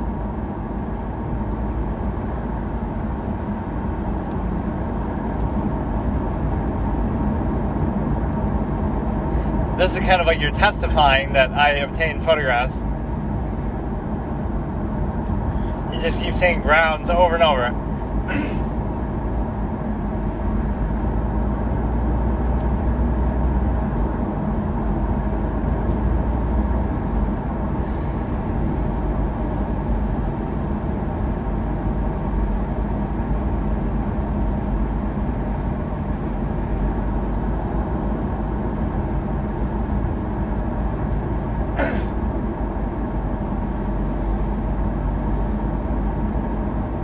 That's one thing you said correctly. The alleged violation, not the violation. Alleged date of violation, or the alleged date of the alleged violation, or the date of the alleged violation.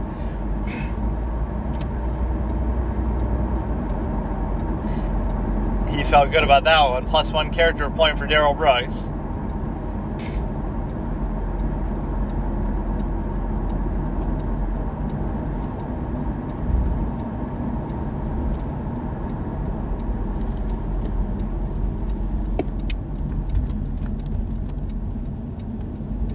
Well, technically, if you let her answer, have you had contact, then it is fair to say, have you attempted to contact? Maybe you just weren't able to succeed. But that actually is a fair question. But no, he's not an alleged defendant. He is the defendant. And the defendant is an alleged criminal, but they're not a criminal yet. So you can't say alleged defendant. You are the actual defendant. The jury gets a real fucking workout going in and out of this courtroom, which in a fault is the fault of the judge for letting this shit go back and forth so much. You gotta realize this is like the last spectacle of fun he's gonna have, so he wants to turn it into a spectacle.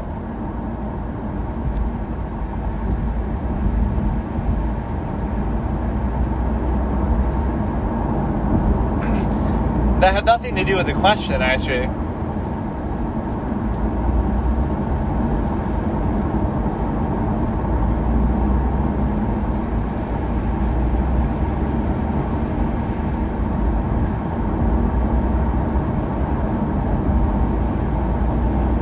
Or he makes this way more difficult.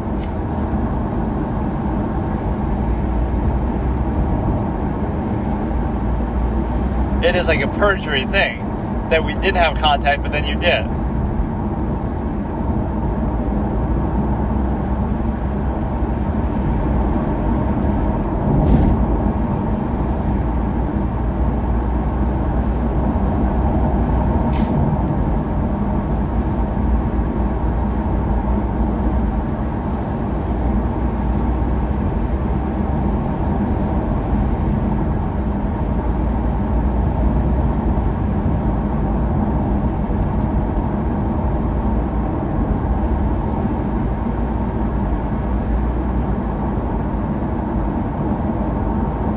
Sometimes in a court of law, which you would know nothing about.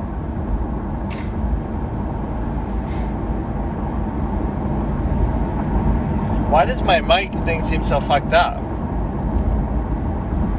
I don't really get it. It doesn't seem like it's really capturing properly. Let me see.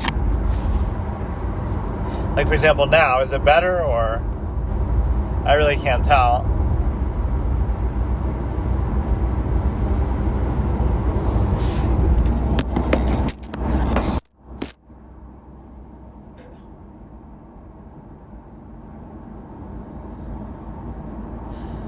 Then they'll have character assassination evidence, like,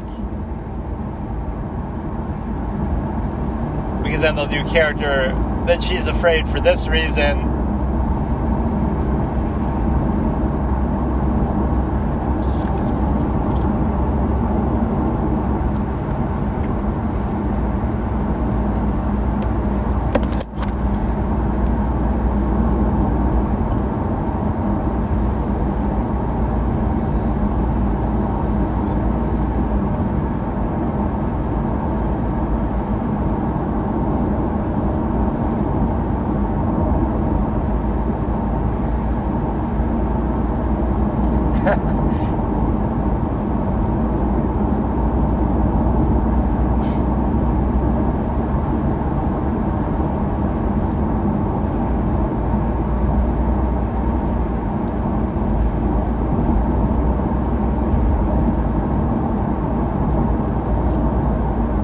kind of biased.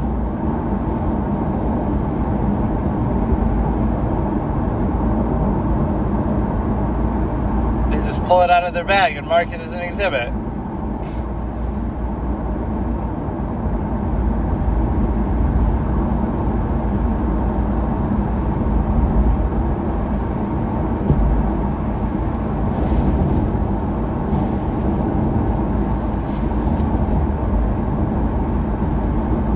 Claim, but you have to. This is like Phoenix Wright evidence. Oh, she gave it to me. She gave it to me. That the victim gave. You know, you just say it as the defense attorney. I found it myself.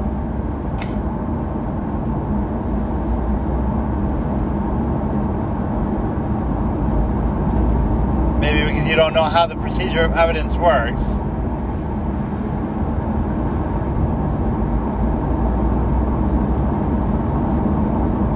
That's what it is, that's what it is.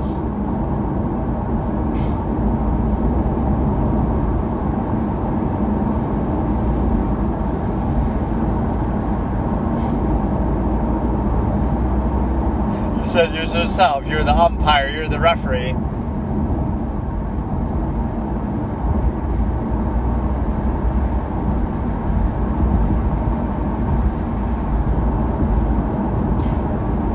Who did they excuse? I don't even know. The witness, probably.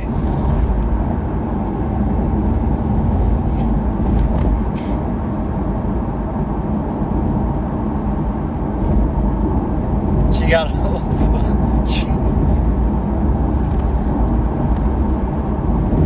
Most judges wouldn't put up with even one interruption or two.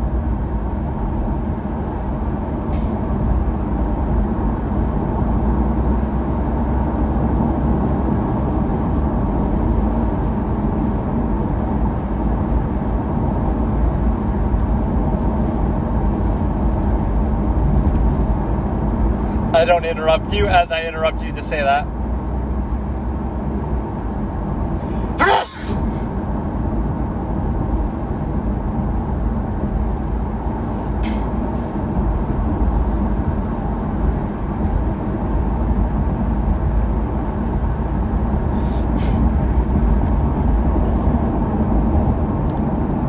I've seen at least some of this, but maybe not everything. Prosecutors do have a lot of advantages. Like, the state is on their side, the government, the police, forensics. So, of course, they're likely to be guilty because the police want that to happen. There's a ton of bias there. So, defense attorneys are always the underdog.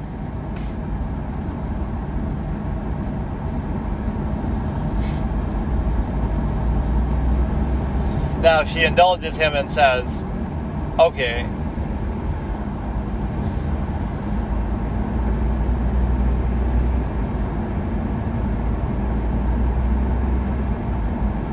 it's like they're dismissing a charge against you, but that's a good thing, so.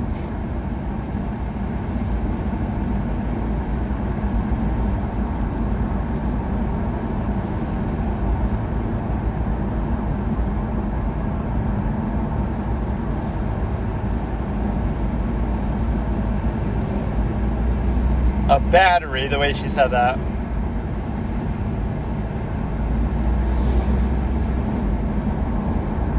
You have the letter, you showed it to me.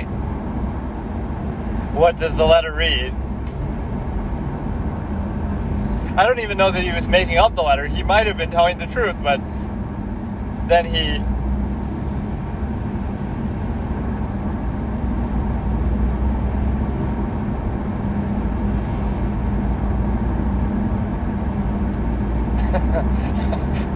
I apologize, but then he keeps doing it. That's interesting. Where did my document go? Interesting. I don't know, my audio on this keeps going up and down on its own, even when I'm not talking. I don't get it. It's at least better than what I was using before, but you need like some lapel mic or some shit.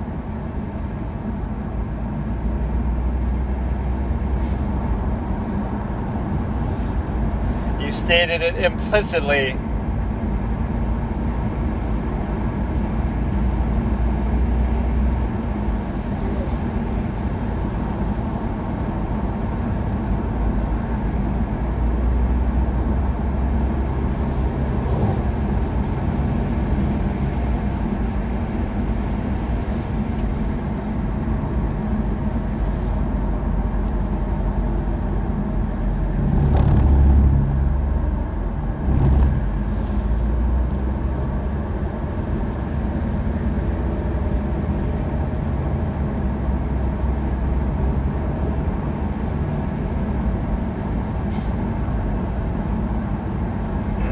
But no, I've never seen a judge allow themselves to get disrespected like this. Because you're giving him the benefit of the defense attorney, but also the defendant.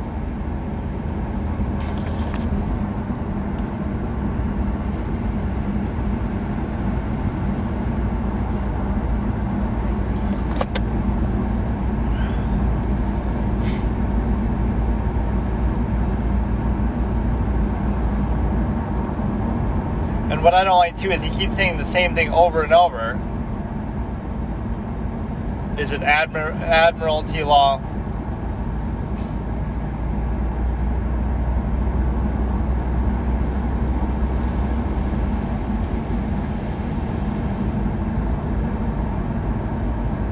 He did say just sorry. He said I'm sorry, but then it has no validity.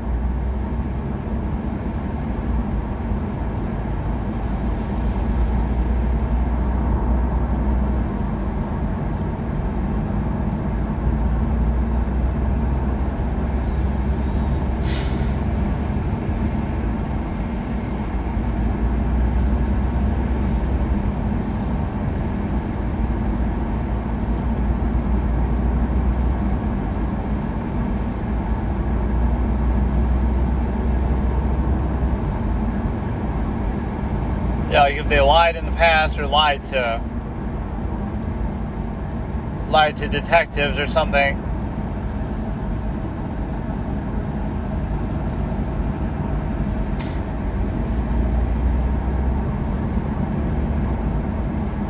I like that Kyle Rittenhouse judge too. He doesn't take much shit. He's always yelling at somebody and stuff.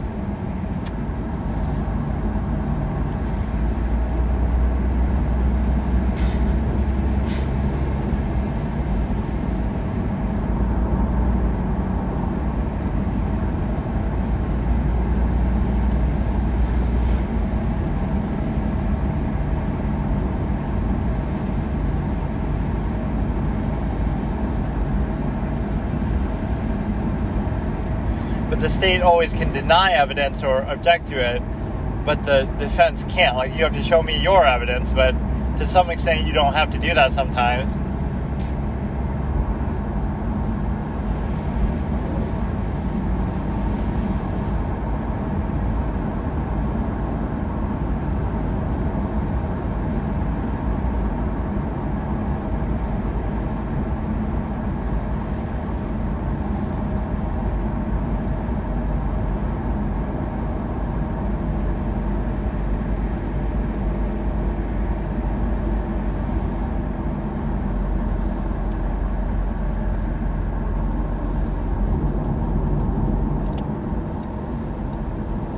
It makes it seem like he's making it up because he didn't bring the letter.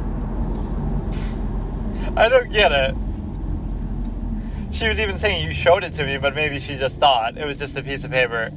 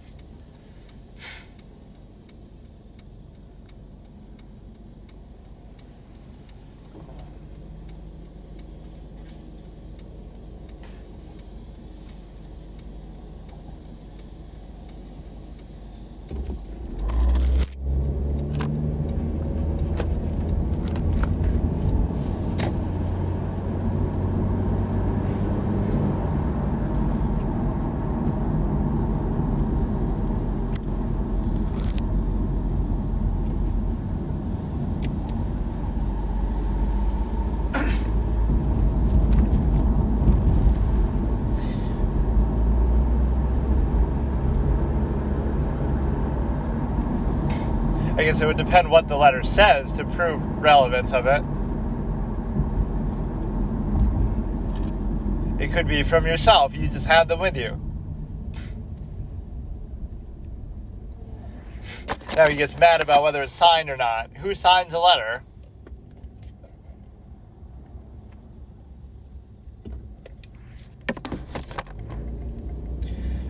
Bring me the letter.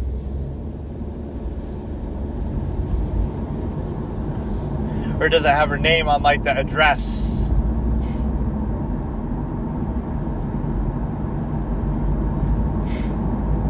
He's taking it too literally, like, it's not that hard to prove it, just her name is written there, from Erica.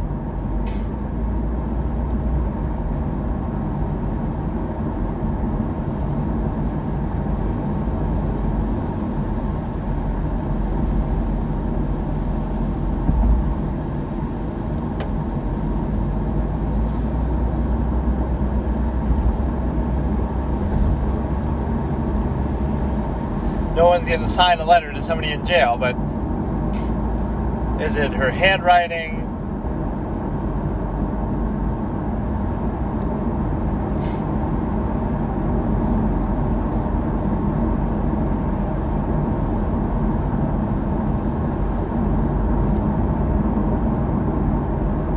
He's taking it too literally.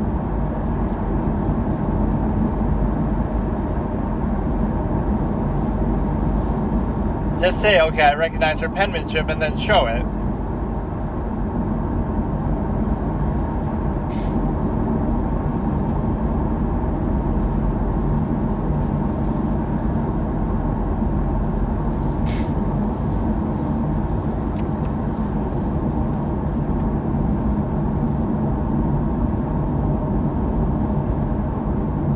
Are you serious? Why so serious, Judge? Why are they from her? Because they're from her.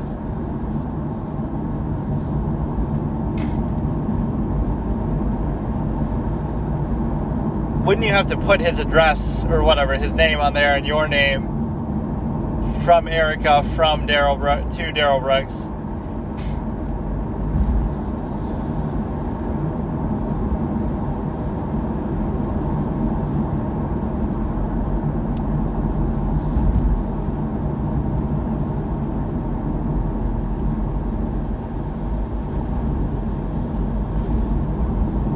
Lettergate incident, but I don't think it ever comes in.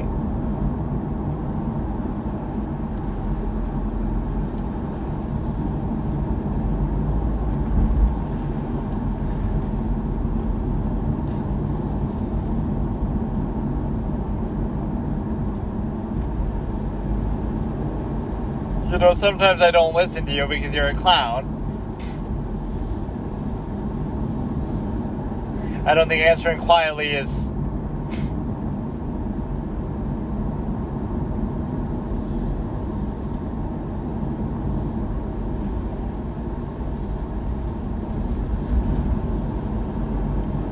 Now he's going up. I love it.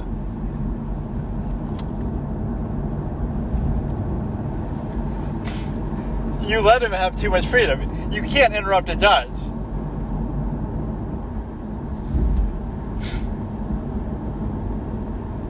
You wouldn't know any of this, though, until you actually see the letter. You need to see what the letter says.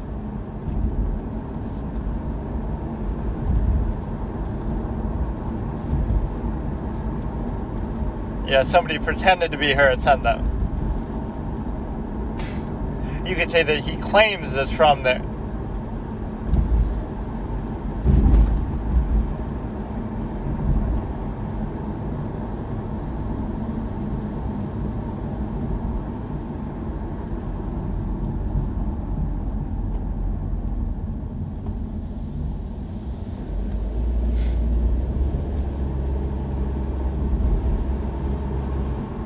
So whether you're tapping his phone calls, is that really even allowed? That's like a Francisco von Karma method.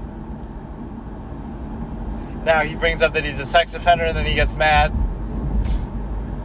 At least the jury's not here for this.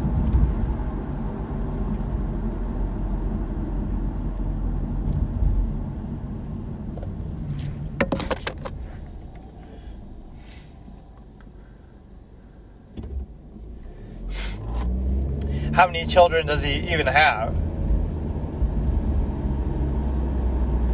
Statutory sexual seduction. Sometimes this is murky when it's consensual or whatever, but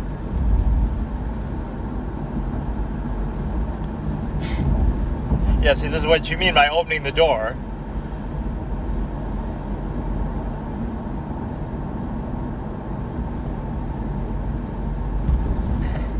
They just let him do this.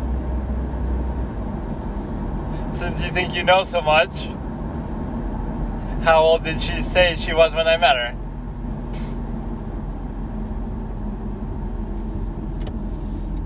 Now she takes a break and then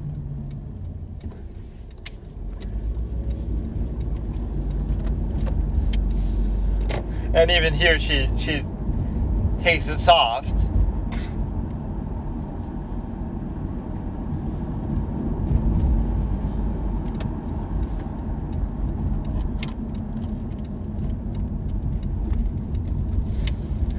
And he keeps going even into the break. We're in recess and you still hear him ranting on. Even when the mics are off. All of it on the record. Since you think you know so much. Did you know she was 50? Did you know she said she was something when I met her? Okay, so today I'm continuing my Netflix little gauntlet where I'm going in alphabetical order and just watching everything, but my one caveat is that I get to skip the letter we're on, which in this case is either the numbers or in the case with the first one, it was like a hashtag. So I considered the symbols and the numbers to be its own category. So the first thing we watched was hashtag alive, right, where it's a zombie movie about whatever. It's dubbed over in English and it's like Chinese or something. And it's the girl across the way giving a zip line and whatever, right? So that was not really very good. It has to get at least an A or a B grade for me to continue watching in that letter. And so it failed. It got probably a C minus, I said. Not completely terrible, but nothing really special. A lot of cliches.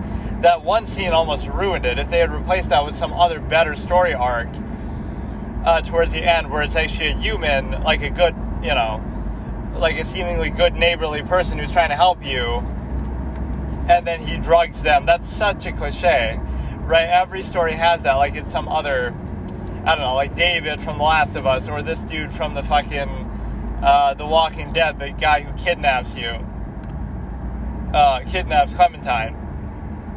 So yeah, we skipped that now. We watched it, but then we skipped the symbol/numbers.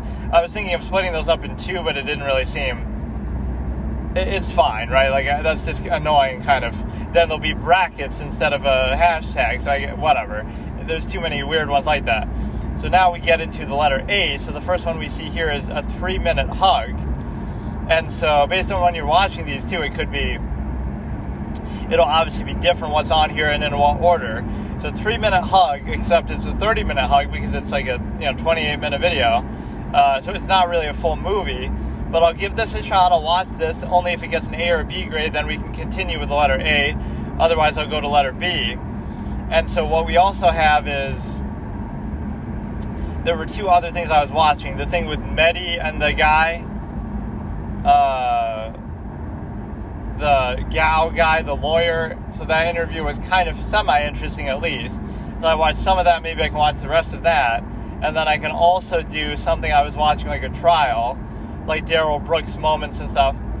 I gotta find a better way to watch it though. It's like, I've seen like most of the clips that are in short form, but you almost have to pick a part and watch the whole thing, like a 10-hour thing that's like the whole day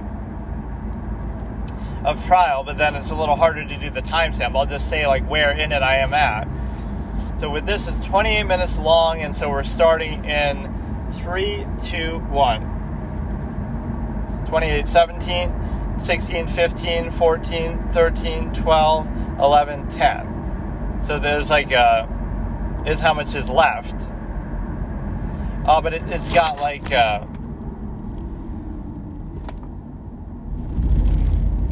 it's like telling me, see, it's not a proper dub. It's a voiced over thing. Like, so she's telling me a cluster of skyscrapers stands in the distance. Do you really need to fucking do? I'll keep it though. I'll indulge it because there wasn't an actual dub for it. Subtitles appear. Hello. Oh well. Hello. Are you up?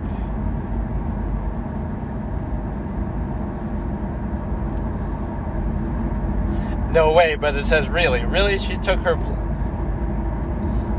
So it's some big event that they're getting ready for.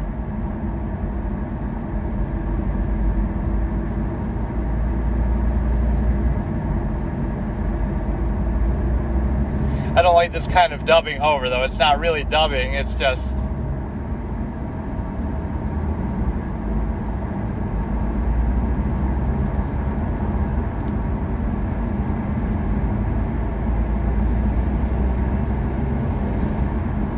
It's kind of a nice shot, though, the whole skyscrapers in the city.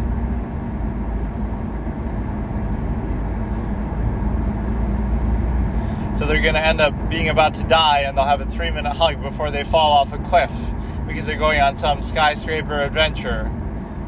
And No Fiction Productions, is it?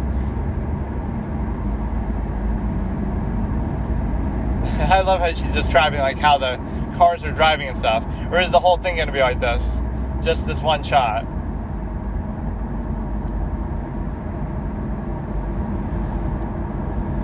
Don't forget we have to get there early.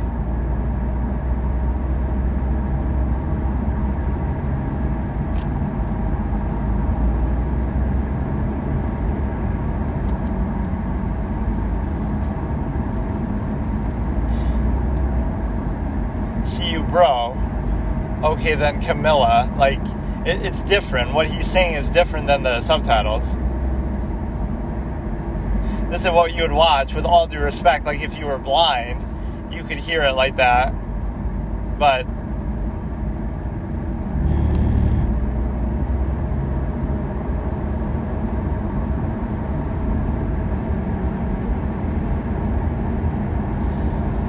So they're all excited for some big thing that they're doing, but I don't know exactly what it is.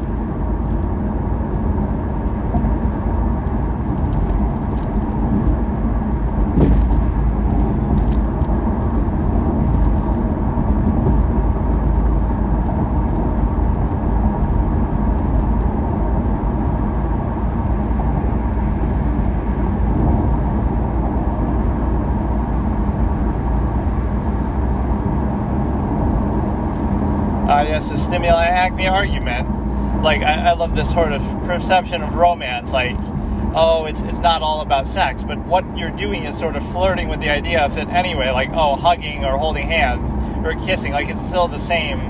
You're still operating in the same process, just in a whatever. People are too stupid to see the nature of the process. Half-mass hedonism. So the whole thing is just watching the cityscape and doing phone calls.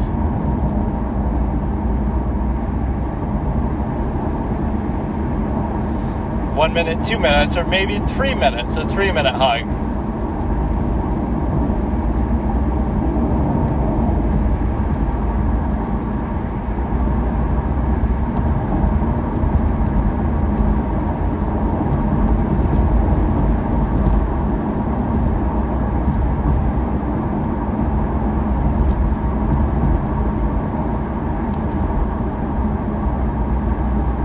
I don't know if I'll be able to break away from you.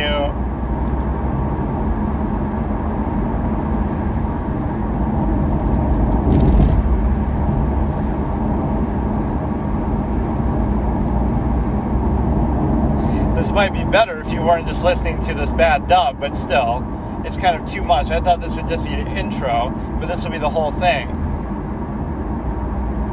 The whole thing is just, this is like that skyscraper documentary, what's it called? Like Empire by, I can't remember. It's like this infamous thing that's like, it's just a shot of the, whatever, like Empire State Building for like 10 hours. Andy Warhol or some shit.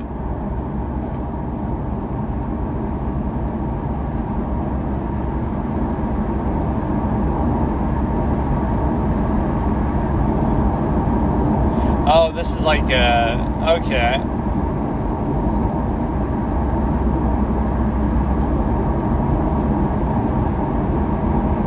They've been deported, but then you shouldn't have tried to cross the border illegally. What a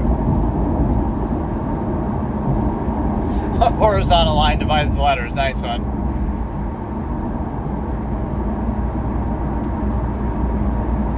I like how she says that too. Shrubs grow in a line. No, they're not actively growing in a second like some supernatural phenomenon. They have grown in a line and you're seeing them, but she's acting like the act of them growing just happened before your very eyes.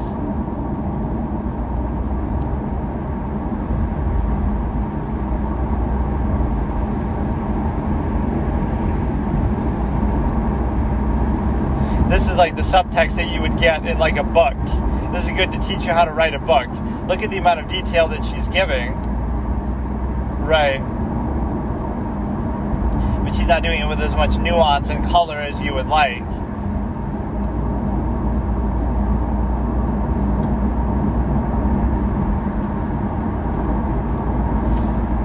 So the first two things we've seen have been foreign, which I'm not even against that, but again, under this circumstance, I'd rather not.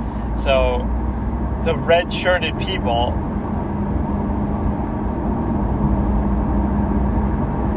Hashtag, fucking both things that we have. Hashtag H and U. What about the G? Where is the G? Like how they say, where is the H? Why are you gay?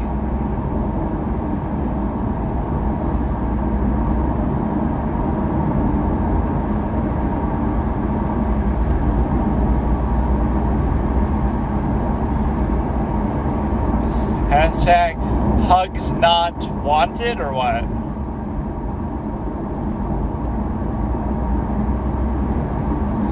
Okay, I don't know what the fuck this is, dude. What the fuck is this, dude?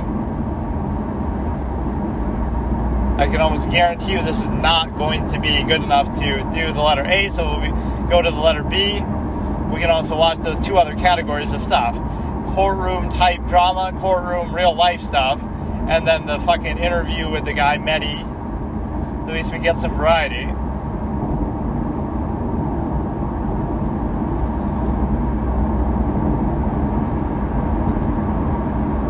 You know, that's one thing I almost don't like and kind of gets boring, or at least you're spoiled by the better sensory forms of entertainment. Like, you wouldn't need all this description like in a book if you just had the fucking thing. May 12th, 2018. There's actually subtitles for that too.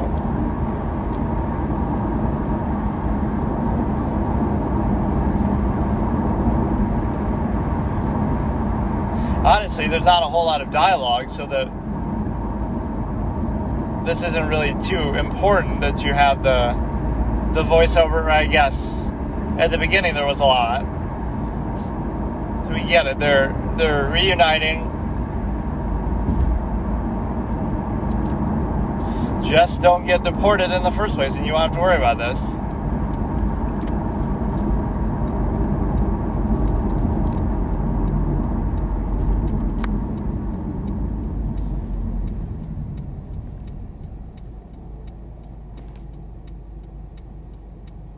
Oh, hugs not walls.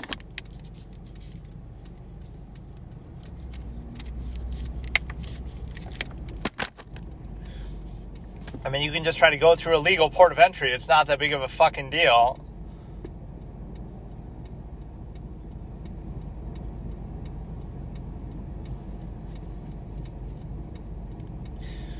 Of course, they get one of their own kind to make it feel more nice. Right, you see that in fiction a lot, like, or whatever, in real life. Like, they'll send one of their own kind to be the boss. Just the way you say that is kind of interesting. Like, how do I explain it? Like, in a fictional universe, like Warcraft, you know, they don't want a Tauren lording over the orcs and telling them what to do. They want an orc telling the orcs what to do.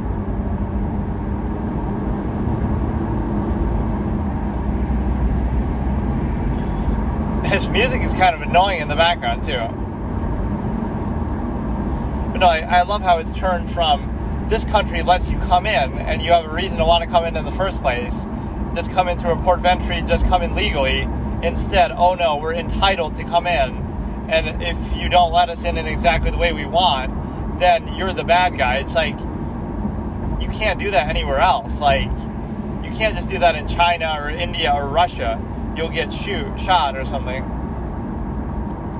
So what you have to do is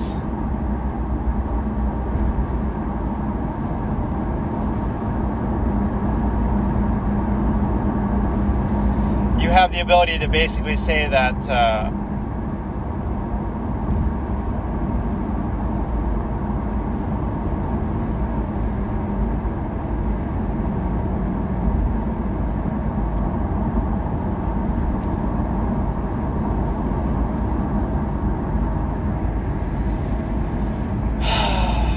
not exactly the kind of shit I want to react to. I'm quite honest with you. It can be something serious, but this is annoying as fuck. Just get it over with. I'll still watch it, but whatever the first letter of letter B, the first title of letter B better be fucking good. I'm not going to watch it now, but I'll see what it is. Or I can't even see what it is because Netflix doesn't organize it like that.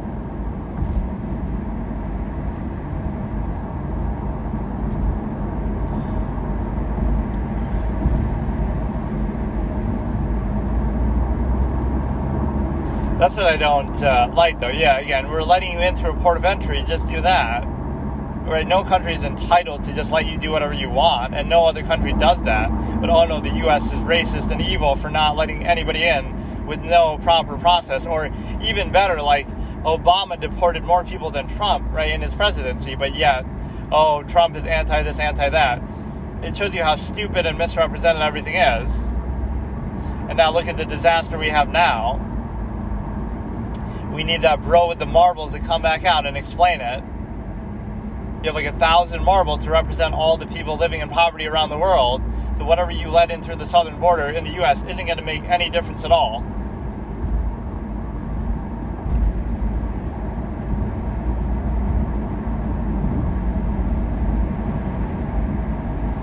It's taken more than 3 minutes to set this shit up, so it could have been a 30-minute hug if you just got your shit together.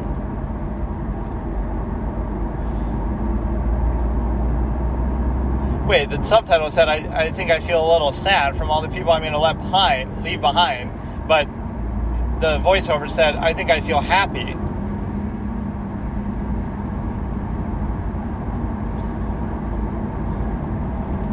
Roasting them. Dark wrinkles on her face. An aging man. She's roasting everybody now. That was actually a funny... Oh shit, Eminem's been afraid to diss... ever since this came out. What did they say? Been real quiet since this dropped, but no, there's something else, like top 10 rappers Eminem's afraid to diss.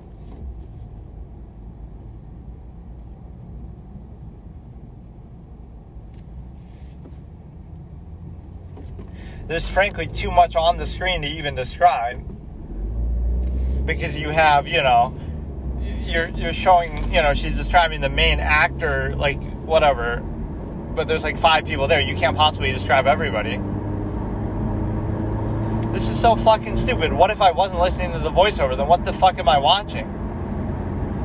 Nobody's saying anything, because then they would voice over the dialogue too.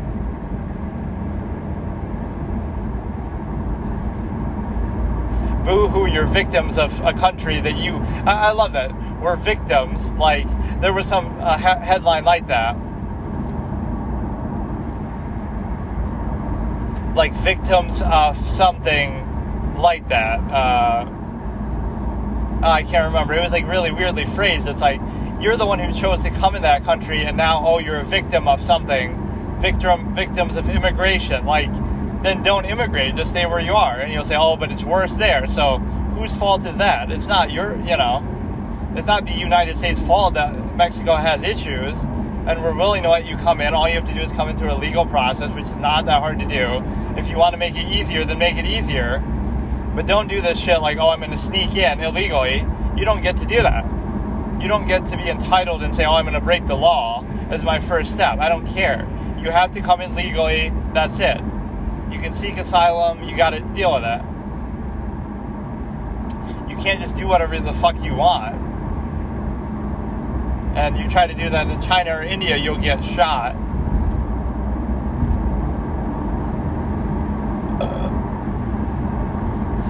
I mean, look, man, that zombie movie I wasn't crazy about, but this is fucking stupid. What the fuck is this? What the fuck is this, dude?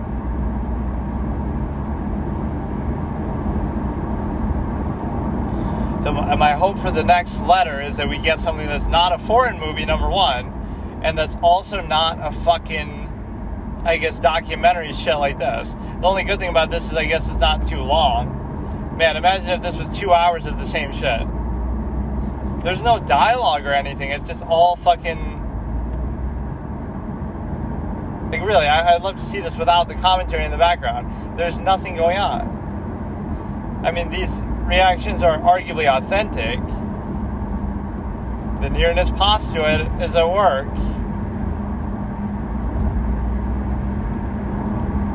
Middle age. I love some of these descriptions that could be taken as offensive. Roasting the woman with the oxygen tank.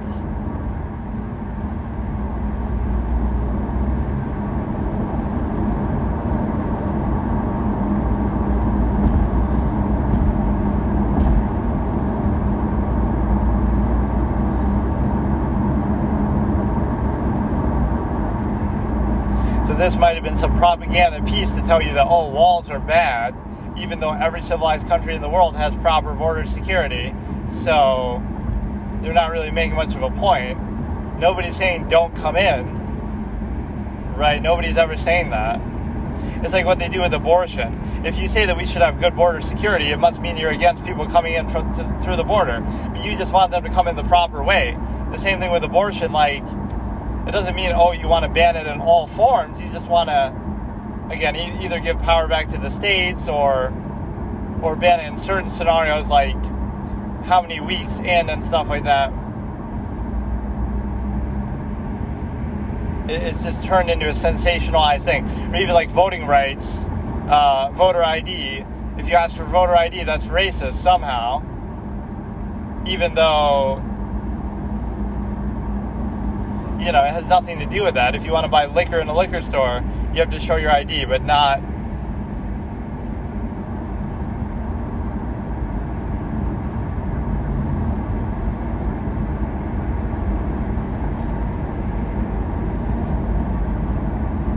I love these situations that people create themselves, and then they want to act like the victim. Like, what is the thing, dude? It's, you know, it's often the parents' fault. They can't handle having kids, but they do it anyway, and then they act like, oh, they're such heroes for doing something. Like, what the fuck?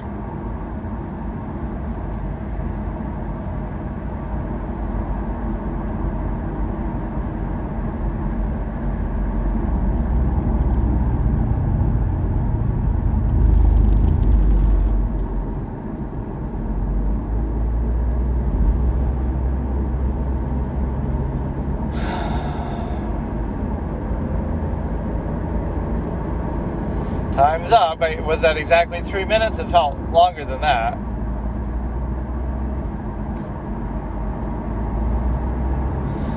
Very, very random thing.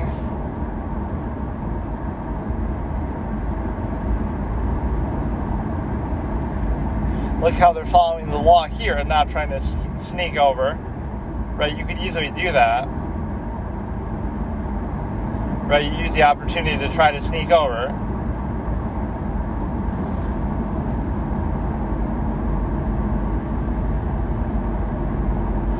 Yeah, if you keep going, it'll be over a 2-3 minute hug.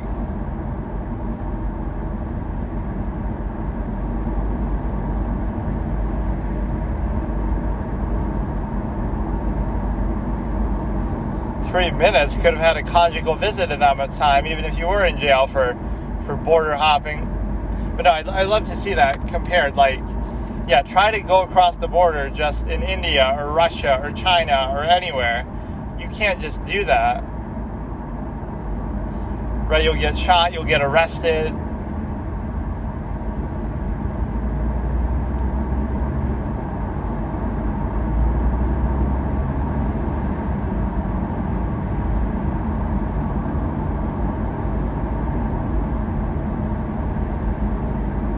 Okay, let's just get to the end of this. I'm not too happy about it.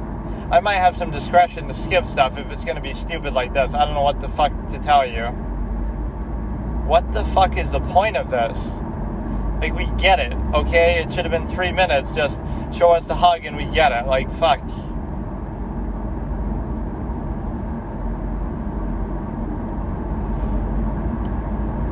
Gives and receives a hug. I want to see a one-sided hug where you just hug them but they don't hug you. The tattooed man.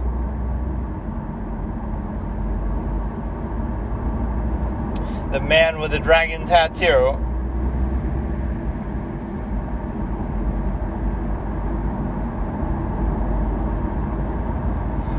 pigtail-wearing daughter.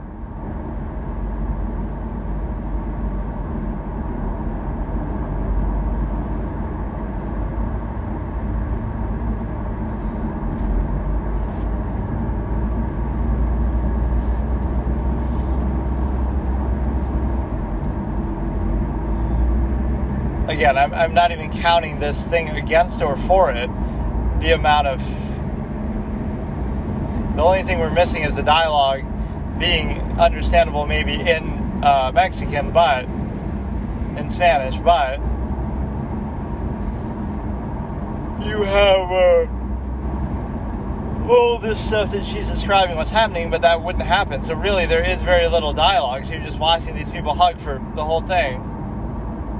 Or a lot of it you were just watching random stuff happen, so it's very low on content.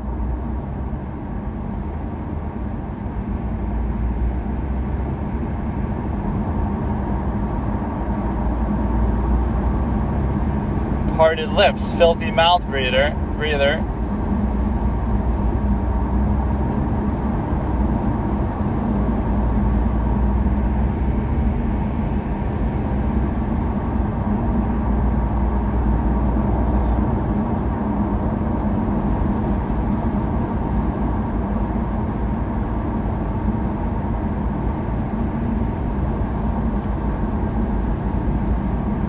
I'm very confused as to what the point of this really is, but okay.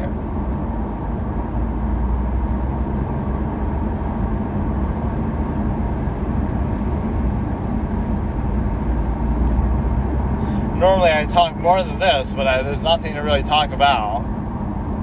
We get it, they're emotional, they're seeing each other, they're hugging. This has no business being this long, even though it is short relative to like an actual movie.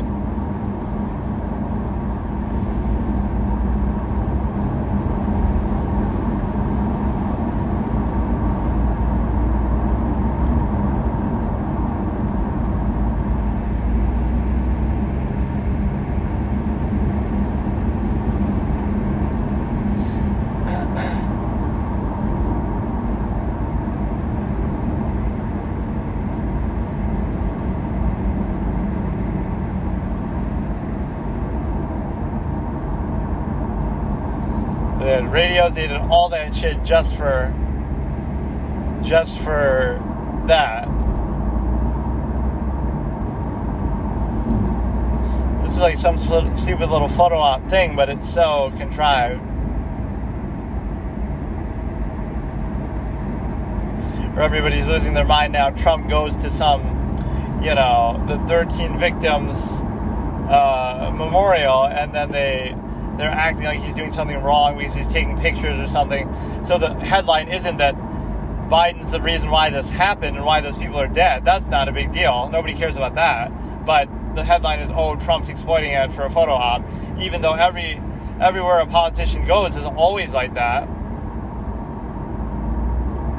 Right? And it evidently didn't help anyway, because now, he's being attacked. That just shows you the hysteria. Why isn't Biden there then?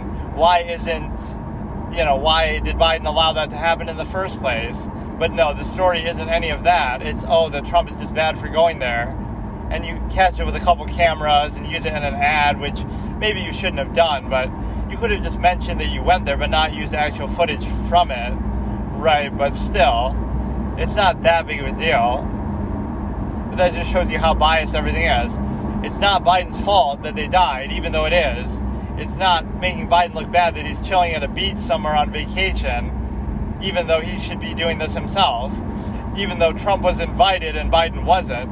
But instead the headline is, Trump's exploiting it, Trump's using it for political reasons. But doesn't that make him look good? Because, that one is a solid F. That one's a solid F minus. Young Sheldon.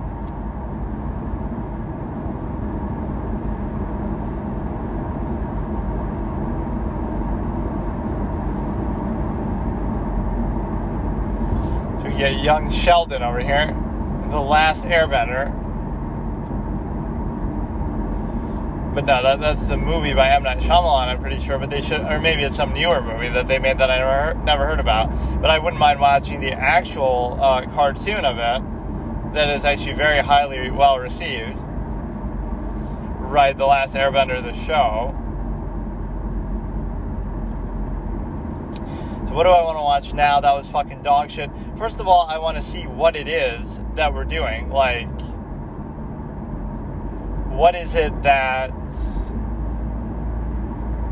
would be in B, right? And then number 2 is I could maybe watch that Medi thing, the rest of the interview, and then I could also watch the rest of the thing, or some other trial thing. I just want to see what it is that starts with a B, but I guess I'll have to go to like some other third-party site is the problem, right? Because Netflix doesn't natively let you do this shit. It's always so annoying when I have to switch this out, which is good when you just watch one thing straight the whole way. But yeah, that's incomprehensible. It could have been like a 3-minute video, and it would have been fine. You don't need to drag that shit out for 30 minutes.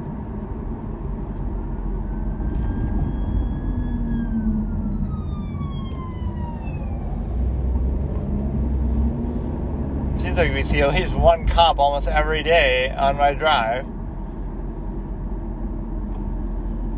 My Big Bang Theory reaction got interrupted by that somehow.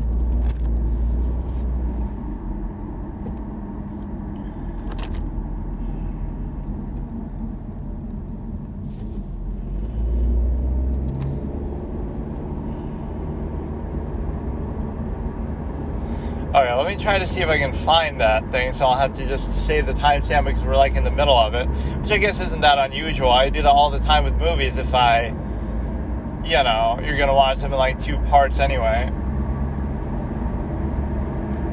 I saw a lot of it through clips, but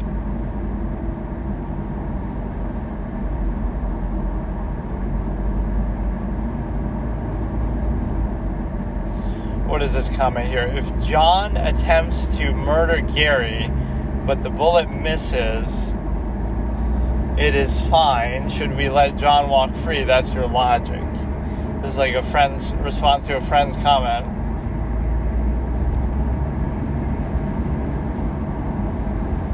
I don't know what the fuck that means, actually.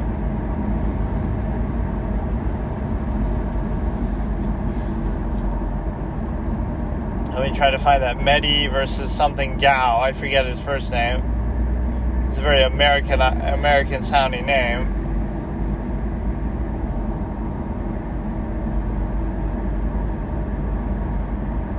Chinese lawyer interview. That's what I typed in the first time. Like Al Jazeera, is Xi Jinping's China on a path to war?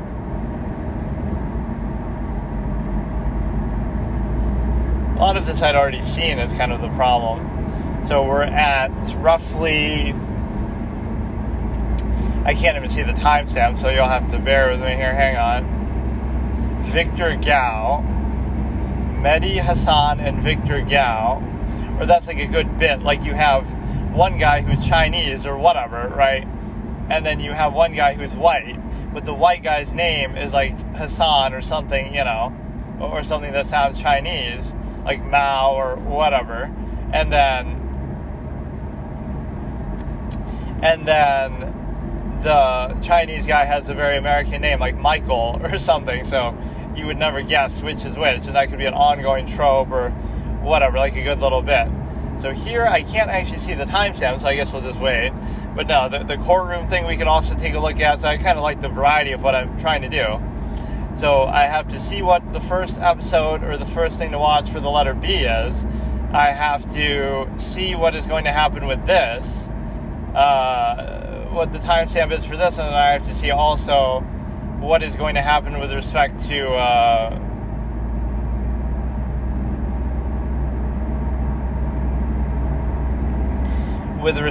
the actual thing, like what trial stuff I want to watch, Casey Anthony or something else. See, that one's controversial, but the evidence wasn't actually that great or that strong. It's very circumstantial. Like, yes, it seems probable that she did it, but it wasn't like a very strong case. So it's just like this hype by the media that convinces people on an anecdotal level, but in a more controlled jury environment, which is only fair, right? You shouldn't just believe it based on that. So I'm not saying that that's the right outcome, but I'm saying based on how the evidence was actually shown, if you actually look at it, it really wasn't that convincing. She looked up how to suffocate somebody on her computer. That would be the one, that's the big thing. But other than that, it's because they don't have much of the physical evidence at the time. Like, it took them so long to find the body that it makes it a lot harder to make the case. I just can't see the timestamp. Like, it's strategically positioned to be on YouTube, to be right where my wheel is, so I can't really do it. It's pretty fucking incredible how scuffed and janky the setup can be. Like, at times where it seems like I'm just not meant to fucking be able to do this, and I'm too lazy to try to get a mic to work, or I don't know what I'd be expected to really do, like get a lapel mic that's better. Right, like, I don't even mind it too much, but it just, the sound of the car is a little bit overwhelming. And it's like maybe too far away from me, the phone that I'm recording on, but I can't really do anything. Like, I can't hold it or something. I mean, I guess I could, but that would just be weird. So yeah, that was garbage, but at least we're getting in the groove with the Netflix thing that I've said I wanted to do for a while. So the next format that we're going to introduce next month is the Audible / probably Peacock thing. Or maybe I won't even say Peacock for sure. But I'll do Audible, where I try to find an audiobook for like a Lord of the Rings thing. One of the Lord of the Rings books, right, let's say. And then I'll also watch that Lord of the Rings animated movie from the 1970s. And then I'll listen to a Harry Potter book and watch all the Harry Potter books. That would be so fun. I'll do them like back to back. Right, I'll do them like, assuming I don't get bored or whatever, like, not saying if they're even bad, but just, it might be a little bit too much, but I could watch all the Harry Potter movies that I haven't seen, and I could listen to all the books, together. That'd be so beautiful, because you have, it's a great untapped wealth of content, and then after that, maybe we'll get down to the brass tacks and actually watch some big name shit, like, Breaking Bad and stuff like that. So we'll segue like that. So this is September. So our Netflix subscription will run out towards the beginning of October. So basically around October, we'll do this audiobook thing. And then around November, we'll do this, other thing, like start some big name series. I should probably try to get a lapel mic, but I don't know. I see like videos of sometimes people in cars discussing stuff, and it kind of ends up being like that, where it's surprising that, it sounds so good. So that might be the only way to do it. Or maybe my car is just noisy, or maybe I just don't care. But I feel like once you're getting into doing some of this stuff, you should care a little bit. Because I don't care about face cam and all that. I don't like to do it. I don't care about even showing what I'm reacting to, although I could put the timestamp in the video a little more conspicuously and stuff like that. But otherwise, I'm happy with how I'm doing this. I just think the audio could use some improvement, so I don't know how exactly to convey that. Like, let me try to turn it upside down and see if that helps.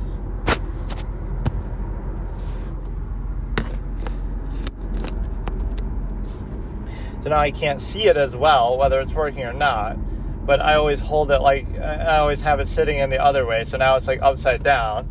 I think this maybe gets a bit too loud, but then maybe it's fine. Maybe that's better then, but it picks up maybe too much of the car noise, right? And as far as I would say, I don't feel like the car is actually that loud, but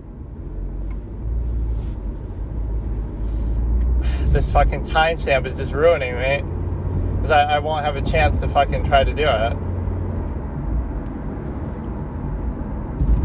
It was at 15:09, I think. So we're starting in 3, 2, 1. Brothers and sisters, literal brother has been held in an internment camp since 2016, I believe. Tell us what happened to your brother. And what is your response to Victor to what you've heard? What is the latest on your brother, if you don't mind?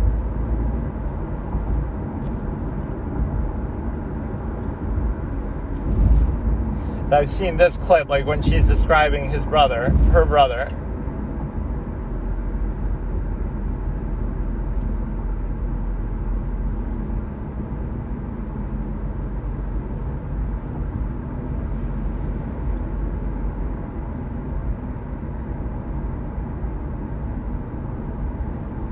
Extremism in the Uyghur community.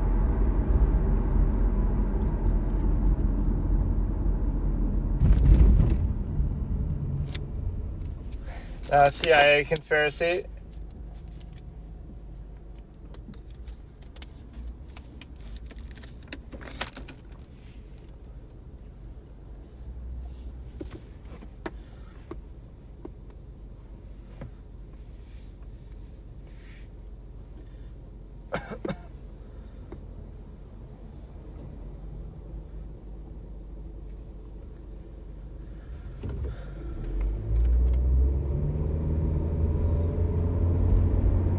That's the thing, you can't really even question them either, or you'll go missing too, so.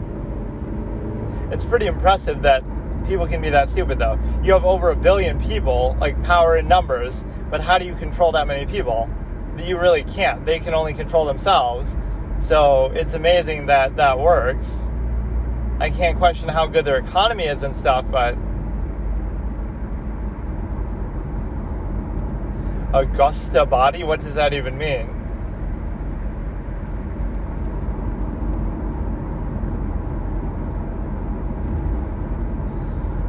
Agitating for independence. But that makes you sound like the good guy. You want independence from the evil, bad China.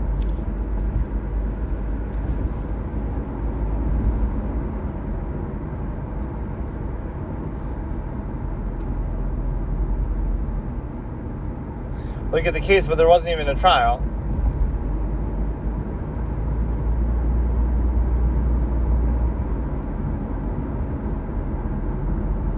Let the law take its course, but it's been 8 years.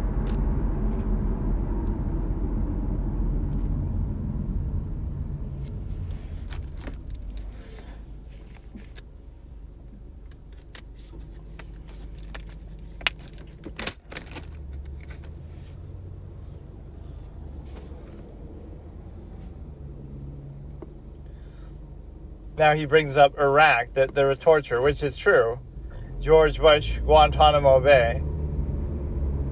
That is fair. Guantanamo is an evil place, as is,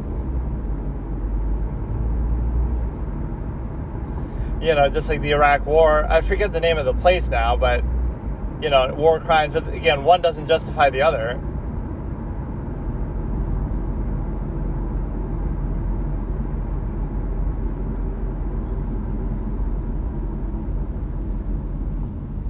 Iraq, but you're right. But you're not wrong about Iraq. I'll give you that. Waterboarding and shit. Not how do you know? He's wrong about this. He's right. He's right. It did happen. We all know this.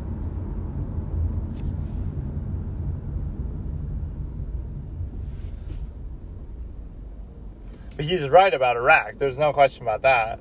I'm surprised Mehdi even questioned that. How do you know?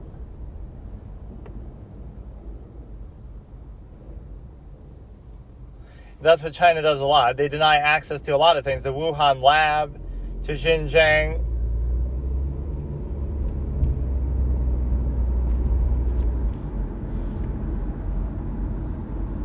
And then even when people hear this, they might release her brother just as a spectacle, right? Just to appease public interest, but you don't know about a lot of other random people who've gone missing, right? So just because you get in the public eye, they'll do it just to make people happy, like, a basketball player gets held hostage, but nobody cares about anybody else.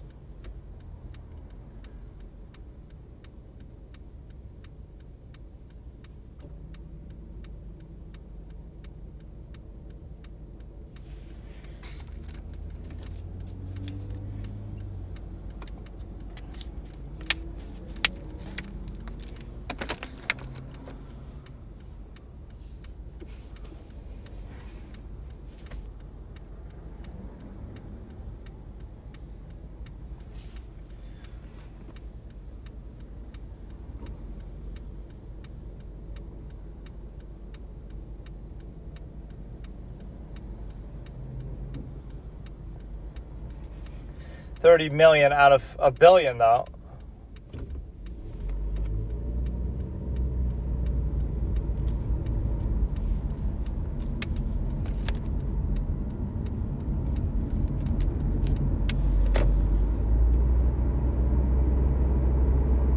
As a random person, I would feel safe because I wouldn't care.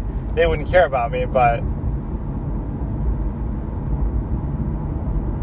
I feel like I could go without being watched because who am I? I'm just a nobody. Like, they wouldn't have the resources to watch every single person who goes in there.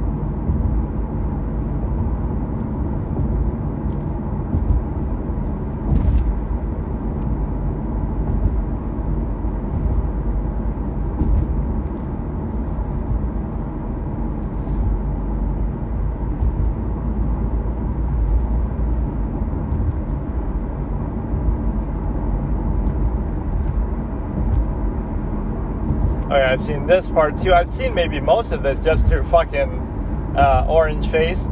I love that about Democrats too. Like, oh, we're all against racism, but then we call Trump orange man, right, the orange guy, and he's so bad. Like, that's a form of what it would be racist if being orange was actually a race. Like, you know, you're making fun of his skin color, basically, even if you want to say it's a tan or something, but it's just ironic. You're saying that, oh, he's the big bad racist, but then you're making fun of his appearance and arguably, you know, skin color, even if it's in a little different way than just race.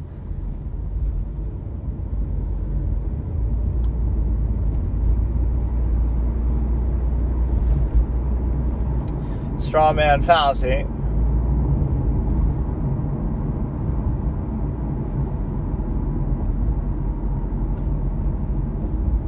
I like this line. Criticize if you're positive. But then that defeats the point of criticism.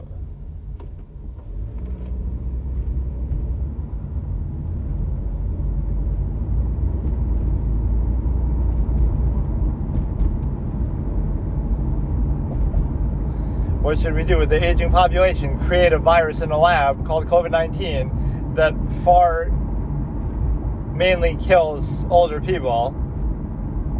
Or the weak, you know, kind of already existing conditions and stuff. So you're getting rid of, like, the weak, weed out the weak with COVID-19, which is what China was trying to do when they made it in a lab and deliberately released it on the world and got no repercussions for it. Again, even if it wasn't deliberate, right, it's still bad.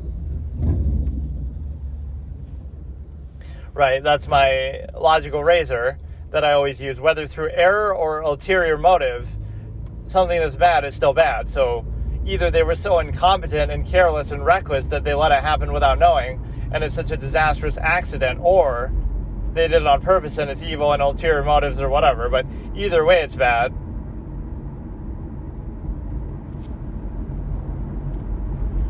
I kind of disagree with this point. That Xi Jinping is very powerful, but it still is about the party. The Chinese Communist Party is extremely powerful, and he's not all that. Like, it's a little different than what they're saying.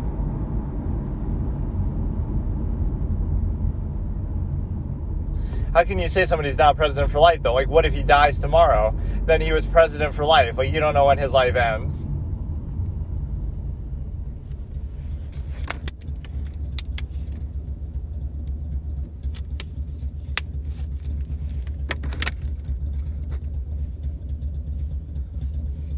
Yeah, that's a good argument, at least, that it works. Like, that it has had a tremendous growth.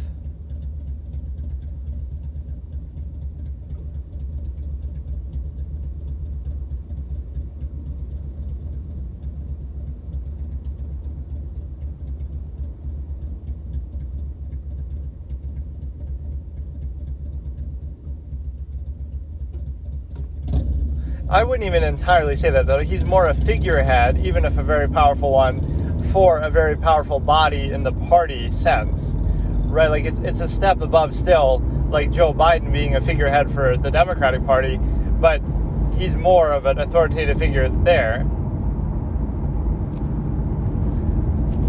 But no, it's not all about him. This is a good line. one person cannot dictate to 1.4 billion people. That's true. That's true. There's no such thing as that kind of power, right? Like, you have a lot of proxies, you have a lot of, people on lower levels. 100% vote, I saw this part.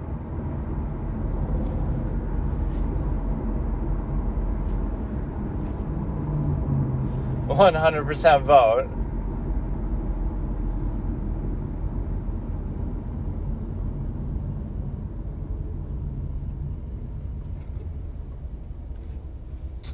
But what is this 2,000? What does that mean? 2952, but then there's a billion people, so how could only 2,000 people vote?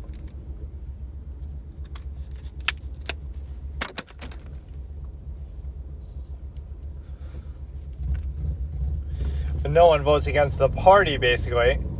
So it doesn't matter. If he really did something that the party didn't like, he could be kicked out for somebody else. It is a little more nuanced than what you're giving it credit for. It's like a good thing that's shown in Star Wars, like with Palpatine. You might think, oh, Palpatine couldn't have done that on his own, become the Chancellor, Supreme Chancellor, and then become the Emperor. Why did people help him along the way? Because he was lining their pockets or helping them too, right? Like he was corrupt and sort of giving a lot of those people, when he's giving that speech, liberty dies to thunderous applause.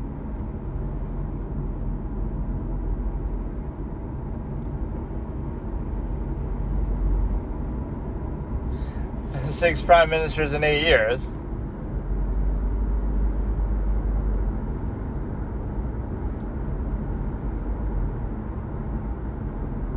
You got a dictatorship that works.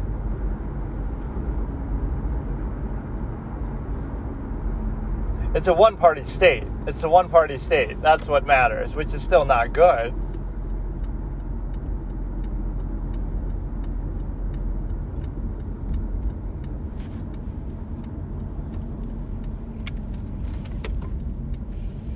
Like the monarchy argument, but that's still lukewarm compared to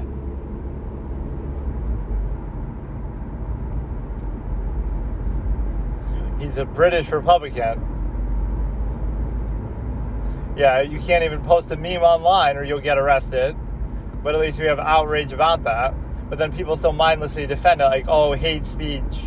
What if I say I hate you, I don't like you? Is that hate speech? Like, I think you're a clown. It's just a way to control people, obviously.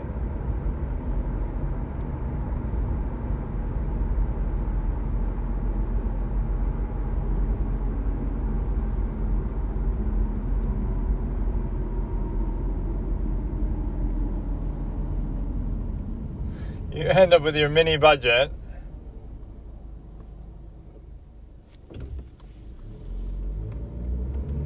Yeah, it's a dictatorship that works.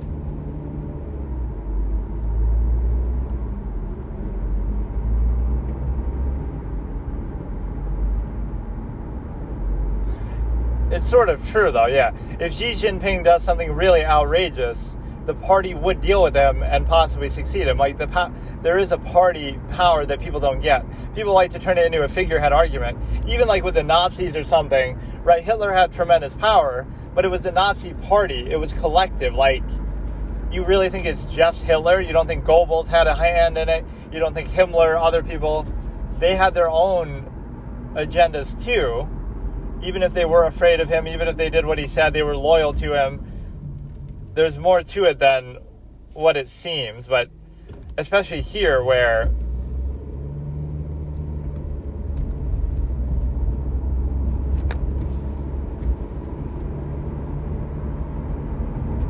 he keeps deflecting to unrelated topics while they were alive, but not while they were president.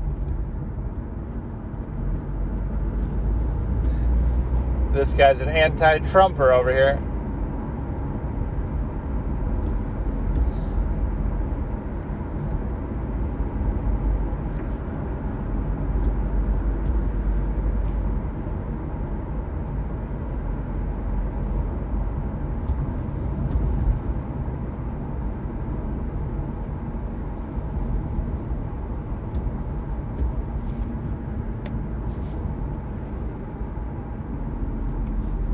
This one woman looks kind of pissed off. She's a Liz Truss stan.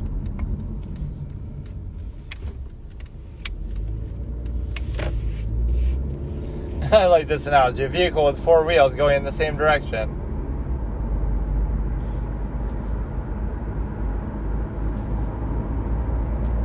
But who decides that? Who decides the direction?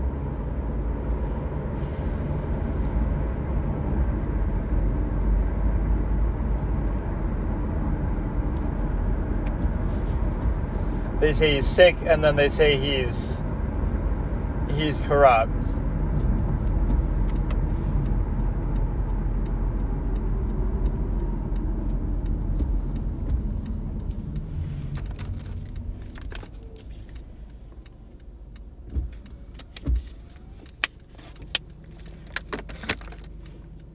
Yeah, you could use that as, oh, no one is against the law. No one is above the law, fallacy, like, that's what that means, that's good. And I thought you said that everybody's in one line with the party line and the 4 wheels, so why would corruption be rampant? Shouldn't there be no corruption if everybody is happy and... Because that's the thing, in a corrupt country, you get called corrupt for not being corrupt or for, doing something good, for questioning the state, right? It's different than what corruption actually is.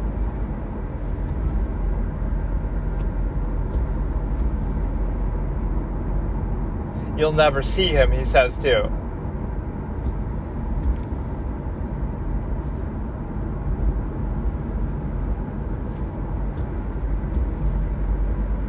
Health reasons, and then corruption came later. The process is to pretend that he's sick.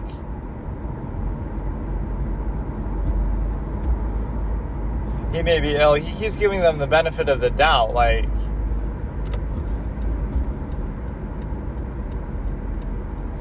We need the Batman voice. Where is he? Where is he? You will never see him. He's among 1.4 billion people. It's more than 1.4, isn't it?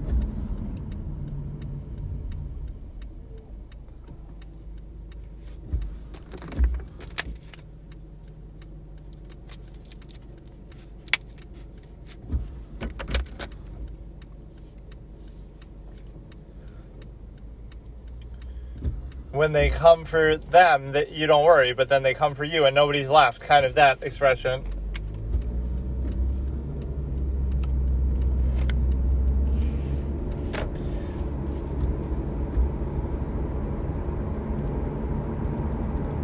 This guy's a perfect example of somebody who is intelligent and educated, but who is a shill, right? It doesn't mean that you can't be blind and faithful to something for some incentive. That you can be...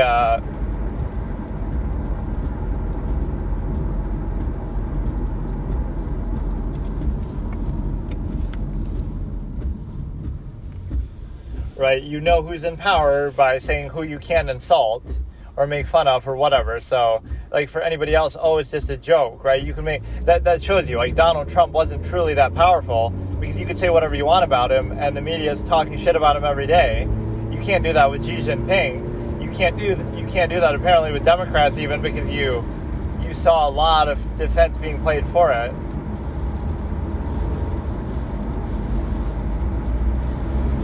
He's sad about the books. Not even anything critical or honest about Chinese history, like revisionist history. It's very easy to control people because you can control their perception, basically.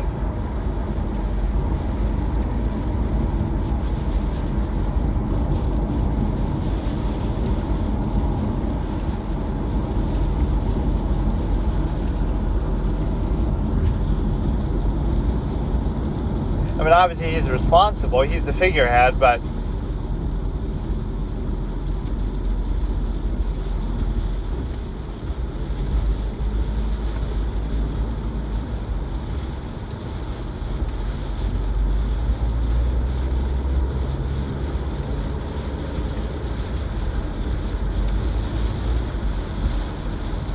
And I love these social justice warriors. Like, they're worried about all these other things, like, oh, global warming or something. But you're not worried about, the concentration camps Like, what would you have done if World War II happened when you were alive? Well, it's happening now. Or the Holocaust, like, in a manner of speaking, like, what is that? What would you do? Apparently nothing. Nobody would do anything.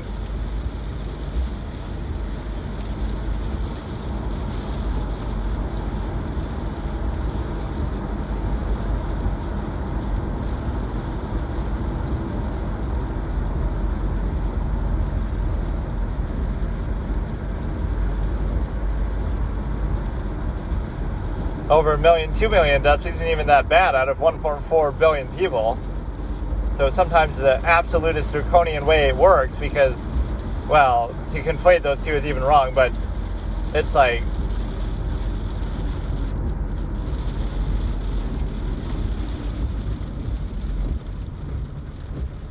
yeah, see, they'll do really well, even if it means through extreme means.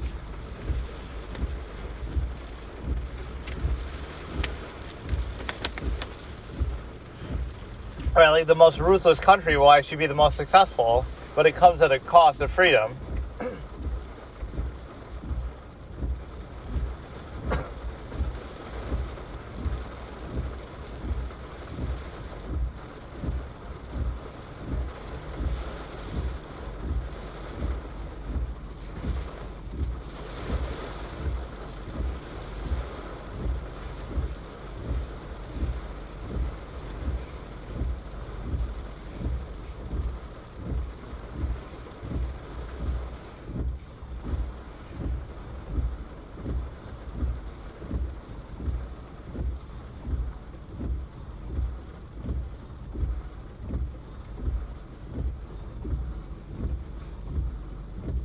This guy almost seems like he's playing defense of China, but he's being scholarly about it.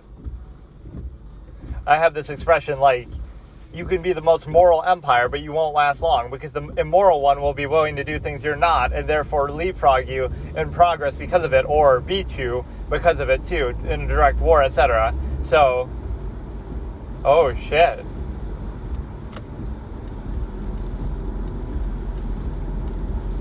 Wow, we got a good mascot for Hong Kong over here. Holy shit.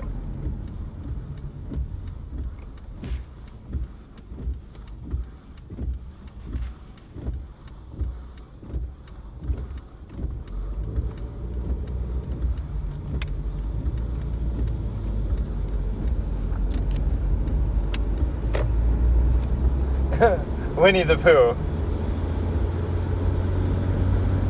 Zinnie the Pooh.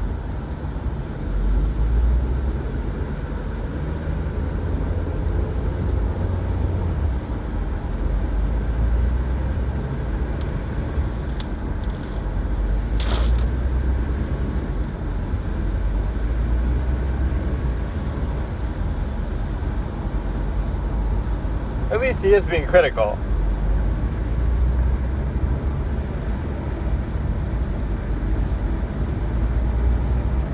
That wasn't criticism. That was fine. They need to act quicker. Because that's the thing. You'll never be successful if you're always fluffing them up. Like, you have to be objective and harshly critical and self-critical and self-aware in order to improve.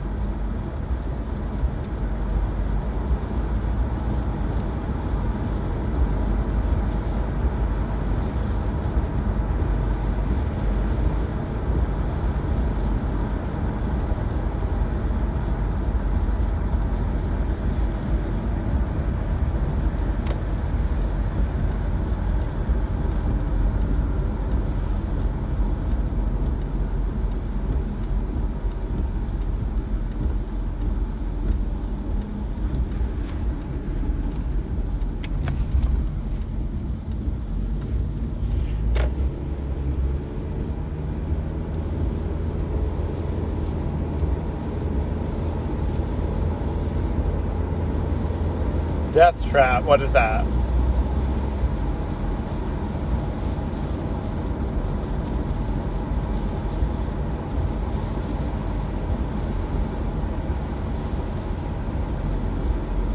That was just more general topics, not really. This guy is pretty smart, but again, he's biased.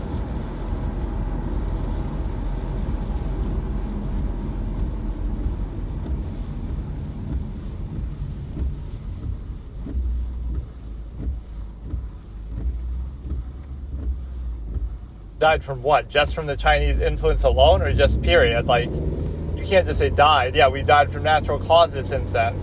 1.2 million? I didn't know it was that high. That almost doesn't seem accurate. Okay, let's just watch the end of this, although, again, I have trouble seeing the timestamp. It's just perfectly positioned. Basically, the Tibetan guy just finished asking his question, so we will start in a second. I just kind of say what they're saying, too, so you know exactly where we're at, but I should give you the general timestamp, too. Right, like it's going to be...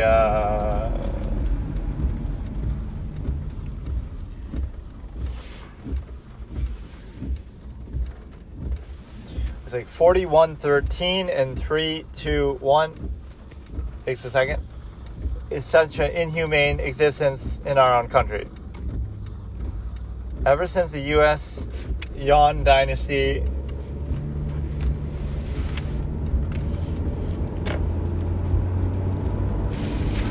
just blame history.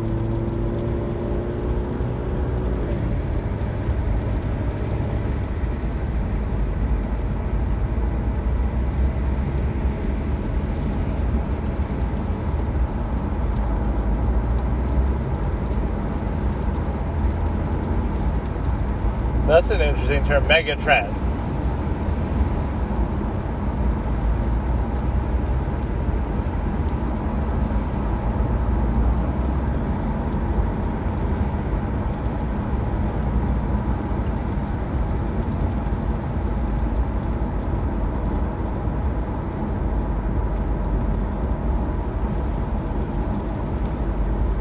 He's being serious. You cannot go back. So you can still go back, but you can't advocate. You can just don't advocate.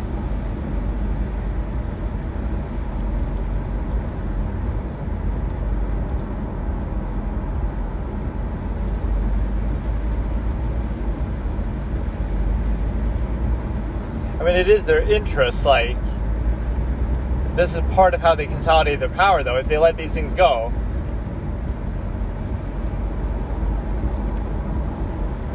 why should they just give up what they believe is their territory, too? They're not going to say that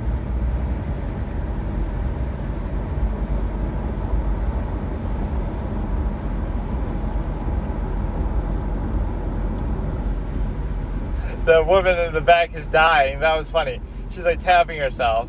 We're going to go to Tibet and ask people in a carefully curated environment. I love that girl's reaction. That was funny as hell. She puts her head down and is tapping her stomach. I don't know what the hell you just said. In the Uyghur diaspora? What the fuck does that mean?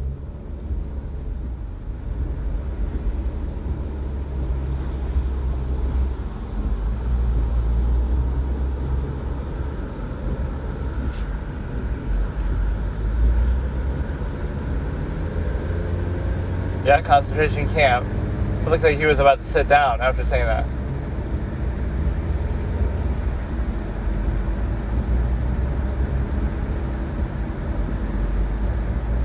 You only get one question.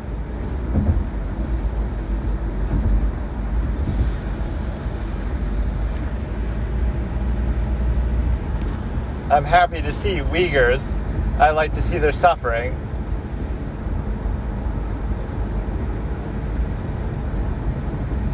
That guy looks like he's crying.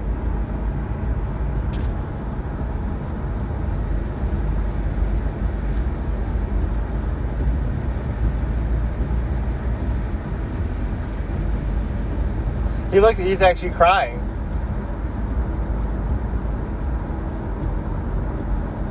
They're in the fucking concentration camp, you dumb fuck. But why are you assuming that? What if it has nothing to do with that?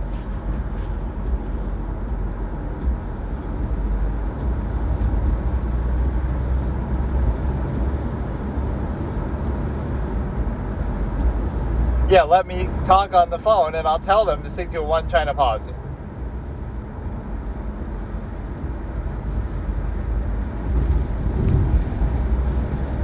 He's speaking without needing the mic even.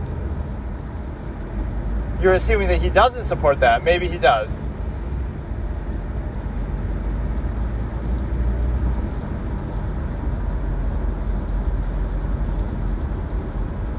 I mean, to be fair,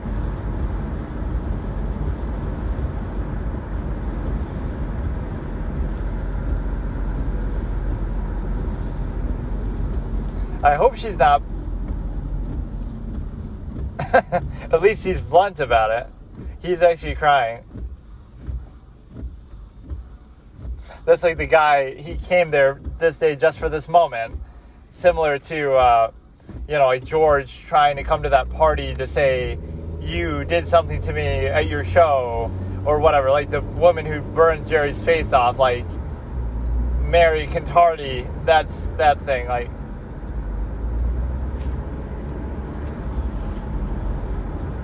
it'll be a very carefully controlled environment.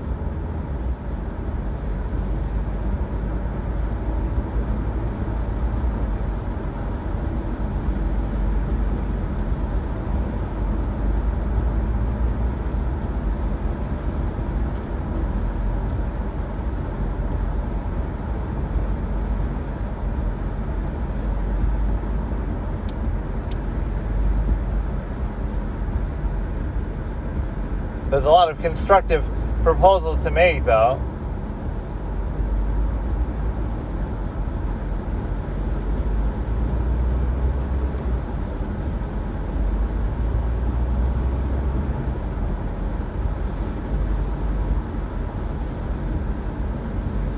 I appreciate at least that he was willing to do this, but people will say, oh, he's scared, but he has conviction in what he's saying, too. Like, he actually believes it, or,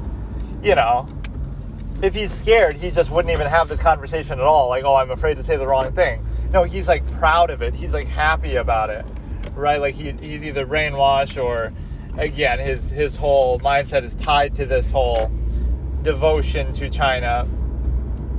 One thing I can't argue with, though, is the interest. Like, if they have interest in Tibet, if they have interest in Taiwan, I can't say that they should just give that up. It's easy for us to say, like, oh, you should give up the Virgin Islands as a U.S. territory, or you should give up this, or you should give up that. It's like, maybe they want to break away. Maybe Hawaii wants to break away. Maybe some, southern states want to break away. It's like, maybe they do. So, like, you know what I mean? I can't blame them for trying to hold on to it. I can blame them more so for why they would want to break away in the first place. Like, what, maybe your country has certain flaws, but like, autonomous zone wants to break away in Seattle or some shit. Like, that happens everywhere in the world, right? So I'm not criticizing them for trying to hold on to what they have as a central government, right? You give up one part, then everything else follows suit, but it's just more like they shouldn't want to break away, I guess, in the first place, if everything was fine. Okay, so today I'm back to using my old recorder because my other phone that I've been recording on is out of battery, so I guess we can compare the quality. But then again, here I'm sort of stopped, so you won't see the sound of the car competing. So we watched that Mehdi interview in its entirety, I'm pretty sure. Right? Or maybe there's like a few minutes left, I can't remember.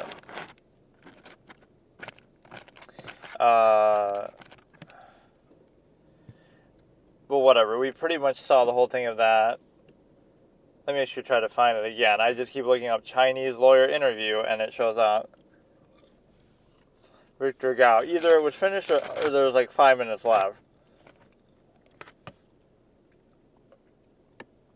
With the Tibetan guy asking a question. And so that was one thing, whatever, we can watch like similarly related stuff to that, sort of like funny interviews. Let's watch that Ugandan guy, the why are you gay thing, which I think a lot of people misinterpret that one. He's not even being like really mean about it, right? He's genuinely just curious, and he's asking almost in a responsible way as a reporter in a country that isn't super, familiar with that or whatever. So he's asking in an objective way, like, I want to hear. He's asking as if he's hearing about it for the first time, which maybe he knows more about it than that, but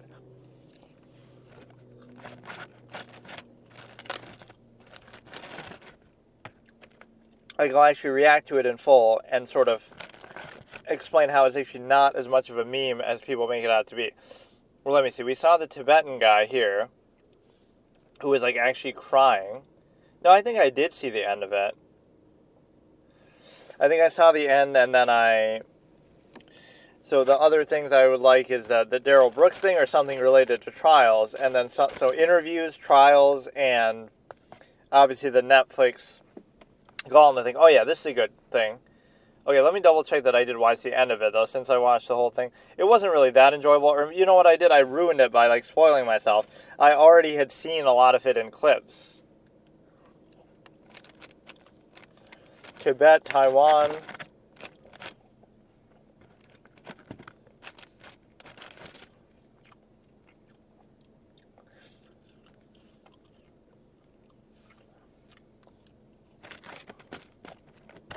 Or just kind of like a threat. You have to...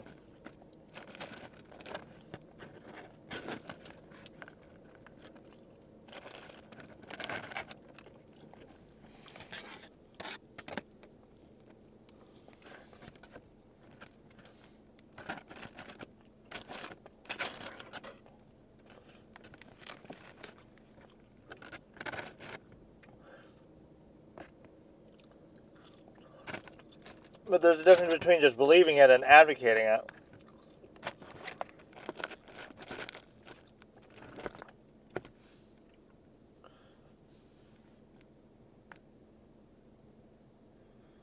You don't need a visa to go. Just go. Okay, so I did see it. I don't know why I thought there was like 5 minutes left. And then I didn't finish.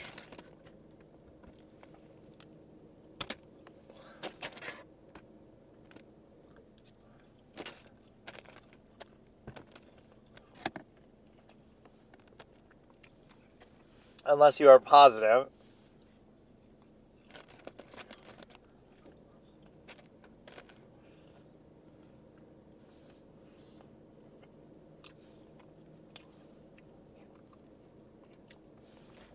Free speech, but only the way they tell you to do it, in which case that doesn't work. Or like, what country was it? Like Brazil is sort of trying to punish Elon Musk for not censoring people that they tell him to, like on Twitter. So, let me see. Let me look at that. Why are you gay? Full interview.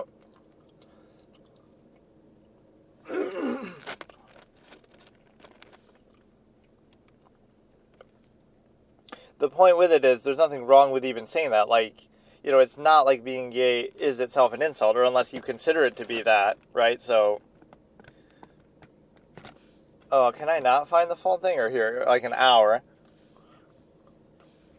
Doesn't mean I'll watch the whole thing, but...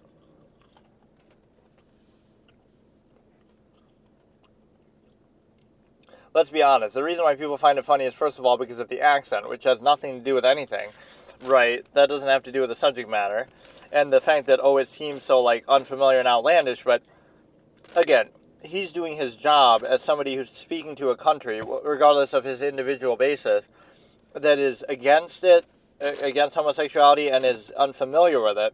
So again, he's asking in a responsible journalistic way, as if he's hearing about it for the first time. He's not really inserting himself the way that the pastor senpai comes in, right? So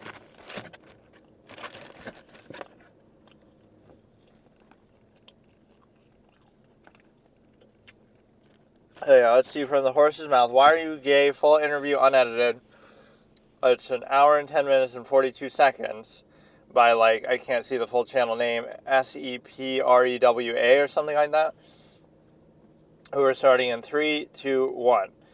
But no, it's not actually as meme-worthy as people would think. Topical discussion. They just find it funny how he talks. The raging debate.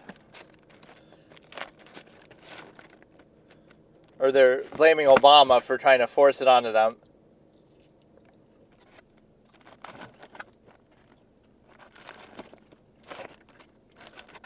Museveni.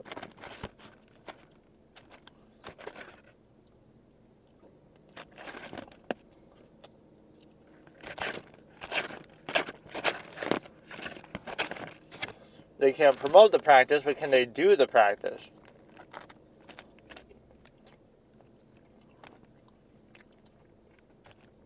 Carnal knowledge.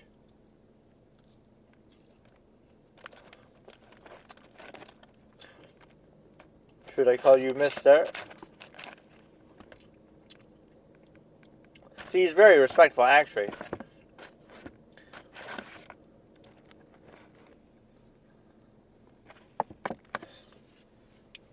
So you start out by denying that you're gay, but isn't that the whole reason why you invited them on?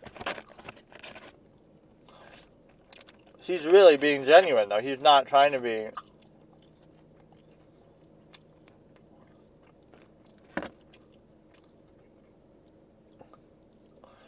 Where is the H?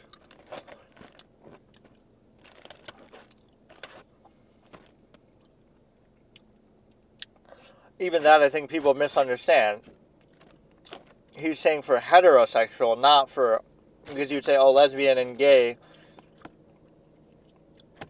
already means that.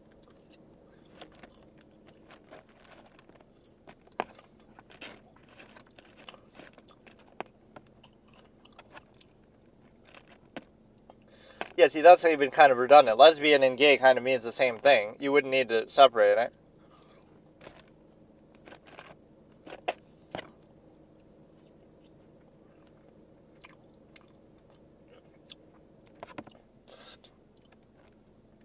And all these labels operate on a binary too, assuming there's just male and female, even though people sort of...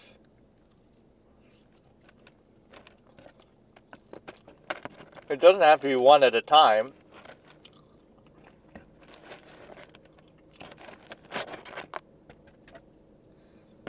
I don't like the whole transgender terminology and stuff too, because it goes against something that is a real physical condition, like of what used to be called transvestites, basically. That's a real thing, but that's a much smaller case occurrence than what people identify. This is something totally different. Somebody who is like a biological male in every way, but then has a different, reproductive sort of part. There is some element to that. So... dress up to expect themselves, but then they're still playing into the binary preconceived notion.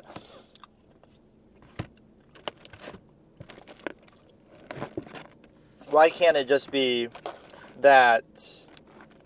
Yeah, what is intersex exactly?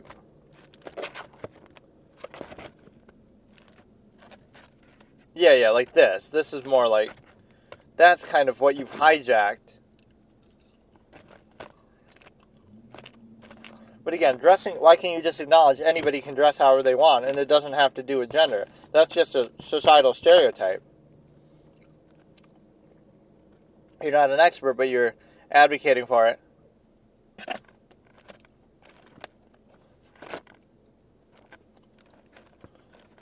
Yeah, hermaphrodite or transvestite.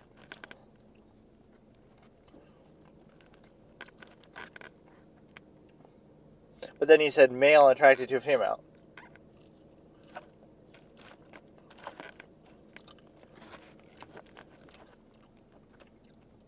You opted to become...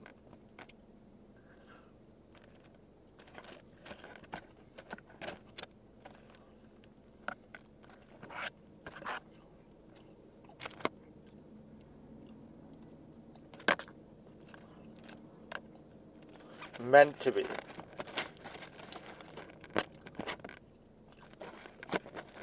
It is a tough discussion because even when people are against it, they're against it for some other reason, like all these sort of stereotypes that, oh, you can only dress this way or you can only do this.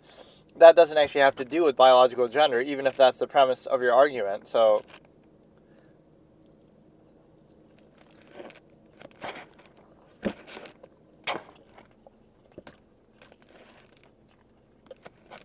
like, so you have certain hobbies, but that doesn't have to do with gender. You like to wear certain clothes, but that doesn't have to do with gender. Just because society says it does in a particular era.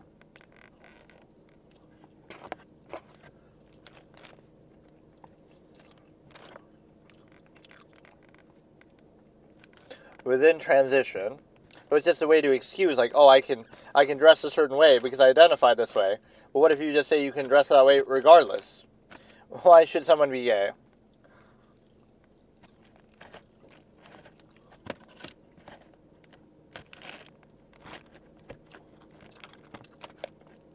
Human rights, but you specialize in specifically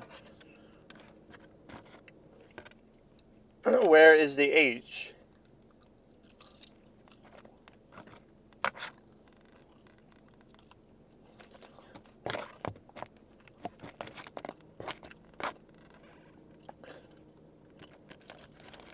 I would say that would be an invalid question, though. Why should someone be gay? You're not saying that anybody should be. You're just saying if they are, it's fine.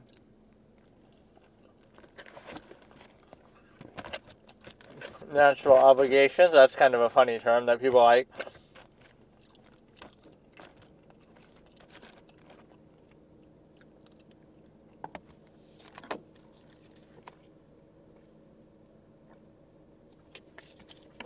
By not engaging, it makes you gay. So everybody who's not sexually active is gay.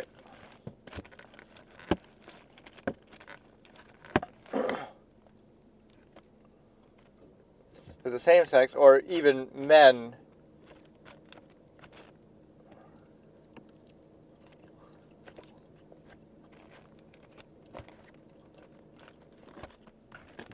see, he's asking fairly objectively. He's not inserting himself. Still more objective than the U.S. media, and actually it is, because it seems weird, but just because we have preconceived notions. Now, nobody is born gay, because nobody is born straight either, because you haven't gone through puberty yet, so that's even invalid, right?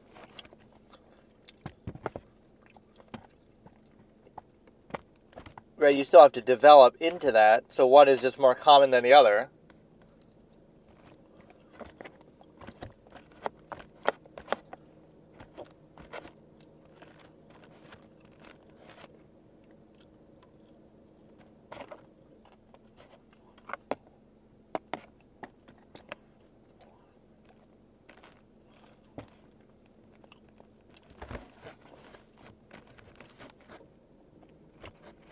Aren't you Pepe? Your name is Pepe.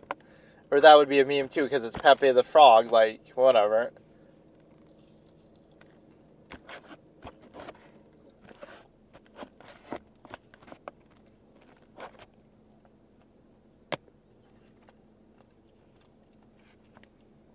Yeah, it puts a certain amount of pressure.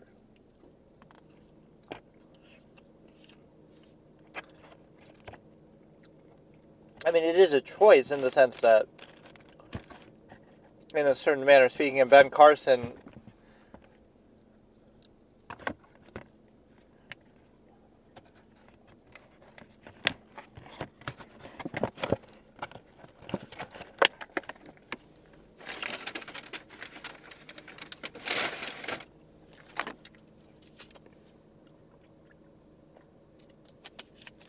deviant behavior. But no, I would never say born. You're not born with anything because, again, you haven't developed yet. You're talking about a 1-year-old baby. Oh, you're already gay. No, you're not. You're not anything. Like, you develop that way for various reasons. And you could even say it somehow, it doesn't mean it's a bad thing, but you could say it's, I don't know if disorder is the right word, but it's an aberration because it's not common, right? Even just in nature. It's not normal or common, but that doesn't mean it's bad, right? It's just different and develops for various reasons.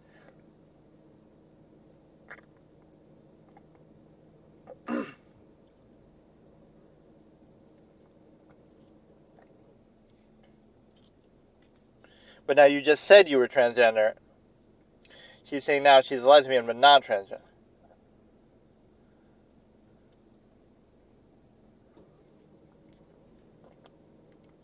It's normal, it's human.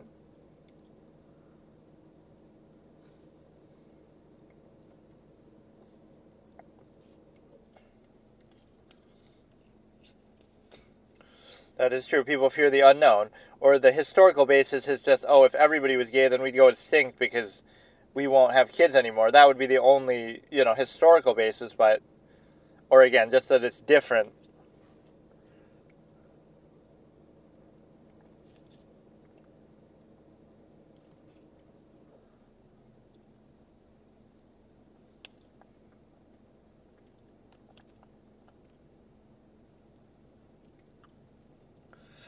Now the pastor's gonna storm in here at some point.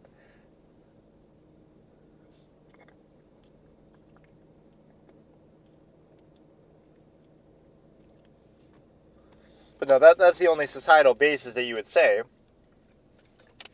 People say, oh, it's not natural. There's a lot of things people do that aren't natural. Sitting in a computer or driving a car. Like, these aren't natural things either.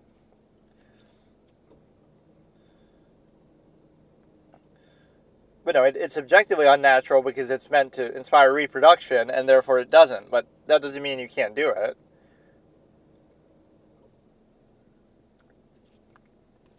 Right? That doesn't mean it's bad. You might be straight and you like to get whipped by your wife. That doesn't mean that that's not necessarily natural either. But, you know, you have a fetish, you have a foreplay, right? It's similar to that. I always analogize it that way. Different orientations are kind of like fetishes. You like certain things that go along with it, right?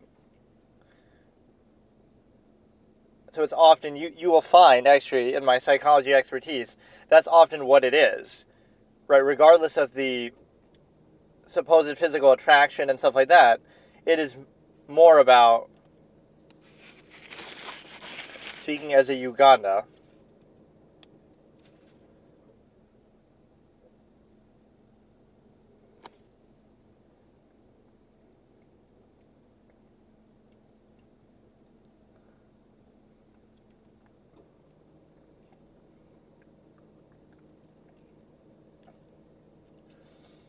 and it makes it seem like, oh, you're encouraging people to be this way, but maybe they already are, would be the implication, so you're just 3 to 5%.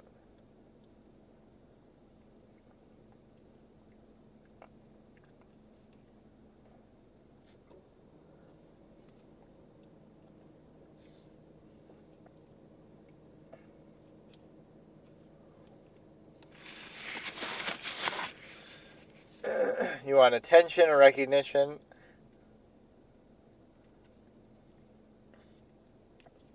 You would just say you want equality, equal treatment.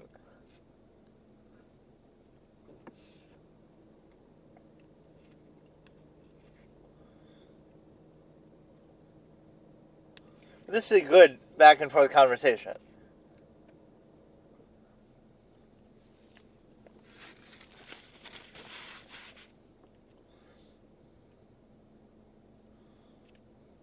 Reorient them. Just reorient them, like it's just that easy.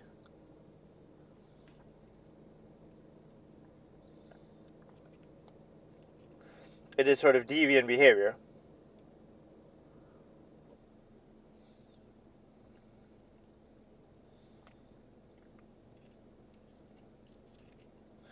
The attention you get is negative, so you'd rather stay away from it.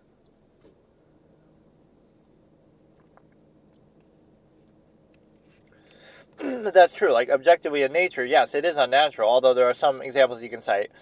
But it doesn't matter. That's the thing. Human society has those luxuries to do plenty of things that are unnatural. Right, and you won't go extinct now because you have so many people and you have other artificial insemination and stuff. Although you could argue that's a depopulation tactic. Encourage people to be gay. That way they have kids less often and stuff.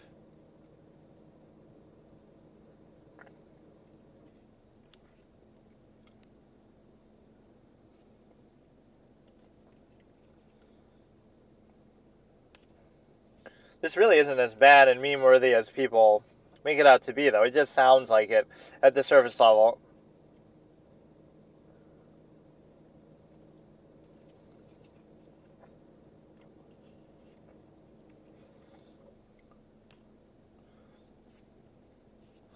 So we could now be tolerant of it, but we won't hurt or kill them.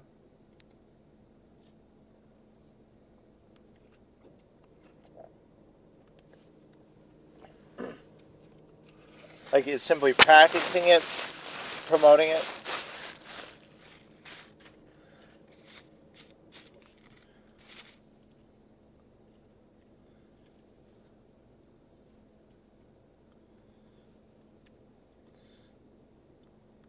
Like, just keep it in the bedroom, basically, is what he's saying.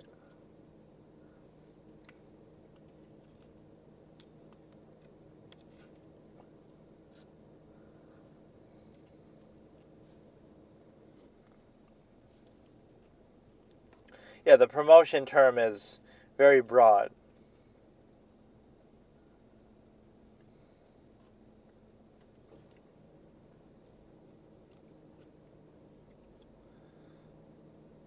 Either shift your orientation or go to a different country.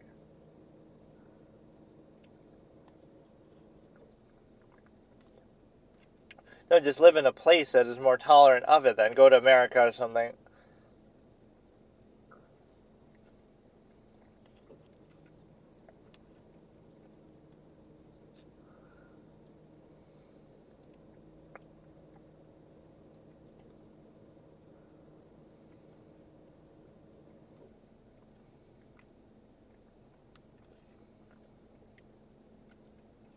Good morning as he goes to break.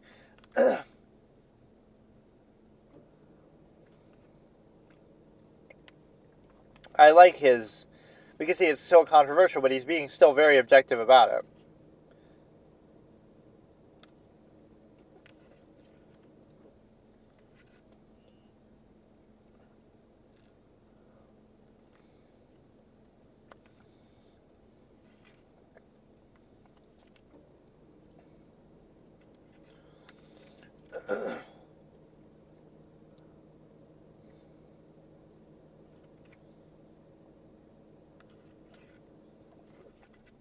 He still says human rights.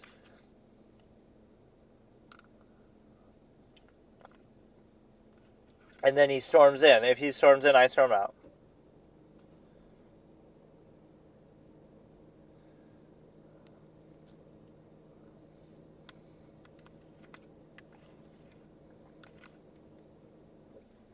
Anti-sodomy, yeah, he was one of the core people pushing for all this. He gives a whole speech about eat the poo-poo thing that he somehow becomes a meme too. That can be a fetish for even straight people.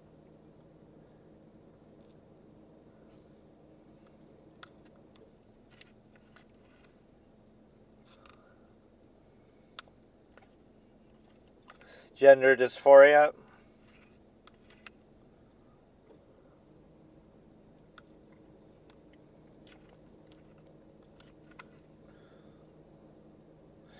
Yeah, we call that a tomboy behavior. It doesn't have to have anything to do with it, but it's just like, you can do that anyway without that.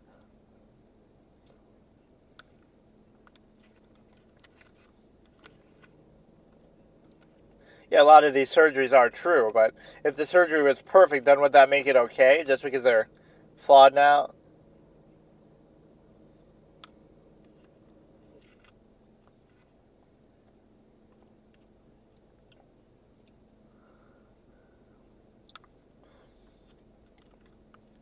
It can certainly be an outlet, especially in this era. It's like, oh, it's the new version of punk or goth or whatever.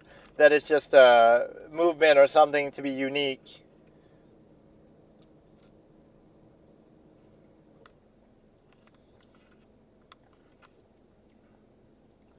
Why is he doing all the talking for Pepe? Let them do it themselves.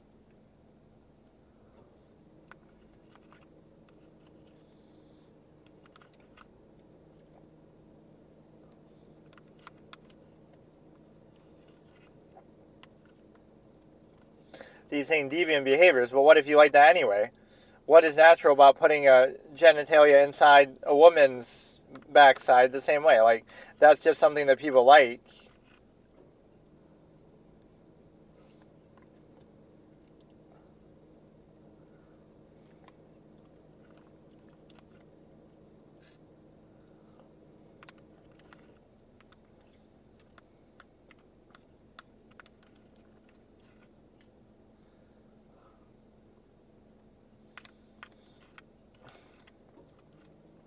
The weirdest thing about this interview is, why are they speaking English? This is Uganda. Right, why do you have to speak English for the purposes of this?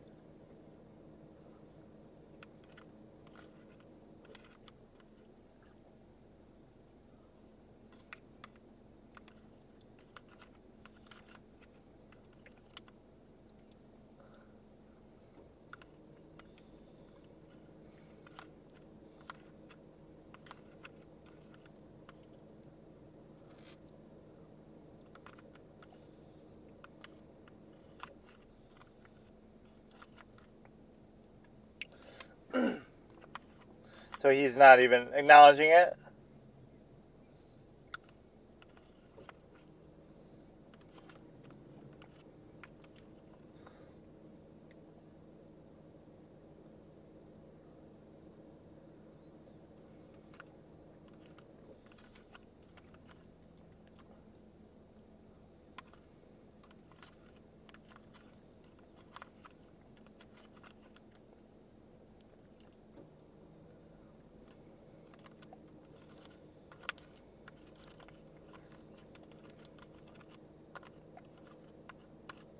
Oh, now we get some Ugandan proper language here.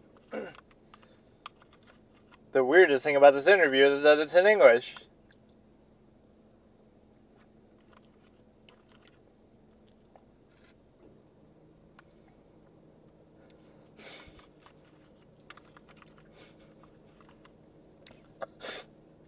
He gets cut off by his own fucking madness, how long he's rambling on.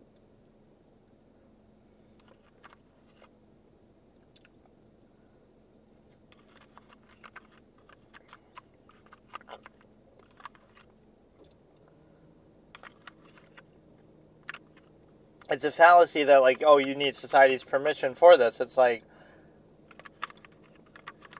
what reason does it have? What reason do you have to stop them from doing something? Again, regardless, all these arguments I kind of reject too. It doesn't mean you're born that way, but it doesn't matter. Like, if you choose to do that, so what? Like, oh, it's not natural, but you don't live in a fully natural state anyway, so you do a lot of things that are unnatural, so at least...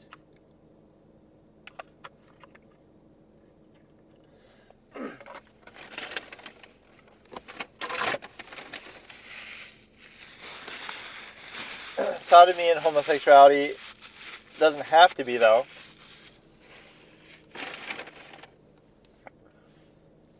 Carnal knowledge. I like this term.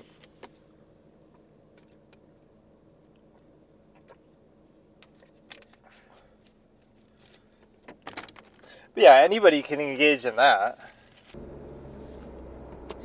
Okay, so today I was going to continue this little Netflix gauntlet, and what I was looking through is all the different alphabetical lists, but what I'm noticing is two things. Number one, we just got done with the letter A because it was a 3-minute hug, right? It was the first one, and that didn't get a very good grade at all. That's probably an F.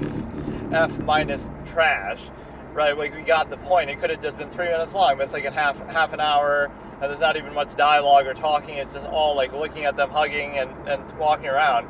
But it made it seem like there was a narrator, but that was only because he was kind of narrating what's happening. Like, a man in a blue shirt walks up, but that's not normally what you would, you wouldn't normally watch it with that. So it would have been even, I don't know if that made it better or worse, but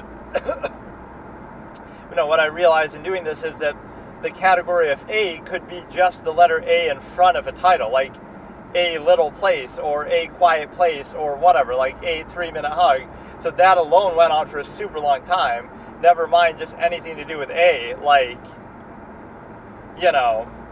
it just happens to start with A, but it's one word that starts with an A instead of A in front of the title, right? That's one of those, like, like the. So you get to the letter T, and there'll be 100 movies with the word the in front of them. The Irishman, the Godfather, the this and that, right? That almost shouldn't count. Like, you should almost categorize them in Godfather should be in the G category, not T, just because it's the Godfather, but I get it. And also I'm noticing that there's a lot of foreign stuff, so I'm going to take my own discretion and say, I'm not going to watch the first thing in the letter B. I'm going to watch the first thing that interests me in the letter B, because this is going to be fucking boring bullshit based on what we just saw. Hashtag alive. So if it's foreign, I'm not going to watch it, with all due respect, unless it's something really noteworthy. And if it's a documentary or something, I'm not necessarily going to watch it. Like, I just want to see an actual good movie that I haven't seen. And you might think, oh, I've watched so many movies, which I have, but I haven't watched too many modern movies. So how can it be this hard? There's a lot of shit on here, no doubt, but I'm so confused. Like, so I'll look in B, but I'll decide what the first interesting thing is that we have not seen on here. We got a couple other Barbie movies that aren't the Barbie movie, like some cartoon animated ones or something else. I wasn't really that impressed by it at all. It sort of suspended disbelief in a way that didn't serve as much of a purpose as what I thought. But no, there's a fuckload of foreign movies, which I don't mind, but especially with Bollywood, it becomes sort of bloat. Just that doesn't mean they're good. And I don't mind if it's a show either. Bakugan is like some kind of thing I've heard about. Is that the one with, actually I don't know what it is, but I just heard it.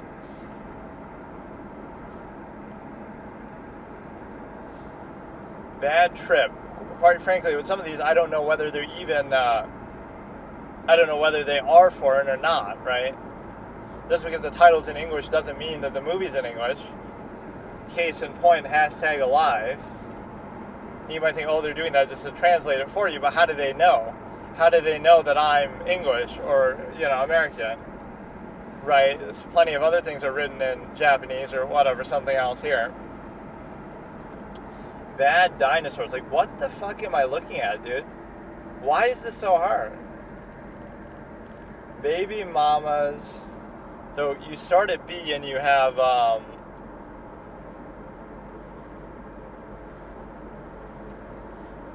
you have the ability to look at this. So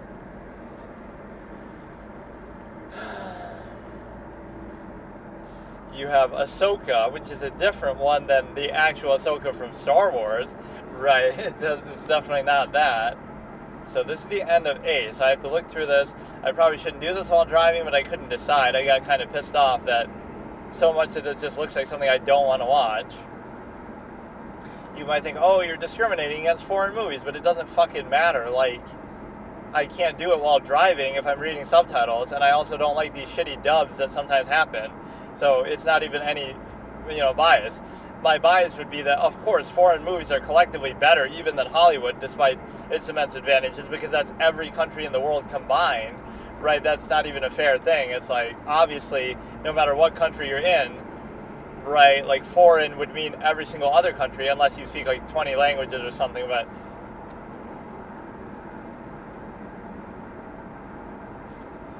so arigato. So the first thing for letter B is, so I'm just using my own discretion, because I'm not going to, I want it to be alphabetical, but it's not going to be totally random, because this is going to be dog shit, and I'm going to hate it. So what I'm going to do is use my own discretion. Boggy, which is like some sort of Hindi movie, I think, and somebody like sitting in a bathtub. So that one is a skip. I don't care. Babies is a documentary, apparently. I can just read it a little in the corner there. Well, this one is Baby Boy, which I don't know what the fuck that is, but it doesn't look very interesting from the, I don't want to judge a movie by its cover art, but that would be sort of the thing like, oh, I should have to watch that, because that at least looks like it's not foreign, and it's not a documentary. Not that I mind either of those things, but Baby Driver. I don't think I've seen that, but is that even a Hollywood movie? And the question is, do I really even want to watch? I want to watch like some sort of drama that's sort of dialogue heavy and actually really sharp with it, like Baby Reindeer. Like, I don't know what the fuck any of this shit means. What kind of a title is that? Is it really about a baby reindeer? There's like a guy in a glass fucking...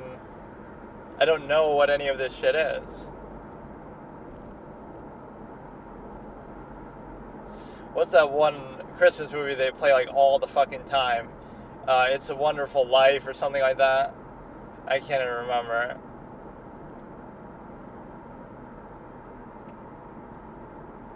Some of that just gets annoying because of how much they do it.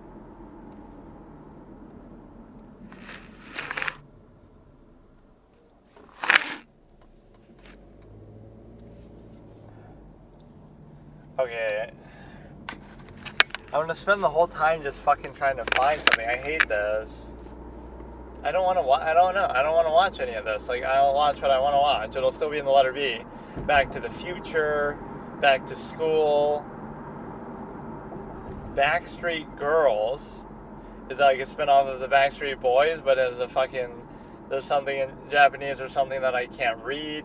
Back to the Future 1, 2, and 3. Back Outback. Back Country. That image always looks kind of cool. Back Country.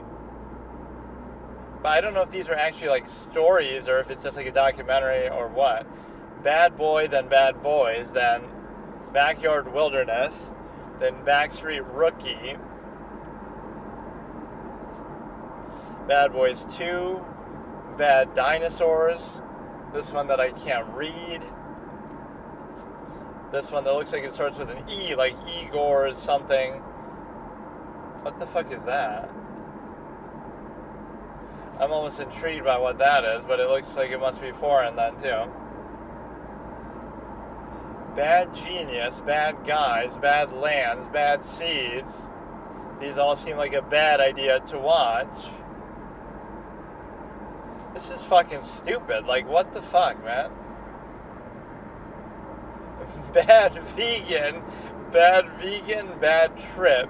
And it's not a bad trip like on drugs, apparently, because they're like sitting on their car upside down. Their car's upside down and they're sitting on it, so it must be a bad trip, as in a bad road trip. Bad Surgeon, Bad Sport. Yeah, is Bad Sport about like, what's that chick's name in the fucking Tanya Harding or something?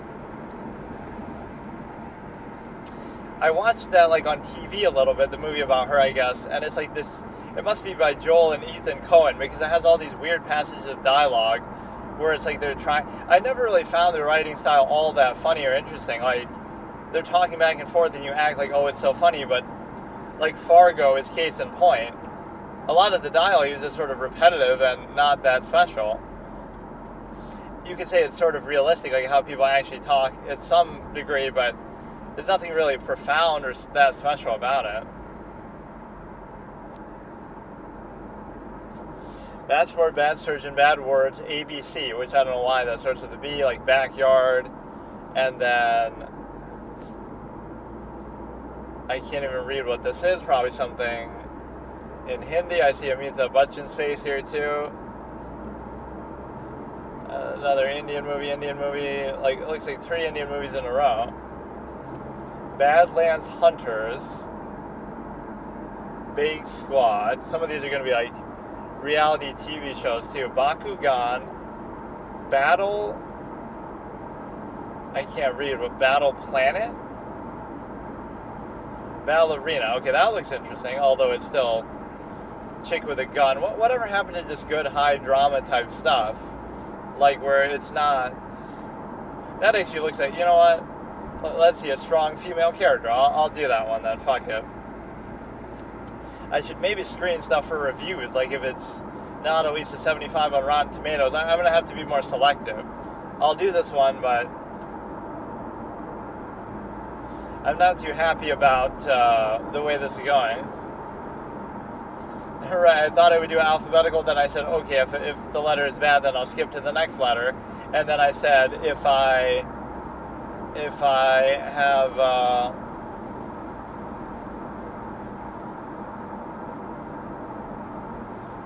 now I'm just choosing kind of at a whim. So I'll go through the highest rated things on Netflix, or I just have to go like one by one. So like, before I start this, I'll go on Rotten Tomatoes and see each of these, and only if something's above like an 80% will I watch it, because some of this is just getting to be dog shit. Like the last 2 that I watched were just, what the fuck am I watching? Like, this is not what this format is about.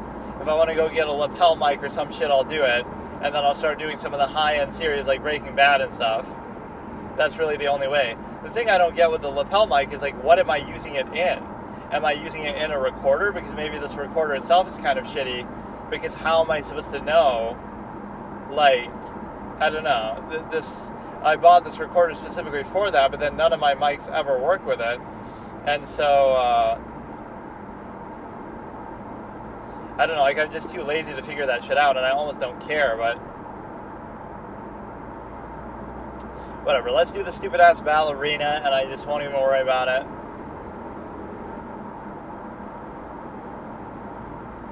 It's so irritating to get this kind of thing to work out. Like what would I ask for? Give me a microphone that's good in a car. Like, what the fuck are you talking about, dude? What are you, some kind of podcasting streamer clown? So ballerina with a fucking gun, which I don't know what that means because obviously it's going to be stupid. Or it's so hard to navigate this too because it's in like Netflix. Grand Theft Auto San Andreas is a game on here. Like, why? Why is that a game?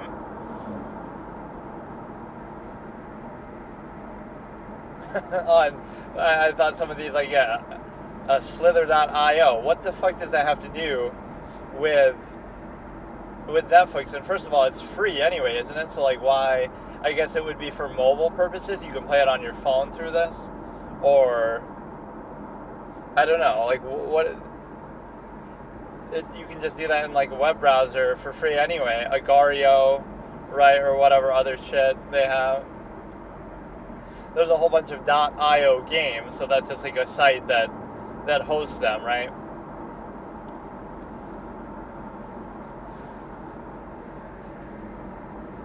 But yeah, that's a good little social contrivance tip.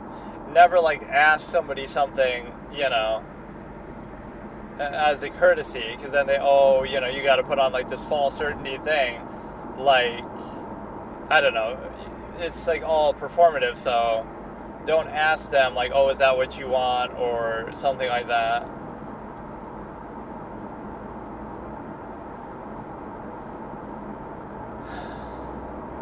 Alright, so we'll look at this, and dude, if Ballerina is a foreign film, I don't even care. I don't even think I'll do it. I'll just rant about this the whole time and watch a YouTube video. Like, I hate how annoying this is to do in so many ways. Like, I really will bitch about it. Like, I'll have to go out and get a lapel mic, which is worth it as a one-time thing since I'm doing this so much. Then at least my audio will be fine. That's the only thing I care about. I don't care about the video. I'm not even putting video in these. I'm just I don't care about doing face cam. I would rather, like that one chick reacting to Jaws on a boat, or reacting to some Blair Witch Project in the woods, reacting to Drive in a car, like Ryan Gosling or whatever, like some other sort of story like that. Right, Fast and Furious while driving. Not that it's going to encourage me to drive like that too, or something crazy. I can't tell if it's windy or if there's something wrong with my car. It's like 1,500 miles over the oil change thing, but that just must be a placebo. That doesn't do anything. I do that all the time, and there's no lights on, but it feels like it's sort of wobbling all of a sudden. Like right now, I'm not doing anything, it's wobbling. It seems kind of a little windy, but... Okay, so I'm not going to actually watch anything. I don't give a shit. Maybe I'll watch that Ballerina, maybe I won't, but I'll screen it like that. I'll only watch the ones that seem like the best, because there's a lot of junk in there, and this goes against the whole spirit of the randomizer aspect, but it's a case where... it's a case where you're not really intending to do it, because I want to do it in principle, but it's boring as fuck, and I'd rather watch better things. I gotta look for some place to find a lapel mic, I'll order it online. I actually did do that with one of them, and that's why I got pissed. I'll do that. Like, I have a small tolerance for that kind of thing. I just want to do stuff and not worry about the finer points. So, like, I got it online, I waited like a week, and then it didn't work. Or I think I got 2 of them, and neither of them worked. So the problem might be my recorder itself. Or you could say, oh, do it with your phone, but then my phone itself doesn't work either. Or like it doesn't have the one phone that I'm watching stuff on has a headphone jack or whatever, but that'll get too complicated. You have to like split it or something. But even the thing I'm recording on, whether it be the recorder or the phone itself, that doesn't even have a jack on it. And this one doesn't seem to work with anything. The Sony recorder that I'm using. I think a lot of people probably just use their phones, and then so I need like an iPhone to microphone converter, and then I would need like a microphone itself, like a lapel mic, which I have that one, but for some reason it never ever works with anything. I think I even tried to use it on my computer and it wouldn't work very well. But that seems to be a good one too, like powered to Y something. So maybe I'll watch like a YouTube video here and then I'll just say fuck it. But I want to try to figure that out, but I've been saying that. Because then what I'll do is I'll actually start taking it a bit more serious and watch like more, you know how I'm like that. I'll save something. Oh, if I'm excited for Game of Thrones or Breaking Bad, I should just watch it, right? But I'm saving it for like when I'm really in the mood or really ready. And it takes me a little bit to get into stuff too. That's why maybe series are better for me at times, where you have Sopranos. Even though I ended it right around that point, by the time I got to like episode 12, 13, I was super invested in it, and I was like enjoying the hell out of the mother. Tony Soprano's mom is like a menace, and right, she kind of creates the proper game theory ending for the show. I wonder why it's feeling like this. That is so weird. You would think there'd be like some sort of light on it. It just feels a little weird. Oh, it must just be the wind. I can kind of hear the wind even.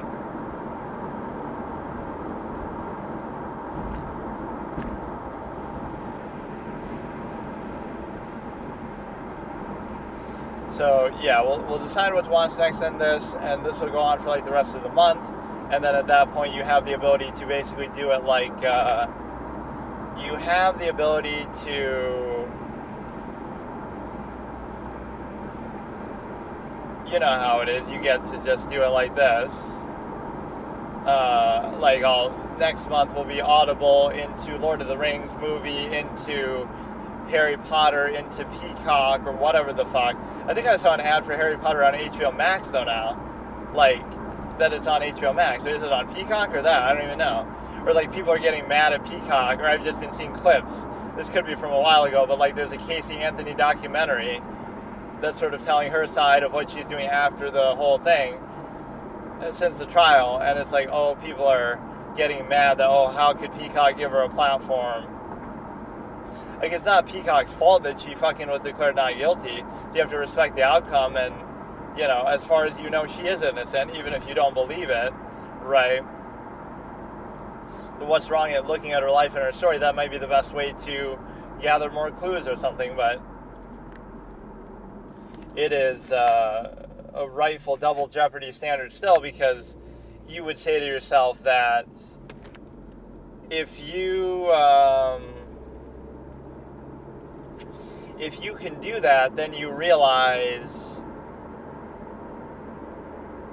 you know, like, in other words, the premise of double jeopardy is that you shouldn't be able to say, well, we went through the court system, we wasted so much time of your life, and you're detained, and you have to go through all this procedure, and then you are declared not guilty, but then, oh, we're going to come back and try to find you convicted again. In other words, it puts the onus on the state. Like, if you're not good enough to catch them the first time, you don't deserve to keep coming back and, oh, now next month we'll bring them back, and then another year we'll bring them back, and we'll keep harassing them over the crime that maybe they did commit, but the onus is on the state. Like, you should be able to figure that out and prove it in one try. If not, then it's your fault, right? So we'll give you the benefit of the doubt.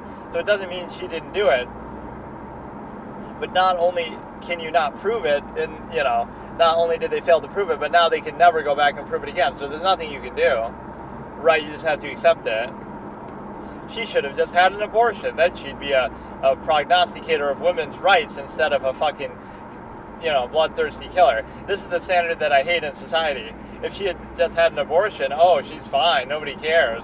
Like, it's so fucking stupid. I'm not saying what your perspective should be, right? I'm not saying that, oh, it's whatever, but you're not outraged by an abortion, but you are outraged by, oh, well, she's alive and she's out of the womb, so therefore it's somehow inhumane, and what she did is horrible, which it is horrible, but, you know, make up your mind. I look at those two things as being very similar, but, oh no, we're totally desensitized to that. We try to dehumanize the fetus to justify killing it, because we're a bunch of fucking clowns. Like, what are you talking about? So, this is Monday for me, kind of a relaxing day, because I just kind of catch up on other stuff. So I guess it's also Labor Day, but that's kind of irrelevant to me. But what you have is the ability to look at,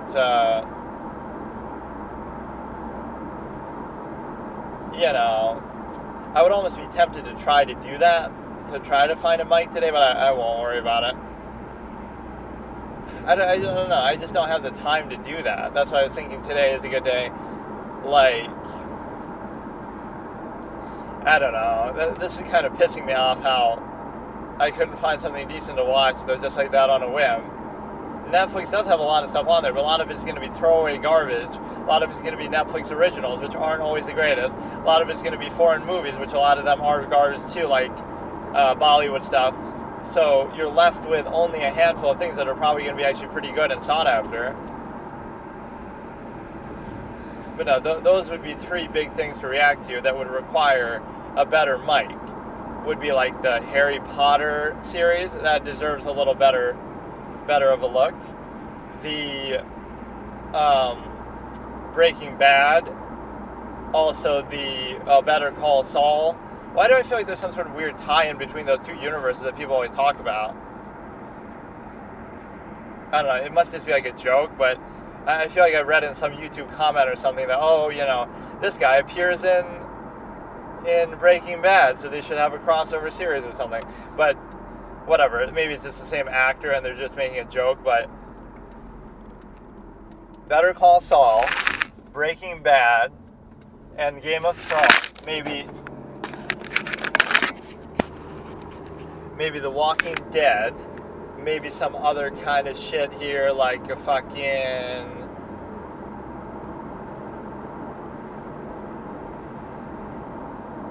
what do you call it here?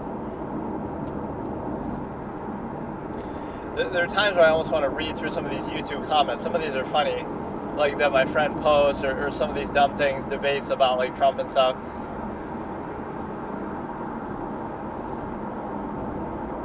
Because people are always so selective and one-sided. Like, this is where I can be objective.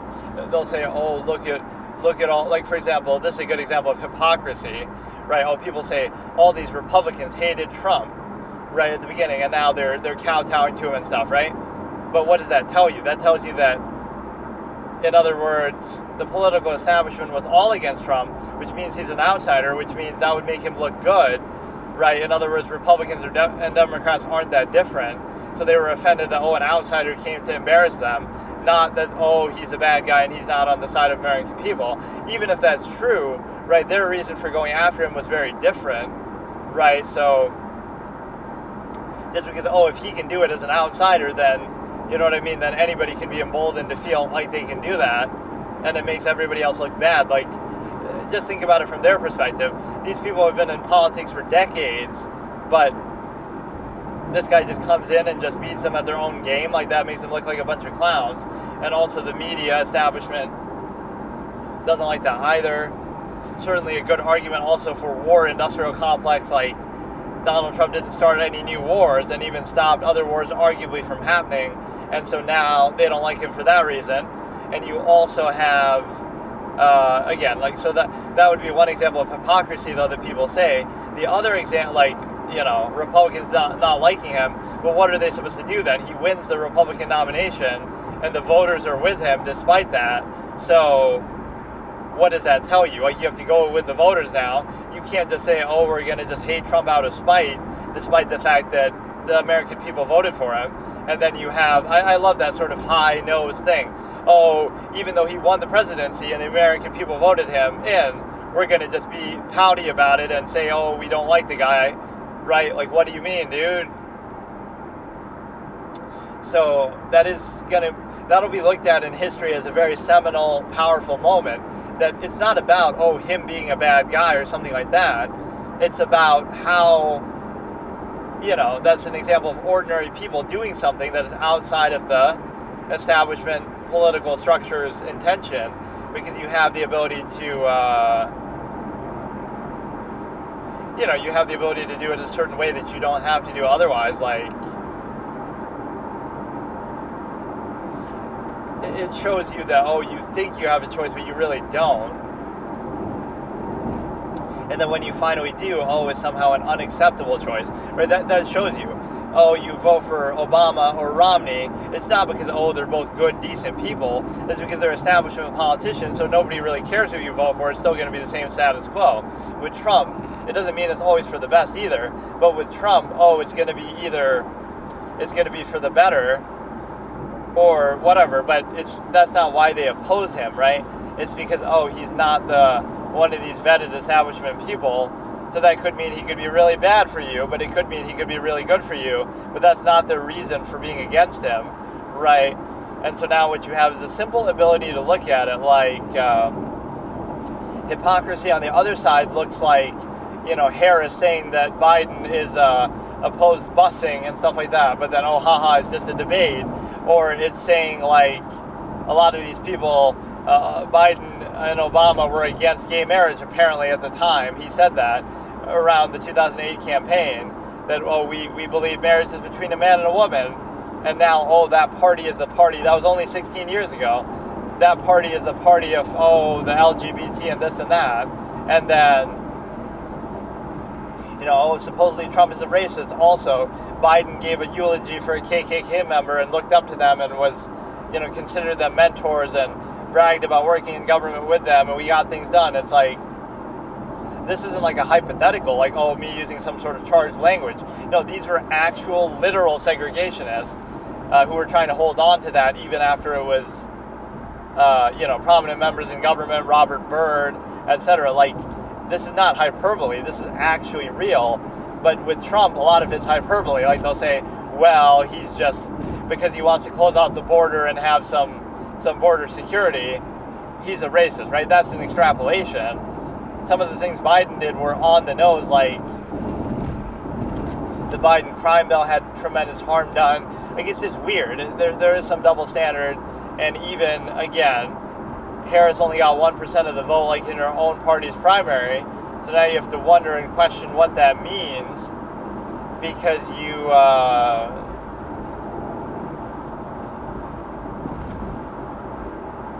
I don't know, like, what does that mean for you? Because you have to say now she's suddenly popular, and again, a lot of things that have been lied about, or there was some better example that I can't remember about, like, a double standard. Like, oh yeah, like Democrats with election interference, like, they objected in 2000 because of the Al Gore shenanigans, right? In Florida. They objected in other times, 2004, 2000, it wouldn't have been 2008. They definitely objected in 2016 that, oh, Trump is illegitimate and this and that, and even after the fact they tried to deny it. So I don't like that selective standard. They didn't succeed in overturning it, but they certainly tried to, right? And they tried to impeach him and all this kind of stuff. So clearly the incentive is there.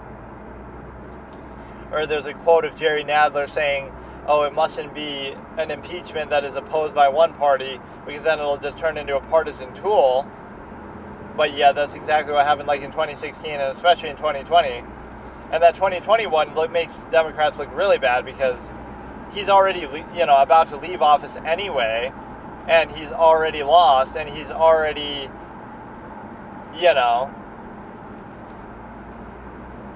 doesn't seem to serve a purpose, and then he wins that anyway and gets acquitted. It's like, you can tell when they're out to get somebody, because again, they never went after him before he ran for government. Now they're going after him constantly for everything. And you could say, oh, everything he did is just when he was in government, but that's not even true. Some of the stuff they try to complain about, he's done beforehand, etc. So, and then even beyond that, you have, for the president now, you have,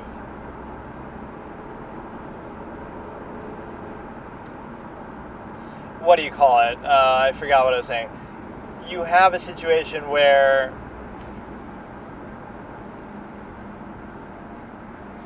you go after them so hard, and the reason why you do that is because, oh yeah, I love this. This is one of the funniest claims that people make that is just totally in the realm of delusion. You don't have to like Trump, you don't have to anything, but this clown take is hilarious. They say he's only running for president so he can cover up his crimes, or so he can get away with his crimes. Like, so you're trying to tell me, and again, just remember how impossible they said it would be for him to win in 2016 and how unlikely that was. and how much he put a target on his back and has been targeted ever since. Whereas before, he was never targeted.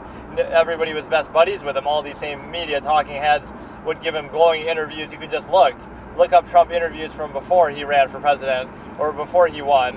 Look up other interviews or other things from like Democrats, Hillary's at his wedding and stuff. So what you have is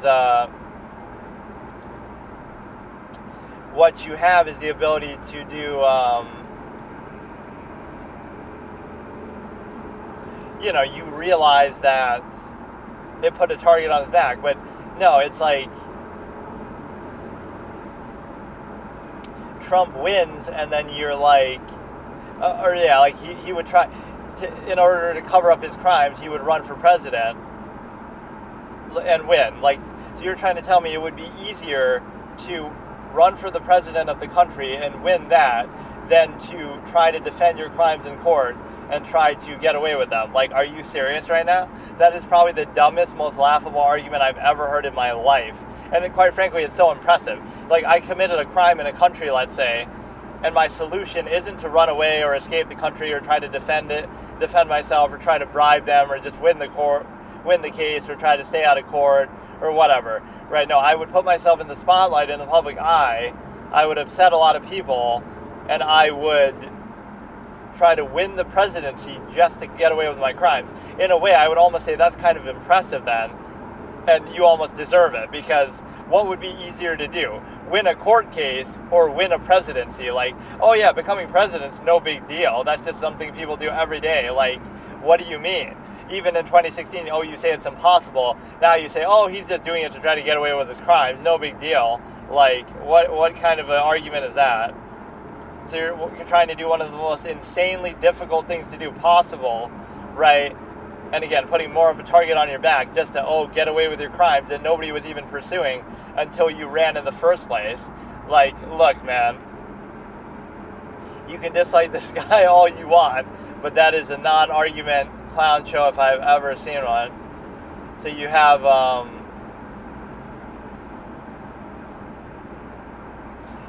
the ability to look at it on the perspective of,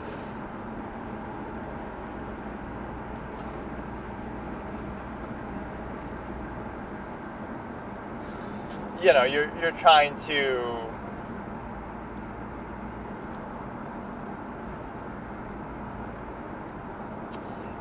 that's just a bad argument, because imagine how insanely difficult it is to do that. You would I don't know how to express it any better. It's in order to overcome some crime I committed, I am going to take over the whole country, basically, rather than, again, defend myself or try to run away or bribe people or get away with it some other way, stay out of court. No, I'm going to actually try to become the leader of this country and change the law itself and just escape that way. If you really are that capable that you can just do that, I almost have to give you a hand and say, you know what, dude, I couldn't do that. No matter what crime I committed, I couldn't just run for president and just win, right? So I almost have to give it to you that could be a caveat. Yes, if you commit a crime and you're good enough to run for president and win, you deserve to be immune from prosecution for that crime. Not because I'm really encouraging that, but don't worry, because most people can't just run for president and can't just win, especially if, that, crime is on the table. I like how people say that, it's like a cult thing, right? Trump has a cult-like following or cult-like base. The reality is that you have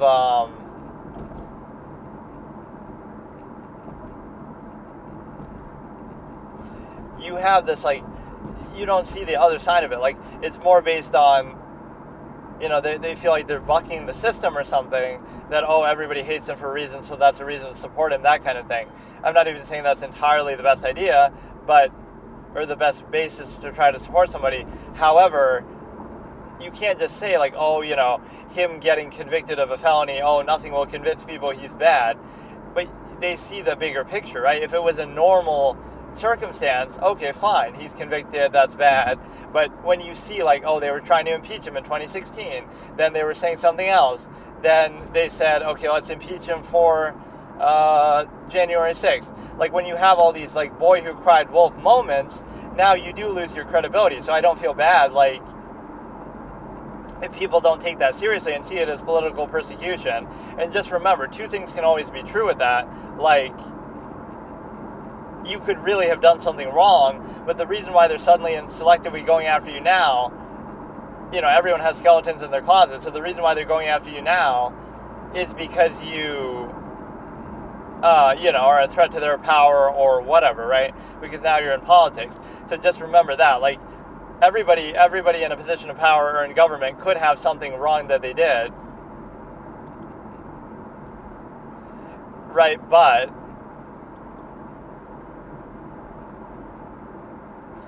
they'll only select it and target it when it's convenient. So that's even what could happen in Russia or China, more so in China. It's like, oh, this person committed this crime conveniently right when they say something wrong about President Xi or somebody like that. It doesn't mean that they're making up the crime or framing them, although a lot of the time that could happen. Maybe they really did commit a crime, right, but they ignored it or they only looked into it when that happened, right, when it was convenient for them, when it was the time to discredit them. Otherwise, they don't care. So that's still important to be aware of. And it sort of does discredit the process, because if you have that horse in the race determinant process, you are definitely able to do that.